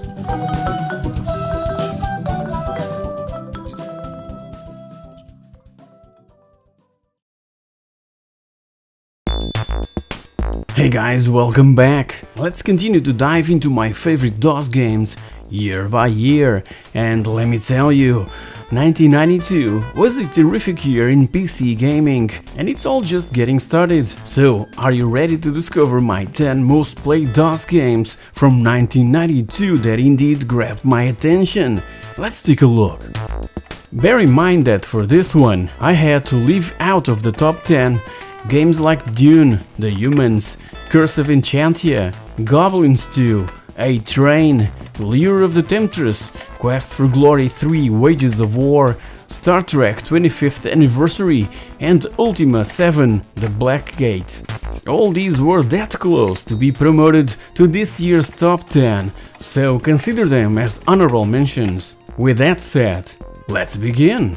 Comanche Maximum Overkill. Comanche Maximum Overkill is the first helicopter simulator to showcase Novologic's voxel engine, which renders organic and lifelike terrain and realistic-looking objects that no other game using polygons could match, and, along with all that, features the Army's experimental RAH-66 Comanche light attack helicopter. The addition of voxel space was indeed groundbreaking. It was the first time DOS gamers were given fully illustrated environments within which to fly. Shadows and reflections moved in realistic relative sync with the pilot and in relation to a natural light source. There are over 20 scripted campaign missions and features a simple flight model and allows the player's helicopter to take much more damage than it could in reality. Additionally, weapons on the Comanche feature deadly accuracy and power. It was originally developed and published by Novologic for DOS-based computers, with 2 expansion packs coming later down the road, Mission Disc 1 and Over the Edge. Also, a compilation titled Comanche CD was released in 1994 that included the main game and those 2 expansion packs. By 1995, that compilation was released for Mac OS, simply known as Comanche Mac. A port of the game was in development for the Super Nintendo using Super FX and was even displayed at 1995's E3, but was eventually cancelled. A Nintendo spokesperson said that the project was aborted because of unresolvable difficulties within the game's graphics and speed.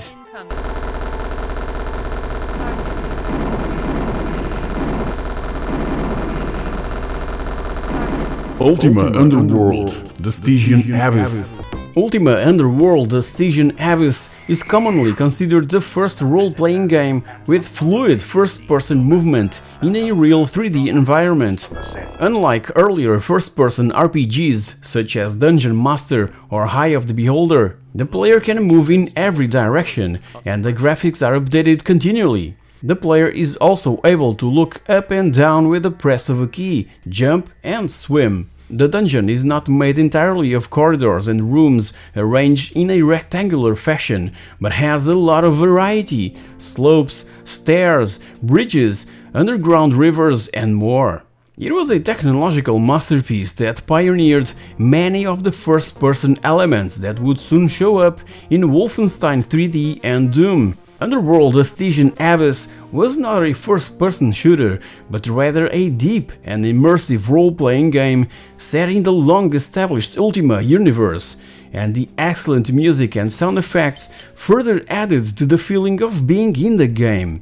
It was undoubtedly the most atmospheric RPG of its day, and my most played and beloved game in a genre that I would abandon a few years later. The game's combat system is action-oriented. The player has to draw his weapon, aim at his opponent, and hold the cursor over the game screen to inflict damage. The longer the player holds it, the stronger is the attack. Some weapons have different types of attacks, depending on where the cursor is held. For example, jabs are executed when the cursor is near the bottom of the screen, while slashes are performed with the cursor in the middle. The game's background story is standard stuff about rescuing a damsel from the depths of the dungeon, but once inside the Stygian Abyss, all manner of subquests and conversations with the non-player characters contrive to add deeper layers to the initial plot. Control of the game is quite simple, and although fighting plays its part, you'll also need to use your head to bypass the various tribes of the Abyss, like learning the phrases of the lizard's language, for example. Underworld is a large game with many hours of play, and if you can look beyond the rather pixelated graphics, it still provides a great gaming experience today. It was even given away for free in issue 74 of PC Gamer magazine back in July of 2000, along with 11 other masterpieces. Strangely enough, by 1997, a Japan-only PlayStation version surfaced with improved monster graphics and redone title music.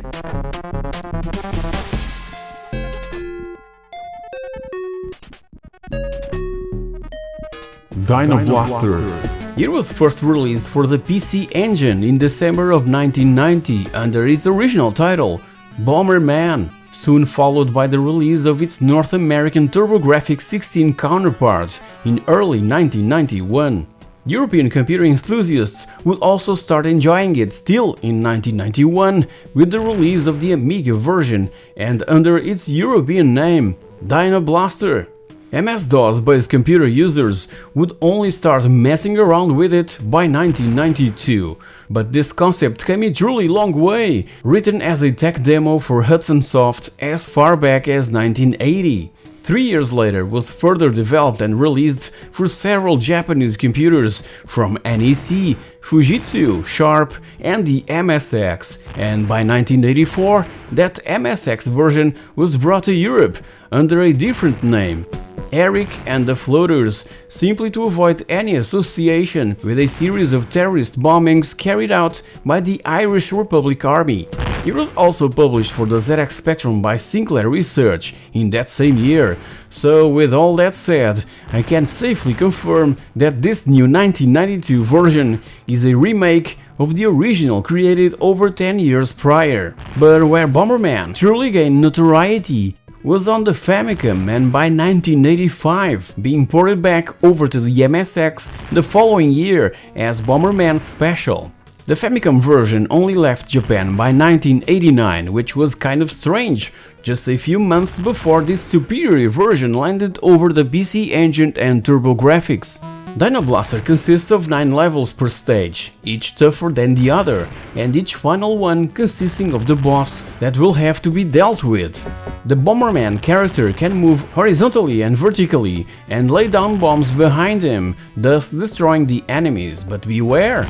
Bomberman can block himself with his own bombs and thus become a victim of his own strategy, something that was demonstrated on an episode of the UK TV show Games Master, when the 5 members of the pop group Take That played it as part of a challenge. Yes, 5 players playing the game simultaneously, but in this particular case on an Amiga 600.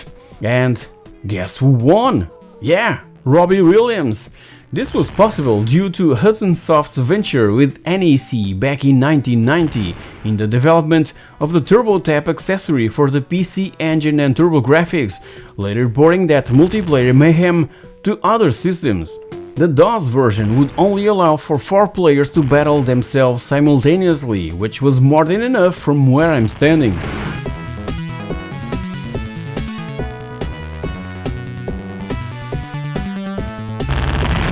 Crazy Cars 3.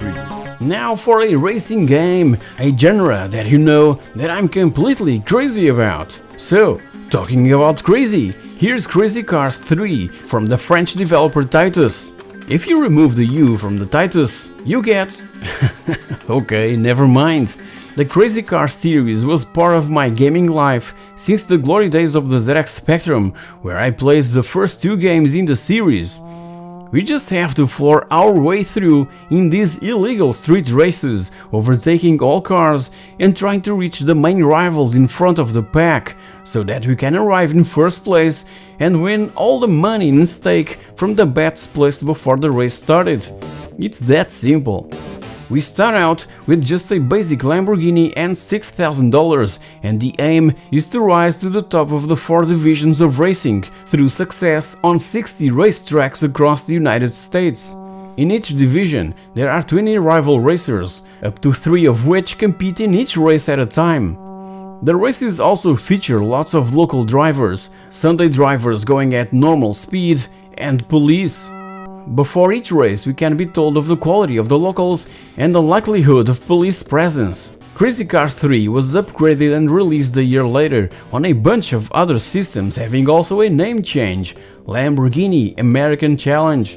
Titus managed to grab an official license from the manufacturer of the iconic Lamborghini Diablo and packed also a ton of improvements along with it, like changing the training mode in the original game into a much desired split-screen 2-player mode. So awesome!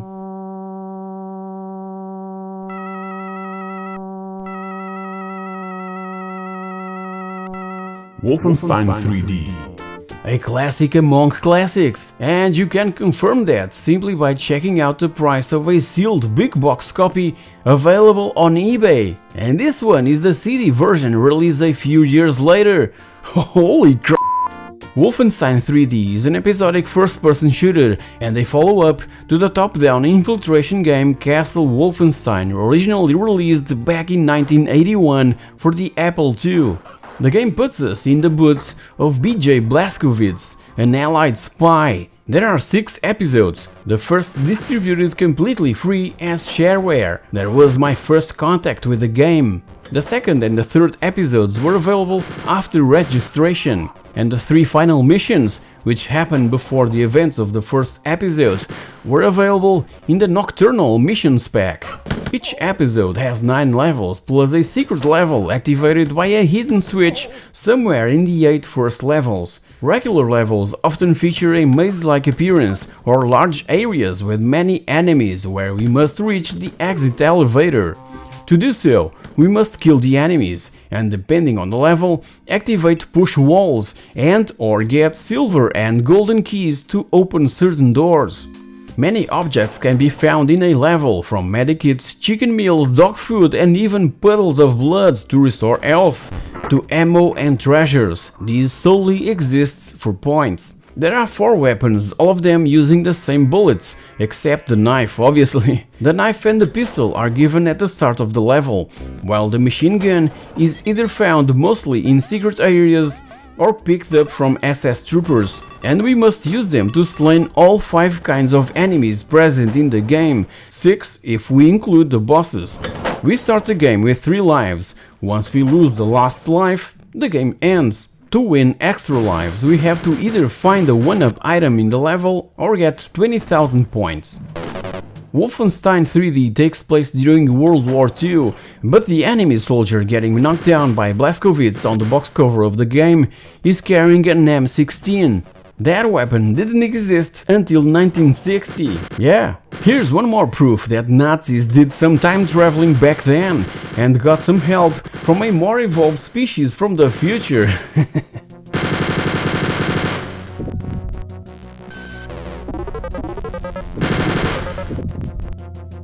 King's Quest 6. Here today, gone tomorrow. I will always recall this 6th entry in the King's Quest series with huge nostalgia, cause back then, me and 5 more friends saved money for months to buy the original boxed DOS version.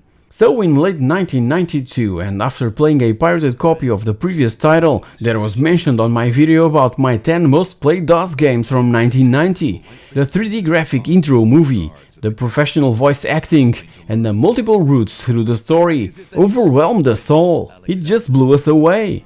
Obviously that we needed to make copies of the original floppy disks, so that each of us would play it and share experiences helping each other's advancing through the story. Every day at school we would gather around and talk about each other's progression, and this was how we shared walkthroughs in early 90s, yeah. We would even draw sketches for the puzzles and take photocopies so that when we got home, could advance a bit more. It was the first point-and-click graphic adventure that I played on my brand new IBM PS1, with sound coming only from the PC speaker. Sound cards and a pair of speakers were so expensive back in those days, you know, a luxury. So my first playthrough of King's Quest VI was done entirely using the internal speaker of my IBM that gladly had this pretty handy volume knob so that I could play the game all night long without my parents noticing it. King's Quest VI brought huge improvements to the series, and to my eyes, could finally rival the latest Lucasfilm and LucasArts graphic adventures with its awe-inspiring visual beauty. An amazing experience that brings so many awesome memories. Like its predecessors in the series, King's Quest VI Here Today, Gone Tomorrow is a third-person puzzle-solving adventure game where we, as Prince Alexander, must travel between the land's 4 magical islands, each based on myth and fables, and encounter people and strange beasts that will either help or hinder him. And why must we do that, you may ask? Because of a girl we met in the previous game, Princess Cassima. It had to be. Later, a CD-ROM version of the game arrived that included both DOS and Windows versions, along with full speech, a pre-rendered introduction, and the Girl in the Tower theme song that could be heard for just 5 seconds on the floppy version. Obviously that this one would be among my favorite point-and-click adventure games ever. Feel free to check my top 10, link in the top right of the screen and in the description below. Now you die! Microprose Formula 1 Grand Prix. Already out for the Amiga since November of 1991, Microprose Formula 1 Grand Prix dropped like a bomb on all MS-DOS based PC's hard drives. Even if you weren't into racing games or even into Formula 1, you most likely played this one back in the day. I was never that much of a fan of Formula 1, but I can recall 3 or 4 titles that I truly enjoyed playing throughout the years. Geoff Crammond is a legend when it comes to designing and programming sim racing video games. After Stunt Car Racer, we could only expect the best. And that was exactly what he delivered, the best Formula 1 game and racing game for that matter until that moment.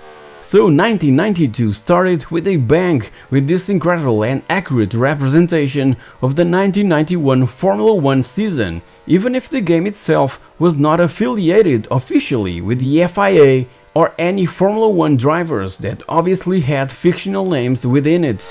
As said, the game is a simulation of Formula 1 racing from that period of time and was noted for its 3D graphics, remarkably high frame rate, around 25 frames per second, and attention to detail, in particular the player's ability to edit the teams and drivers and set up their car to their own personal specifications. So, and along with Indianapolis 500 From Papyrus that I mentioned in my 1989's Top 10 video, Formula 1 Grand Prix was the second racing game to implement something that resembled real-world racing physics, accurate track modeling, and car handling that required a nails kit, somewhat similar to real-world driving skills to perform well, along with meaningful options to tune the behavior of the cars. Although not quite on the level of later simulations, the most important variables such as gear ratios, tire compounds, and wing settings were available to tune and, more importantly, proved to make an actual difference when driving.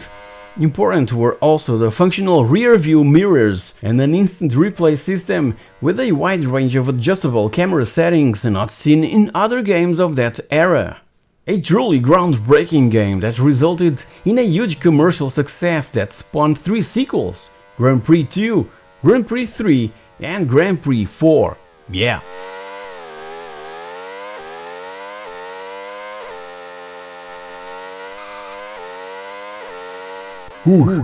How can such a small and simple game be so addictive and on my top 3 most played DOS games from 1992? Beats me. What I know is that it grabbed me right in the first seconds of gameplay. UG was developed by EgoSoft for the Commodore 64, Amiga and MS-DOS, and is known to be a lunar lander and space taxi prehistoric clone, where we control a muscle-powered helicopter kind of elevator, and to make some money for our future wedding with our pretty lovely cave girl, we have to transport passengers from one place to another, yeah. Each level is made of a series of platforms with several cave entrances. Cavemen walk out of the caves and loudly announce where they want to go. We have to land our helicopter taxi next to the passenger and wait until he crawls inside, and then fly to the cave that he wants to get to. Controlling the vehicle is a bit complicated. We cannot directly fly up or down. Instead, we have to keep pedaling to fly up and cease pedaling when we want to go downwards. Bumping into a wall too hard will cause the game over and force us to restart. There is also a time limit for each level, and we'll get extra bonus points for getting passengers to their destination before time runs out. At the end of each level, we'll be given a code for keeping track of our progress. There are some dinosaur adversaries on certain levels, a pterodactyl which appears unexpectedly and flies across the screen, and a triceratops which becomes agitated when we land near and charges at our taxi. Not mentioning the T-Rex that is sleeping and blows our vehicle with its nostrils. As we pedal, we exert energy. To refill our energy so that we can keep pedaling, we can pick up a rock with blinking eyes and toss it at a tree also with blinking eyes, making a fruit to drop down. So let's eat it to replenish our energy. Also available is a very entertaining two-player cooperative mode, where we and our cave buddy will most likely fight for the passengers rather than help each other. So addictive!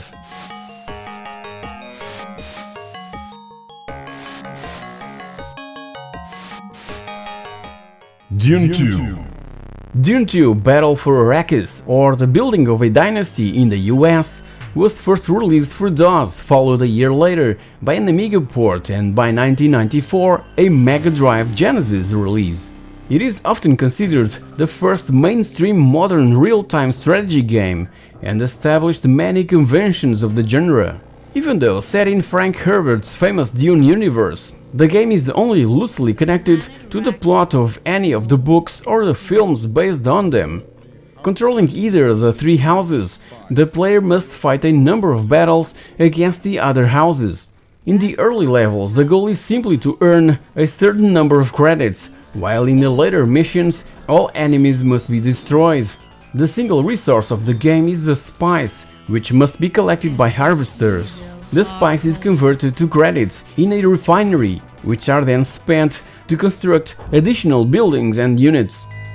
There are two terrain types. Buildings can only be constructed on stone, while the spice is only found on the sand. However, units moving on sand attract the large sandworms of Dune, who are virtually indestructible and can swallow even large units whole. As levels progress, new and more advanced buildings and units are made available, including structures like a radar station, a repair facility, or defense turrets, and for units, various ground troops, light vehicles, and tanks. Each house can construct one unique special unit, and after building a palace improvement, can unleash a unique palace effect. After a mission is completed, we can select the next mission on a map of Dune. This choice determines the layout of the next map to be played, but has no effect on the overall campaign. A largely unknown but very curious feature in Dune 2 is that a small amount of credits is frequently subtracted from the player's budget, the amount directly proportional to the current power consumption in the player's base. Westwood Studios was really thinking ahead when creating this masterpiece of a game.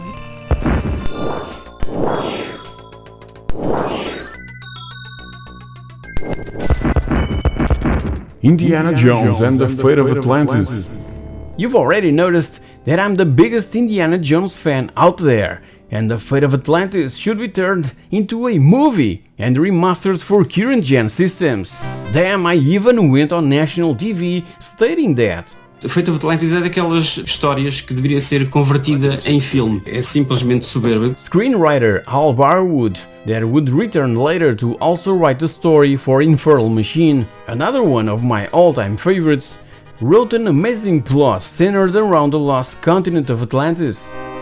I've forever been intrigued with Plato's amazing Atlantis dialogue, so The Last Crusade was begging for a sequel, and it eventually arrived first in 1992 and a year later with an enhanced CD-ROM version which included amazing voice acting and digitized sound effects. I still have my Geeks re-release of the game in all its glory. It offered an overwhelming and original story that can rival with the ones from all three first movies. The fourth one is quite forgettable, and the fifth could have been so much better. Just saying. So Nazis, a sort of mythological flavor, and a beautiful and somewhat annoying female character were the perfect ingredients for an Indiana Jones adventure.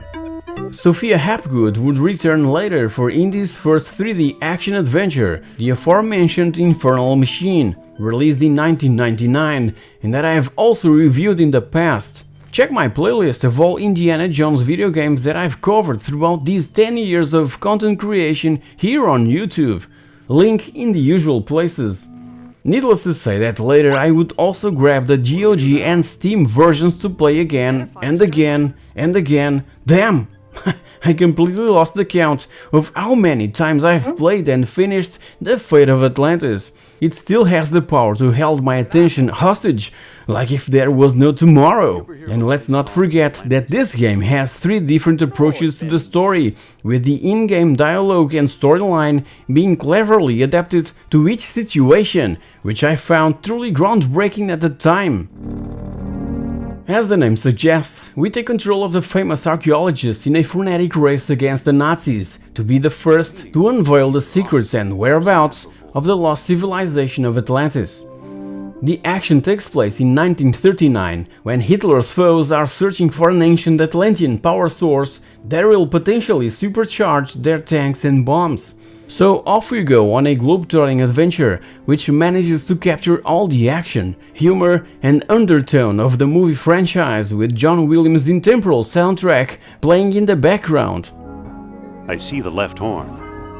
A variety of compositions were arranged by the iMuse team, Michael Land, Clint Bajakian and Peter McConnell, and the fact of not being based on any of Indy's previous movies gave loose rein to Hal Barwood and his team to create this unique, inspiring and original story. And let's not forget that this game was included as an unlockable extra on the Wii version of Indiana Jones and the Staff of Kings, released back in 2009. All these years later, Indiana Jones and the Fate of Atlantis refuses to die, and I'm crossing my fingers in relation to the upcoming indie game from Machine Games. I'm sure that I will love it, no matter what, cause as I said in the beginning, I'm a huge fan of the Man in the Hat, and everything that comes out that is even slightly and remotely related to indie, I simply have to check out. That's why the Tomb Raider and Uncharted series are so dear to me. I'm Indiana Jones. Who are you, Buckethead? Buckethead? What kind of insult is that? I'll let Sophia explain it to you. Indy! Nice work. So guys, here you have it, the 10 games released back in 1992 that I spent the most time with. Tell me down in the comments section below if you've played any of them, and feel free to share your personal favorites from that particular year. I would love to know, cause I'm sure that I'll discover a ton more by reading your feedback. In the meantime, if you've enjoyed this episode, you know the drill. Thank you very much for watching, and I'll catch you all in my next video. Cheers!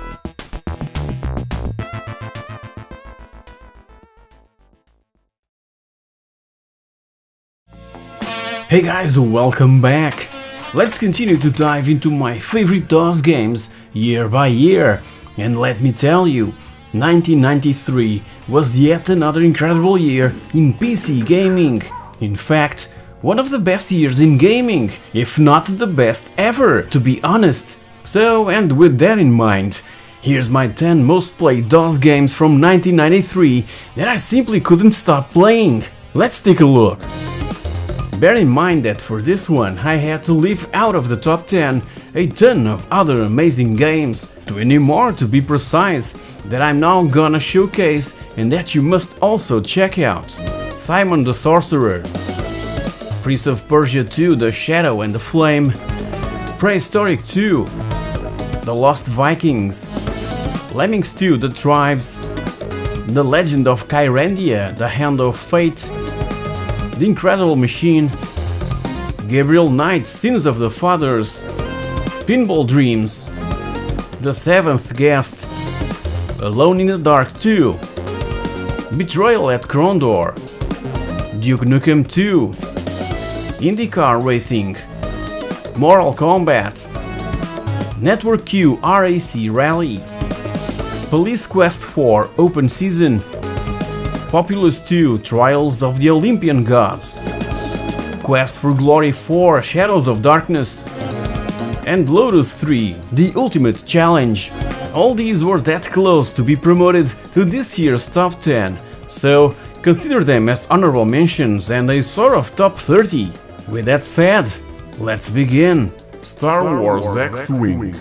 Star Wars X-Wing was such a huge deal for me back in 1993. I would load the game up just to see that intro and listen to its music. This was the start of my addiction for Star Wars related games, and you can watch my documentary on Lucasfilm Games and LucasArts to get to know every single Star Wars game that ever existed, and all others coming from that incredible developer. This was the starting point for realistic space combat within the Star Wars universe, where we would have the chance to fly X-Wings, A-Wings and Y-Wings. A dream come true for many fans of the movie franchise like me. By November of '93 came also Rebel Assault, but because of it being a rail shooter, didn't grab me that much. It didn't even make it to the honorable mentions. The game casts us as a rookie rebel pilot, flying missions over the course of 3 tours of duty leading up to the battle against the Death Star. Missions range from solitary patrols to intense operatic battles with fleets of Star Destroyers. All those years developing combat flight simulators came indeed to fruition with Star Wars X-Wing, the team behind Battlehawks 1942, their finest hour, and Secret Weapons of the Luftwaffe gained the amount of experience needed to finally bring this gem. That was one of the first titles that I played on my brand new IBM PS1 and ended up completely addicted to it. The feeling of being at the controls of one of those iconic spacecrafts, performing all sorts of missions and engaging TIE fighters was mind-boggling. Even now, X-Wing is so damn enjoyable to play. It was the first Star Wars title to be published by LucasArts, and one of the first simulation games to include 3D polygon graphics for spaceships, instead of less detailed bitmap graphics that were normally used in flight simulators. It went on being one of the best-selling PC games of 1993.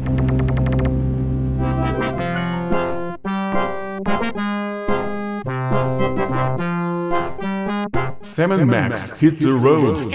As you know, I'm a sucker for classic point-and-click adventure games, and Sam & Max Hit the Road was another one of those titles that grabbed me back in 1993, the year when I got this mighty 486 IBM PC. I simply had to try my new rig with all the brand new games that were being published, and at school we would copy tons of floppies at the computer class. Even the teacher wanted a slice of that pie. And with this particular one, we also needed to have the manual to be able to access the game entirely. So, over at the reprint room, we simply took photocopies from each other's already photocopied manuals, and that's it! As simple as that. Sam & Max Hit the Road was based on the original 1987 comic book series by Steve Purcell, and sees us investigating the mysterious disappearance of Bruno the Bigfoot and Trixie the Giraffe Neck Girl from a carnival freak show. That mission is assigned to a couple of freelance police officers, a naked and hyperactive bunny named Max, and a dog named Sam. Two LucasArts trademarks were present in Sam and Max, the delicious humor, and as well their unique design rule to never let the player die. More or less. This way players didn't have to worry about constantly saving their game. We directly control Sam, though Max will usually follow closely behind and is even available to use directly as an item in the inventory. Sam is able to be directed anywhere on the screen, look at objects, try to use objects, try to speak to objects, and use items from his inventory on objects. Yeah.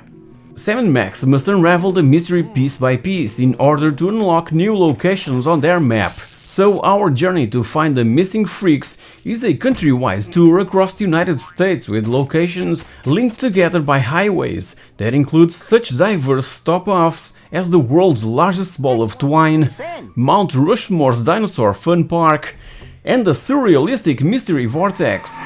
The story hots up very nicely along the way, culminating in an unforgettable encounter with a whole convention full of Bigfoots, Yeti, and the rest of their family. A sequel named Sam & Max Freelance Police was developed but cancelled back in March of 2004 because LucasArts thought it was, and I quote, not the appropriate time to release a graphic adventure game on the PC. Despite many petitions and negative feedback about the cancellation, the game was not put back into production. During the 80s and 90s, Lucasfilm and LucasArts was always my go-to company, so, and along with X-Wing, Sam & Max took a lot of my free time, and it was totally worth it. What a game!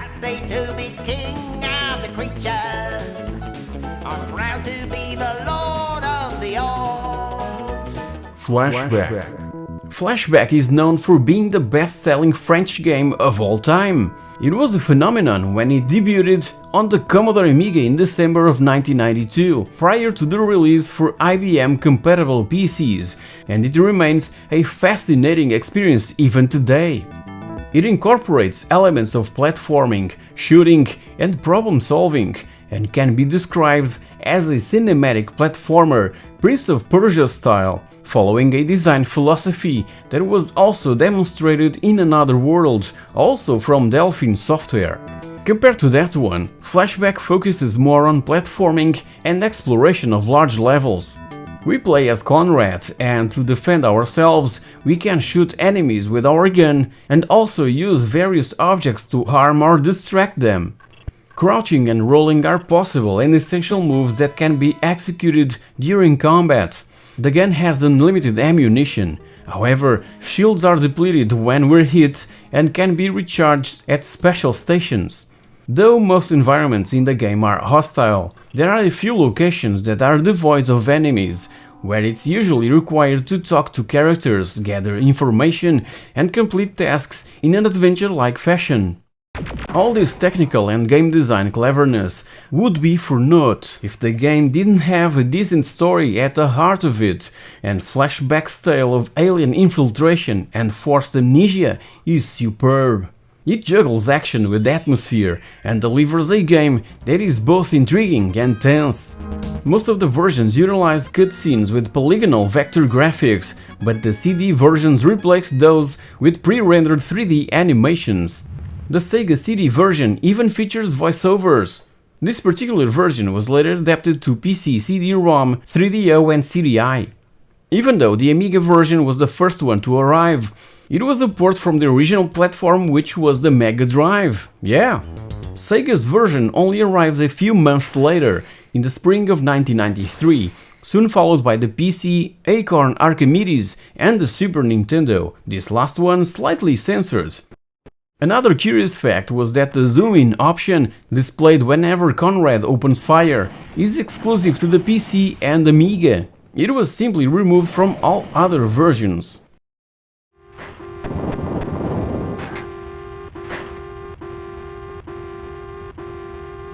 Syndicate. 1993 was the year when my life as a gamer changed completely. Due to my academic choices, I had to embrace the PC with arms wide open and leave my Amiga 500 behind. So, and with the precious help from my parents, I bought this mighty IBM PS1 486 DX2 running at 66 MHz to give that extra boost in performance, mostly in games. Yeah, I told my parents that the machine was to help me with college, and it slightly was, but the Intel 486 DX2 was a true beast for gaming and the first processor to specifically delve into that amazing world that was rapidly emerging on home computing. And that was when I came across Syndicate, this futuristic cyberpunk real-time tactical game from Bullfrog, where we have to perform missions that range from rescuing captured allies, persuading scientists and civilians to join our cause, kill leaders of rival syndicates, etc. And while the game progresses, we must try and stay ahead of the latest breakthroughs in what weaponry and cyborg enhancements are concerned. The gameplay is visually reminiscent of XCOM, with an angled top-down perspective, but it is real-time rather than turn-based. We have missions ranging from infiltrate and capture to seek and destroy. In each of these, we direct a team of 4 agents as they move through the world shooting at anything that gets in their way. In pre-release versions of the game, the series apparently also featured mothers with baby carriages and dogs. These extra innocents were removed from the game before its release, and because of all of this, Syndicate ended up annoying a lot of people back then. It can be indeed completely disrespectful to the morality of our society. But that's just what attracted players in the first place. Peter Molyneux had some guts to produce and convince the publisher to release such an ultra-violent strategy game. The publisher's boss was Trip Hawkins. All good then. And it can indeed be extremely addictive. Once we've got through the first mission, we'll want to play another and another with that brilliant mixture of strategy, action and firepower. Yeah. In 1994 came an expansion disc, Syndicate American Revolt, that introduced the multiplayer capability of the game that was removed in this original from 1993, and by 1996, the proper and much anticipated sequel Syndicate Wars was released for PC and a year later for the PlayStation. Back to the original, the one that started all the mayhem. It was ported to a lot of systems, but the DOS version is, with no doubt, the one that everyone should play.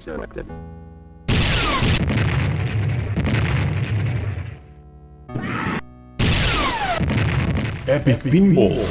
2 years before becoming Digital Extremes, James Schmalz developed Epic Pinball in 9 months while still in college, using Deluxe Paint 2 for the graphics and Scream Tracker for the music. And the soundtrack is absolutely amazing, just listen to it!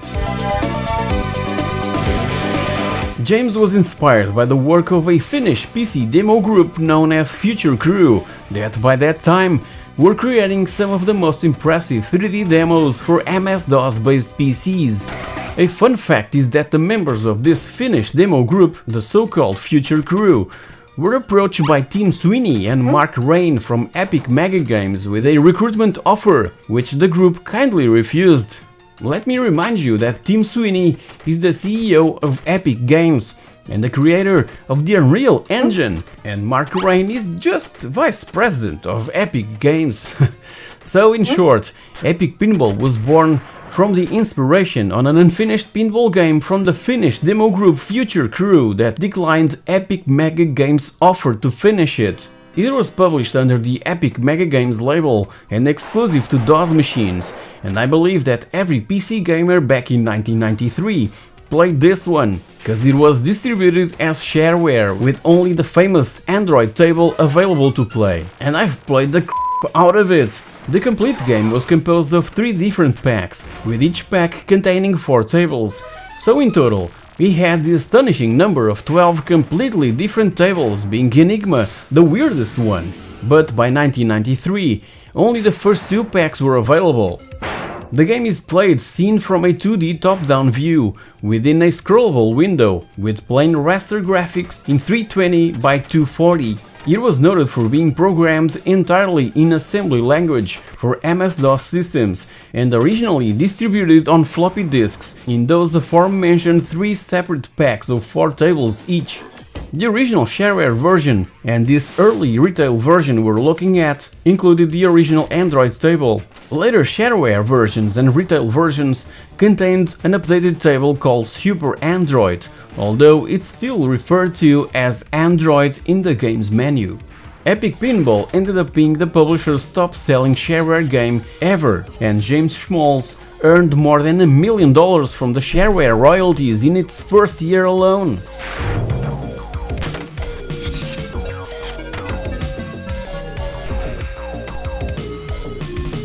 Cannon Fodder.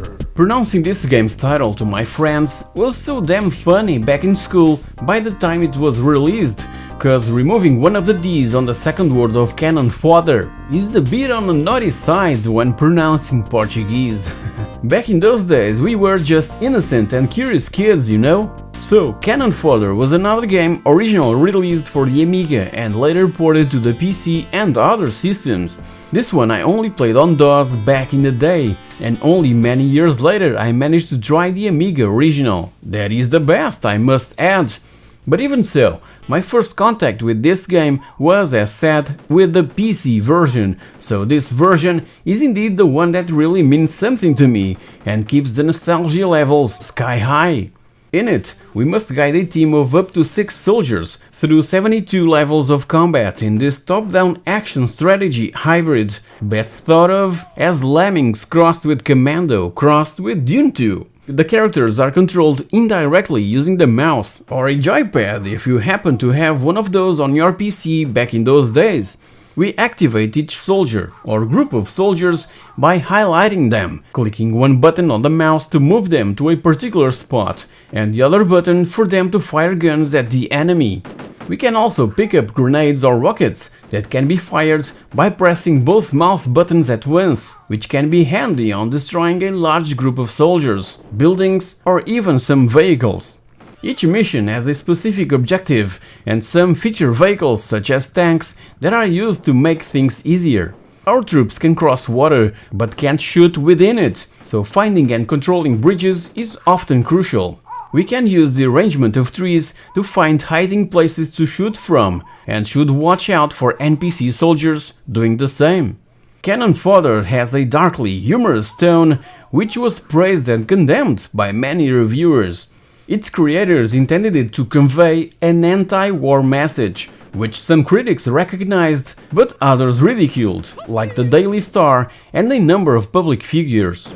Even so, many reviewers highly praised the game, which widely achieved scores of over 90% in many magazines. It will forever be remembered for its singular sense of humor, beginning with a theme tune entitled "War Has Never Been So Much Fun," and ending each level by showing the graves of fallen comrades. Cannon Fodder is a sniggering satire on the glorification of war, with an underlying pacifist message.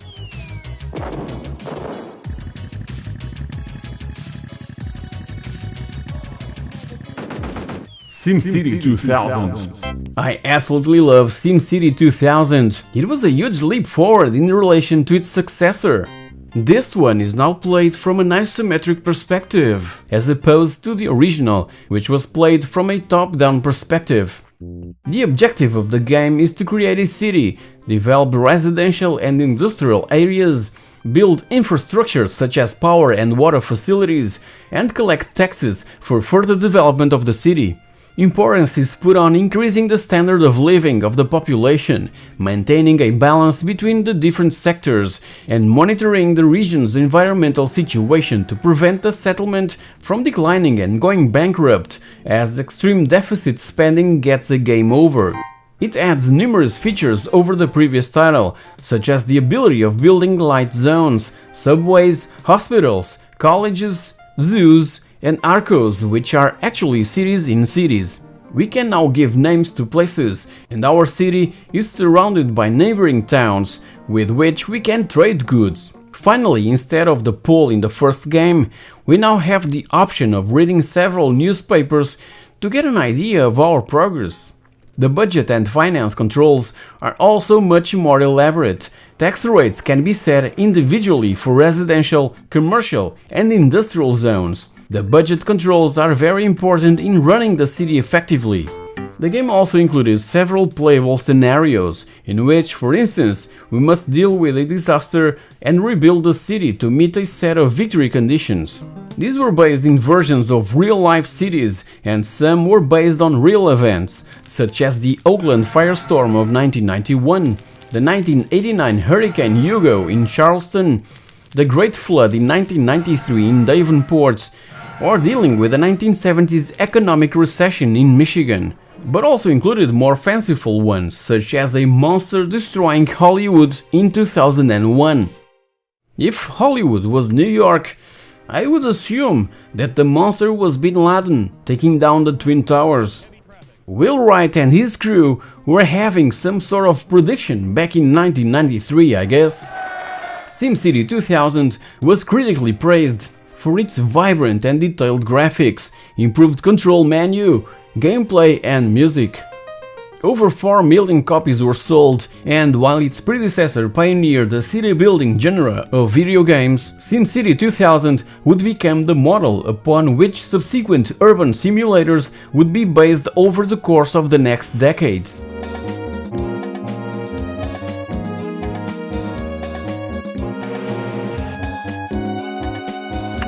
Fury of the Furries. Oh man, how I love Fury of the Furries! Played it first on my Amiga 500, but by the time I got my IBM PC, I also had to get a copy of the DOS version of this highly enjoyable and addictive puzzle and platform title that later, and outside Europe, was known as Back in Time. By the way, and about that name change, a collaboration with the Japanese group Namco led to the release, sometime around '94, of Fury of the Furries in other regions besides Europe, like Canada and the United States, but as said, under the name Back in Time. So for that partnership, the changes were superficial, and they only bothered transforming the main furry character into Pac-Man, the coins into pills, and remake the intro, giving it a story and objective. But enough about that. If you wanna know more, check my history video on Fury of the Furries. So, in the original and better title, we control a furry creature that has the ability to transform itself into 4 different colored forms: red, blue, green and yellow. Colors that indicates different skills that are needed at certain points during our journey across the 8 main locations present in the game: desert, lagoon, forest, pyramids, mountains, factory, village and the castle, each with 10 levels plus bonus levels. But not all forms are available in all the different levels. In those more puzzle-oriented, we may come across fields which deactivate certain powers. Besides the amazing gameplay, it also offers awesome music, graphics and even references to other video games and movies. Strange is that in the box, these creatures are known as furries and in-game as tinies. I guess that Fury of the Tinies sounded weird for some reason. As mentioned, its mechanics are centered around switching between the 4 different colors that indicates a specific special ability. The yellow form controls the elements of fire, allowing us to throw fireballs. The blue form controls the element of water, allowing the ability to swim and dive underwater, along with the power of shooting bubbles that can damage the enemies. The green form controls the element of air, allowing not only the use of a sort of grappling hook to swing across the environment, but also to pull objects.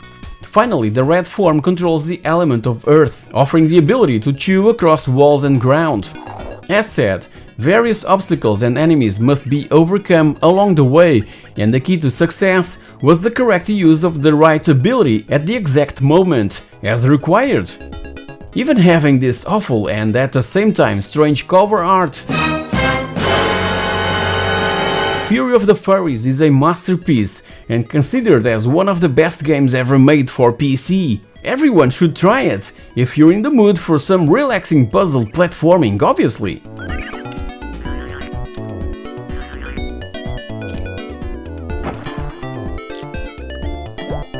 Day of the Tentacle. Now here's the sequel to the title, credited for being the very first point-and-click graphic adventure. Maniac Mansion set the tone for things to come, and Day of the Tentacle was the pinnacle of craziness and weirdness in the genre. Day of the Tentacle isn't just an adventure game, it's a mix of that ingredient with comedy, strong characters, puzzles, love, and different worlds packed with different stuff. Day of the Tentacle is all that and much more. Makes me feel great. There's 3 different characters working together in the past, present and the future to defeat the evil purple tentacle that is trying to Take on the world. We control Bernard and later also Hoogie and Laverne, being able to switch between them at any time. By using the commands at the bottom of the screen, the character can pick up items, use them on other things, talk to people and more. Any of the 3 friends can also send his items across time to another friend. The game takes place in the same area, but in 3 different eras, and thus affecting history takes a vital part in some puzzles. For instance, Hoogie can hide an item in the 18th century, and Laverne discovers it in the 23rd century. But by then, the item may have been affected by time and changed its properties. Besides all that, there's a bit of American history depicted in this game's past that was quite complicated to come around back then, cause yeah, my teacher was more focused in Portuguese history and ancient civilizations, but hey, don't let that little bit scare you. Otherwise, you'll be missing out on one of the most beautiful graphic adventure games ever created that was even remastered a few years ago. I don't wanna know. Dave Grossman returned after showing all his writing skills in The Secret of Monkey Island, and once again, and along with Tim Schafer, wrote this overwhelming story where we have to solve puzzles whilst traveling through time, exploring different periods of history in an attempt to stop the evil purple tentacle from again Take on the world. It was first released on floppy disks, with voice acting present only on cutscenes. That was a really complicated task to technically accomplish with success. So that you guys can have an idea, the whole game with animations, sounds and the SCUM engine is as big as this JPEG that is scrolling up the screen, that has around 8 megs. But they've managed to pull it off, and alongside the floppy release, there was also a CD-ROM version with voice acting throughout the whole game. Just like Fury of the Furries, Day of the Tentacle has also a ton of references to other video games and movies, and even to the Commodore 64, that was the computer for which the original Maniac Mansion was first released, and we can even play it inside the game on a C64 present in Weird Ed's room. Amazing! I've lost it! What can I say about the original Doom that hasn't been already said over and over? After Commander Keen and Wolfenstein 3D, Doom was the third major independent release by id Software. He'd started developing a darker game focused on fighting demons with technology, using a new 3D game engine from the lead programmer John Carmack. The designer Tom Hall initially wrote a science fiction plot, but he and most of the story were removed from the project, with the final game featuring an action-heavy design by John Romero and Sandy Peterson. Those disputes with the Johns over the direction to take with Doom made Tom leave id Software in August of that year to join Apogee, a company that had become well renewed in the market for its highly successful shareware distribution philosophy, and as you know, came to be known as 3D Realms in later years. Tom was later the game designer for Rise of the Triad, produced Terminal Velocity, and helped in varying degrees on Duke Nukem 2 and Duke Nukem 3D as well.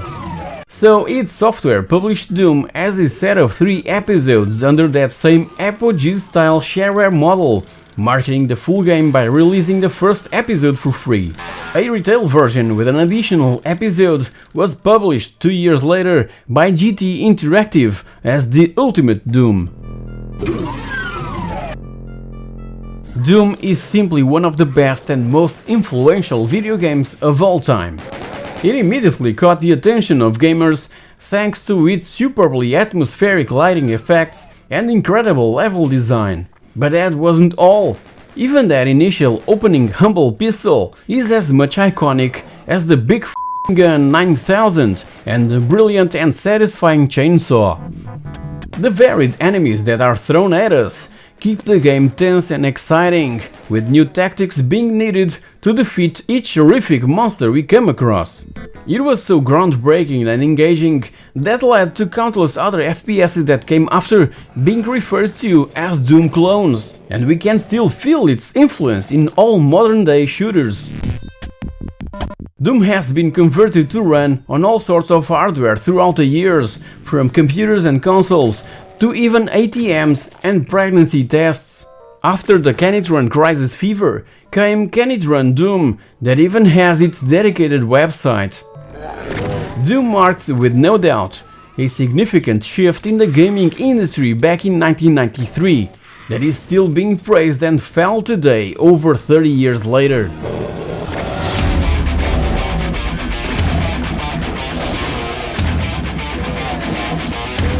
So guys, here you have it, the 10 games plus 20 honorable mentions released back in 1993 that I spent the most time with. Tell me down in the comments section which ones have you played, and feel free to share your personal favorites from that particular year. I would love to know, cause I'm positive that I'll discover a ton more just by reading your feedback. In the meantime, if you've enjoyed this episode, you know the drill. Thank you very much for watching, and I'll catch you all in my next video. Cheers!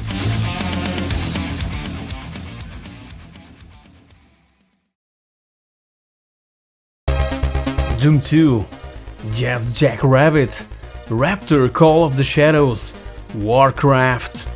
This was 1994 for DOS gamers, but bear in mind that even so, I had to leave out of this top 10 a bunch of other incredible games that I'm now gonna showcase, and that you must also check out.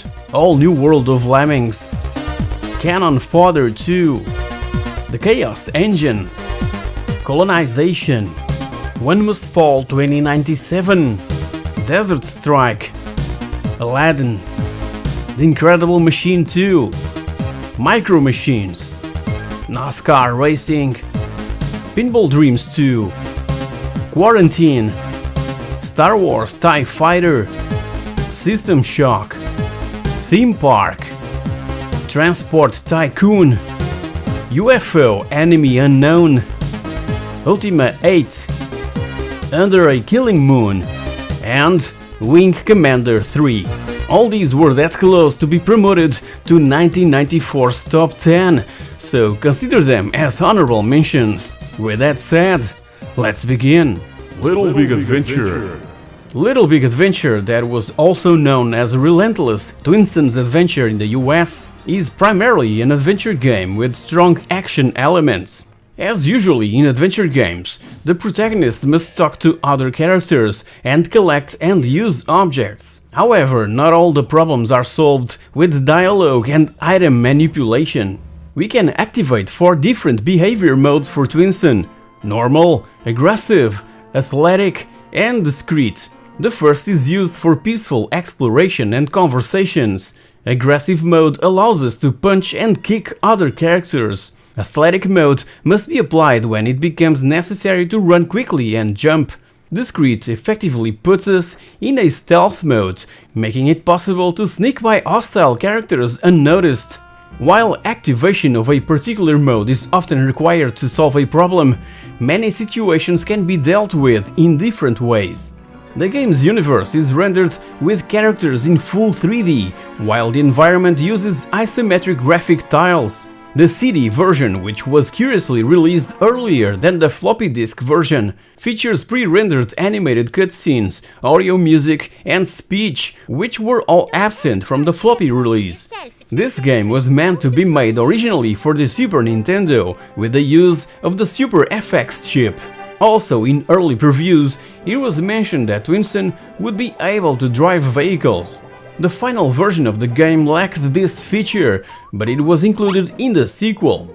The programmers also used some tech tricks in the Little Big Adventure, like for instance, the game's soundtrack was made of both Redbook audio and MIDI synthesizer. Also, the video mode is Super VGA for most of the game, but if we zoom, the game uses standard VGA. How about that?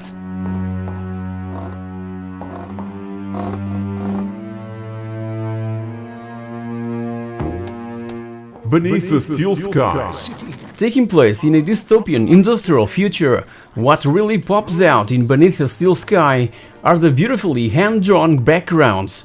Talking specifically about that, its backdrops represent Union City, in the same painstaking detail as anything from LucasArts or Sierra Online. Revolution's second adventure, initially available for MS-DOS and Amiga, had a huge help from renowned British artist Dave Gibbons, also responsible for the comic book limited series Watchmen. But not only the visual beauty of this title deserves the spotlight. It's an overwhelming story, and its soundtrack is short of amazing, a complete package of pure awesomeness. Beneath the Steel Sky is a brilliant atmospheric adventure built using Revolution's virtual theater engine used in their first adventure, Lure of the Temptress, released back in 1992. This engine in particular offers a game world in which NPCs wander around rather than staying fixed in one location. In this one, we play the role of Robert Foster, along with his pet robot Joey, that also can be used to solve puzzles and upgraded with spare parts. Despite the dystopian setting, the game manages to keep things from getting too serious, mainly with dry humor from Joey, and although it lacks the overall punch of the LucasArts classics, the unfolding plot is interesting enough to keep fans of the genre adventuring on to its conclusion. It was one of the last point-and-click graphic adventures that I've played all through to the end. By then, market was shifting towards the first-person shooter revolution, and everyone was looking forward for Doom 2 that would be released 7 months after Beneath the Steel Sky, and also Star Wars Dark Forces that would arrive in 1995. Yeah, pain. Impairment of vision? I keep seeing flying saucers. Heretic. Heretic goes beyond Doom in certain aspects. The engine has been enhanced with the abilities to look up and down and even fly, and wind currents pushes the player often to unwanted directions. Also new is an inventory system. Many different power-ups can be collected and then be used at the correct time. These include health flasks, invisibility and invincibility upgrades, time bombs and torches to light dark rooms. The Morph Ovum transforms enemies into chickens for easier dispatching. The Wings of Wrath allows one to fly, and the Tome of Power gives all weapons a substantial upgrade. Projectiles become more powerful or split up upon impact. The Phoenix Rod becomes a flamethrower, and the gauntlets remove life force from an enemy and transfers it to the player. Heretic is the first game in the Heretic Exon franchise. It uses the engine from id Software's Doom and transplants the game's first-person shooter gameplay into a fantasy setting. Like Doom, Heretic consists of 3 distinct episodes, playable in any order, the first being available as shareware. The hunt for the Sparrow begins in the City of the Damned, continues in the alternate dimension of the Hell's Maw, and comes to an end in the Dome of the Sparrow. Every episode consists of 9 levels, one of them a hidden one. The goal in each level is to find the exit, killing everything that moves. Keys must be found and buttons pressed to advance. Enemies include gargoyles, golems, undead knights, sorcerers, Ophidian beasts and more. Most enemies exist in several varieties. Some have additional range attacks, others have ghost forms and are resistant to certain weapons. The weapon arsenal is large and varied. The basic weapons are a wooden staff and the elven wand that shoots low damage magic bullets. More powerful equipment must be found. The ethereal crossbow dispenses a spread of arrows doing high damage, but at a low firing rate. The Dragon's Claw and Hellstaff shoot in a higher frequency. The claw hits enemies instantly, the staff's energy bullets need to travel to them first. The Phoenix Rod fires explosive charges and must be handled with care. The Fire Mace unleashes steel metal projectiles that bounce across the room towards the enemy. A bare melee weapon and a wooden staff are the gauntlets of the Necromancer, which dispense deadly energy. A final word for the ambience created not only by its visuals, but also by the music and the environmental audio. Brilliant!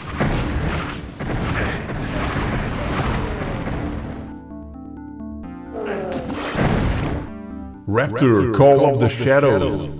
Raptor Call of the Shadows was originally developed for MS-DOS by Cygnus Studios and published by the mighty Apogee Software back in April of 1994.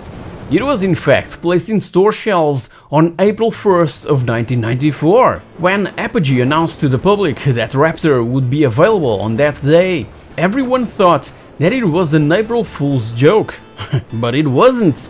And the game was supposed to be called Mercenary 2029 and not Raptor Call of the Shadows.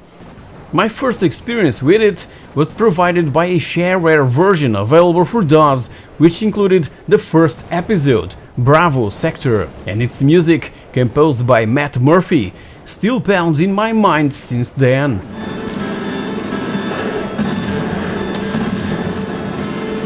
The game is divided into 3 sectors: Bravo Sector, Tango Sector and Aura regions, each one composed of a total of 9 levels, and for its plot is as basic as being sent on interplanetary missions to destroy everything that crosses our path, in this case the Megacorps thugs. Credits and bonuses are earned by destroying stuff, and the more difficult the enemies are, the more credits and bonuses we'll get. The player has only 1 life, but there's an energy meter that makes Raptor stand out from most shoot-em-ups available until then.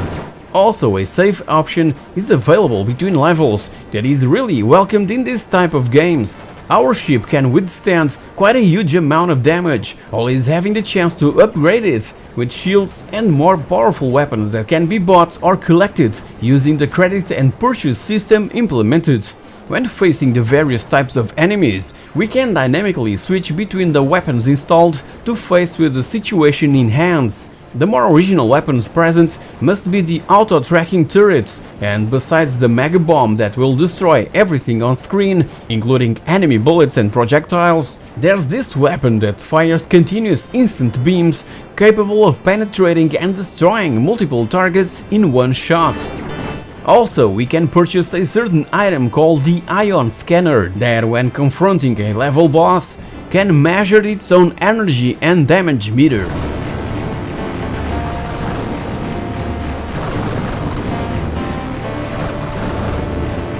Blackthorn. Blackthorn, also known as Black Hawk in some European countries, is a platform action game played from a side view with non-scrolling backgrounds. It was released both for MS-DOS and for the Super Nintendo, and its cover art was drawn by Jim Lee, a Image Comics artist by that time after rising to fame at Marvel Comics. Despite the Super Nintendo being the original release, it ended up censored in the United States and Europe and misses the blood effects when shooting prisoners, bleeding corpses, and a blood splash in the Blizzard logo and Game Over screen. It has certain similarities to Prince of Persia, being set in maze-like environments and focusing on exploration and occasional puzzle solving, but its inspiration came from another world and flashback, as officially stated by Blizzard's original creative team. The idea for Blackthorn came from a couple other games Out of this world, flashback. that were among the first to use rotoscoping. The animations are so lifelike, they're amazing. Kyle Blackthorn Vlaros fights enemies by shooting at them. And why Kyle? Well, because the developers loved Terminator, and in Terminator we have Kyle Reese. That's why. His default weapon, a pump-action shotgun, can be upgraded throughout the course of the game. Various types of bombs can be used to damage enemies, blow open doors, or destroy generators. Keys must be found to gain access to new areas. Now, talking about enemies, This was Blizzard's first game to feature that so particular orc laugh. We could soon also find in Warcraft, that curiously was released right about the same time as Blackthorn. So in this one we seek out for revenge on Sarlacc and his minions, and the gameplay involves large platforming sequences in which we can run and climb around the environment, find keys and items, and progress to the end of each maze-like level. Combat in Blackthorn takes the form of gunfights. Both Kyle and his enemies can press against walls to avoid incoming bullets. We can also fire blindly behind ourselves. As said, during the game we use a pump-action shotgun as our primary weapon. As the game progresses, Androthi allies will help us upgrade that weapon, increasing its speed and power. The game has 17 levels within 4 areas: the mines of Androth, the Karelian forests and swamps, the Wasteland Desert and Shadowkeep. As the game progresses through these areas, we become stronger and better equipped, but so do the enemies. The Sega 32X version, that arrived a year later, includes a 5th area, the Snowy Mountains, which is not found in the other versions of the game.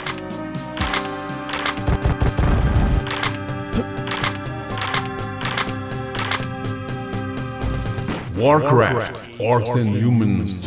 And staying in the Blizzard realm, Warcraft Orcs and Humans can be as addictive today as it was back when it came out in November of '94.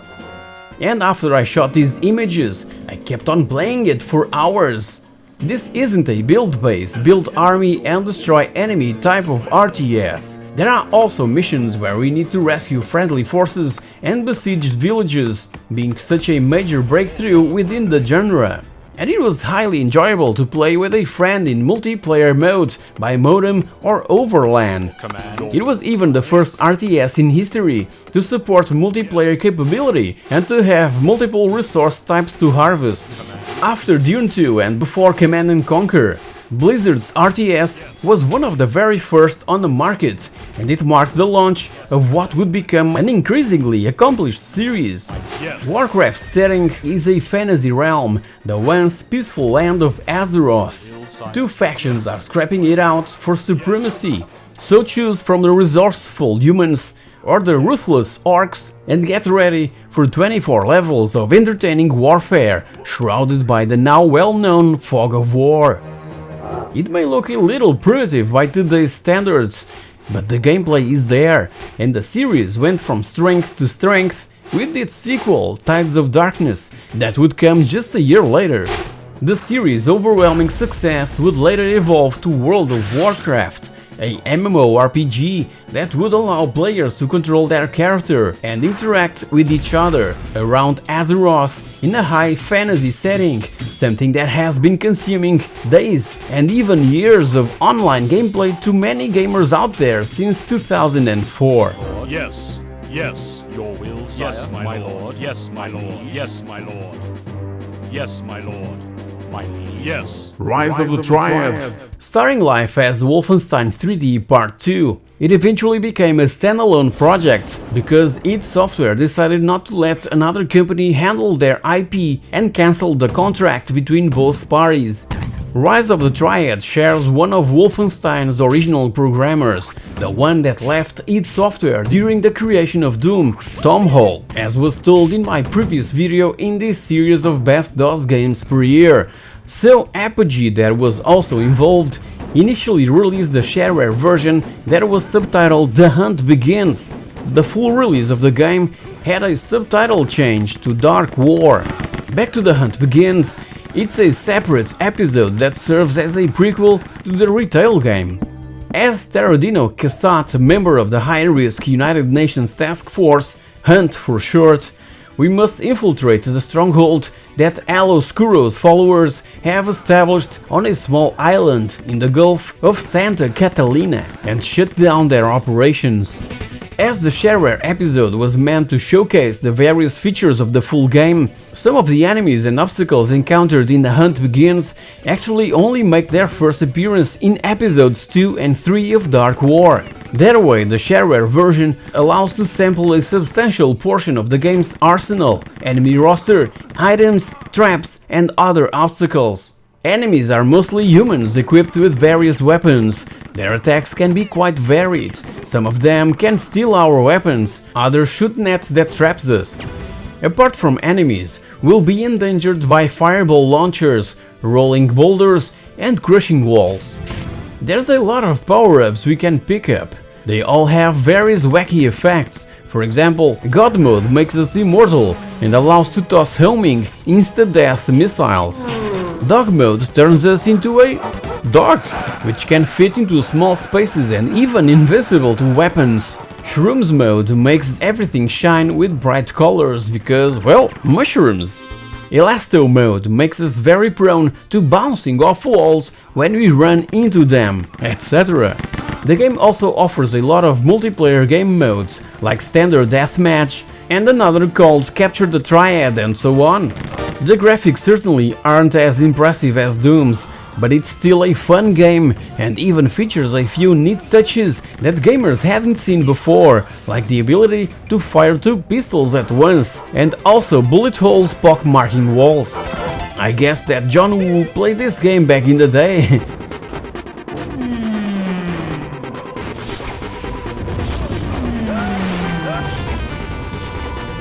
Jazz Jackrabbit. Jazz Jackrabbit was a sort of Sonic game that PC gamers were looking for. An extremely fast side-scrolling platformer, a style more common to see on consoles by that time. It was developed and published by Epic Mega Games for DOS and later for Mac and for Windows. In this platform game, Jazz, the hero of the rabbit planet Kurotus, must rescue the beloved rabbit princess Ava Earlong and defeat the leader of the turtle terrorists, Devon Shell, traveling to different planets to gather clues concerning Ava's whereabouts while liberating them from Shell's tyranny. The similarity to Sonic the Hedgehog manifests itself in Jazz's uncanny speed and the fact it increases the more he runs. However, the rest of the gameplay mechanics are different. The game is primarily a shooter, meaning that in order to defeat our enemies, it's not enough for us to jump over their heads. We start with a blaster, but during the course of the game acquire other weapons, such as a grenade launcher, a flamethrower, TNT, etc. We can also pick up various power-ups, including a force shield, a hoverboard that allows us to float in the air, a bird that will fight on our side, and others. The game was originally divided into 6 episodes, with only the first one available in the shareware version, as usual. Each episode has 3 planets, with every planet itself consisting of 2 levels. The final level of every episode features a boss that we must deal with in order to complete the level, and episodes are tied by a single storyline, usually progressing after each episode is finished. As said, Jazz was inspired by games like Sonic but also Zool, and its fast-paced gameplay, beautiful graphics and amazing soundtrack was what really grabbed every single one of us that didn't own a gaming console by that time. And this was the game that we would show to our friends that had, for instance, a Genesis or Mega Drive or even a Super Nintendo. They were impressed, I can tell you that, and started to look differently at computers, cause these beasts could also be a lot of fun.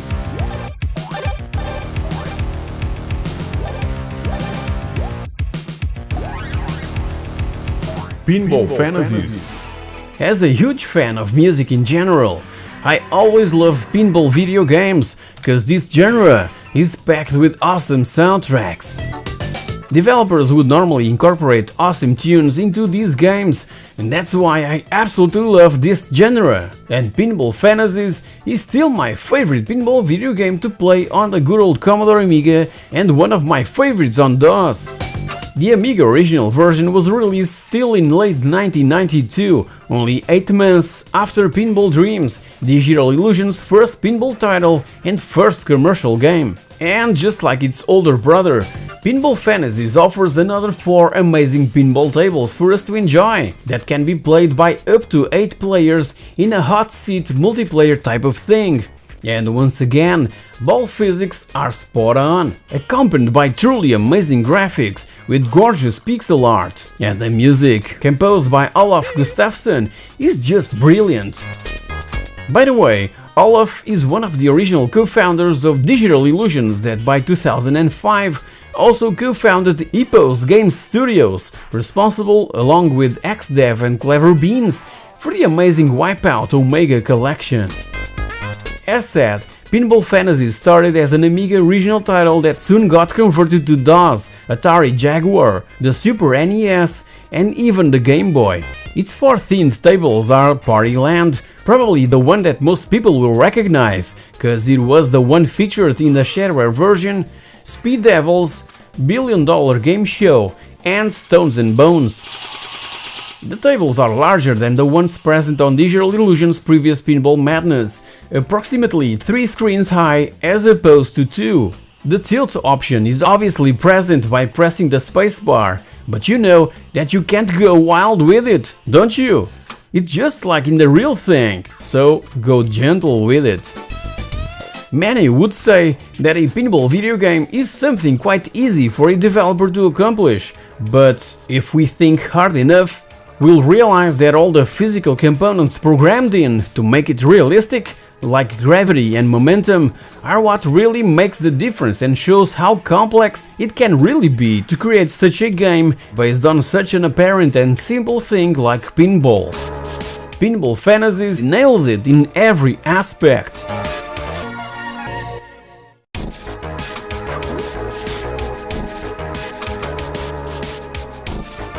Doom 2, Hell on Earth. Again, what can be said about Doom 2 that hasn't already been said? The best action game on the PC got even better with this second installment subtitled Hell on Earth, featuring all new levels, more monsters and the legendary Super Shotgun. However, many said that Doom 2 seemed more of an add-on than a true sequel, and it's kind of true. And it's also kind of true that rarely has a sequel had to do so little to be successful and praised all over the place. Unlike its predecessor, which took a year to make, this game was 8 months in production. The improvements are indeed refinements, and what it basically did was experimenting, creating levels that were all one big set piece and explained to the whole gaming industry exactly what the first-person shooter genre refers to as spacing. In this sequel, the protagonist is still the same hero, the last remaining Space Marine. After having single-handedly saved Mars from demonic threat, he returns to Earth, only to find out that demons have already invaded it, killed most of its inhabitants or possessed them. It's now our task to bring down the force field around the last operational starport to allow the remnants of mankind to escape. Doom 2 looks and plays very similarly to its predecessor, utilizing the same 3D graphical engine with 2D sprites for enemies. The gameplay once again consists entirely of navigating the hero from first-person view through 3D environments and shooting at the demons while attempting to find a way out by flipping switches and looking for keys. Unlike in Doom, which is divided into 3 episodes, the 30 levels of this game plus the 2 secret levels form that big set piece I mentioned before, creating a sort of single and long episode. Doom 2 was the first game to be rated by the ESRB, as its predecessor naturally inspired it due to all the controversy that surrounded its creation. In fact, the commercial boxed version of the original Doom was placed in store shelves after Doom 2. Yeah.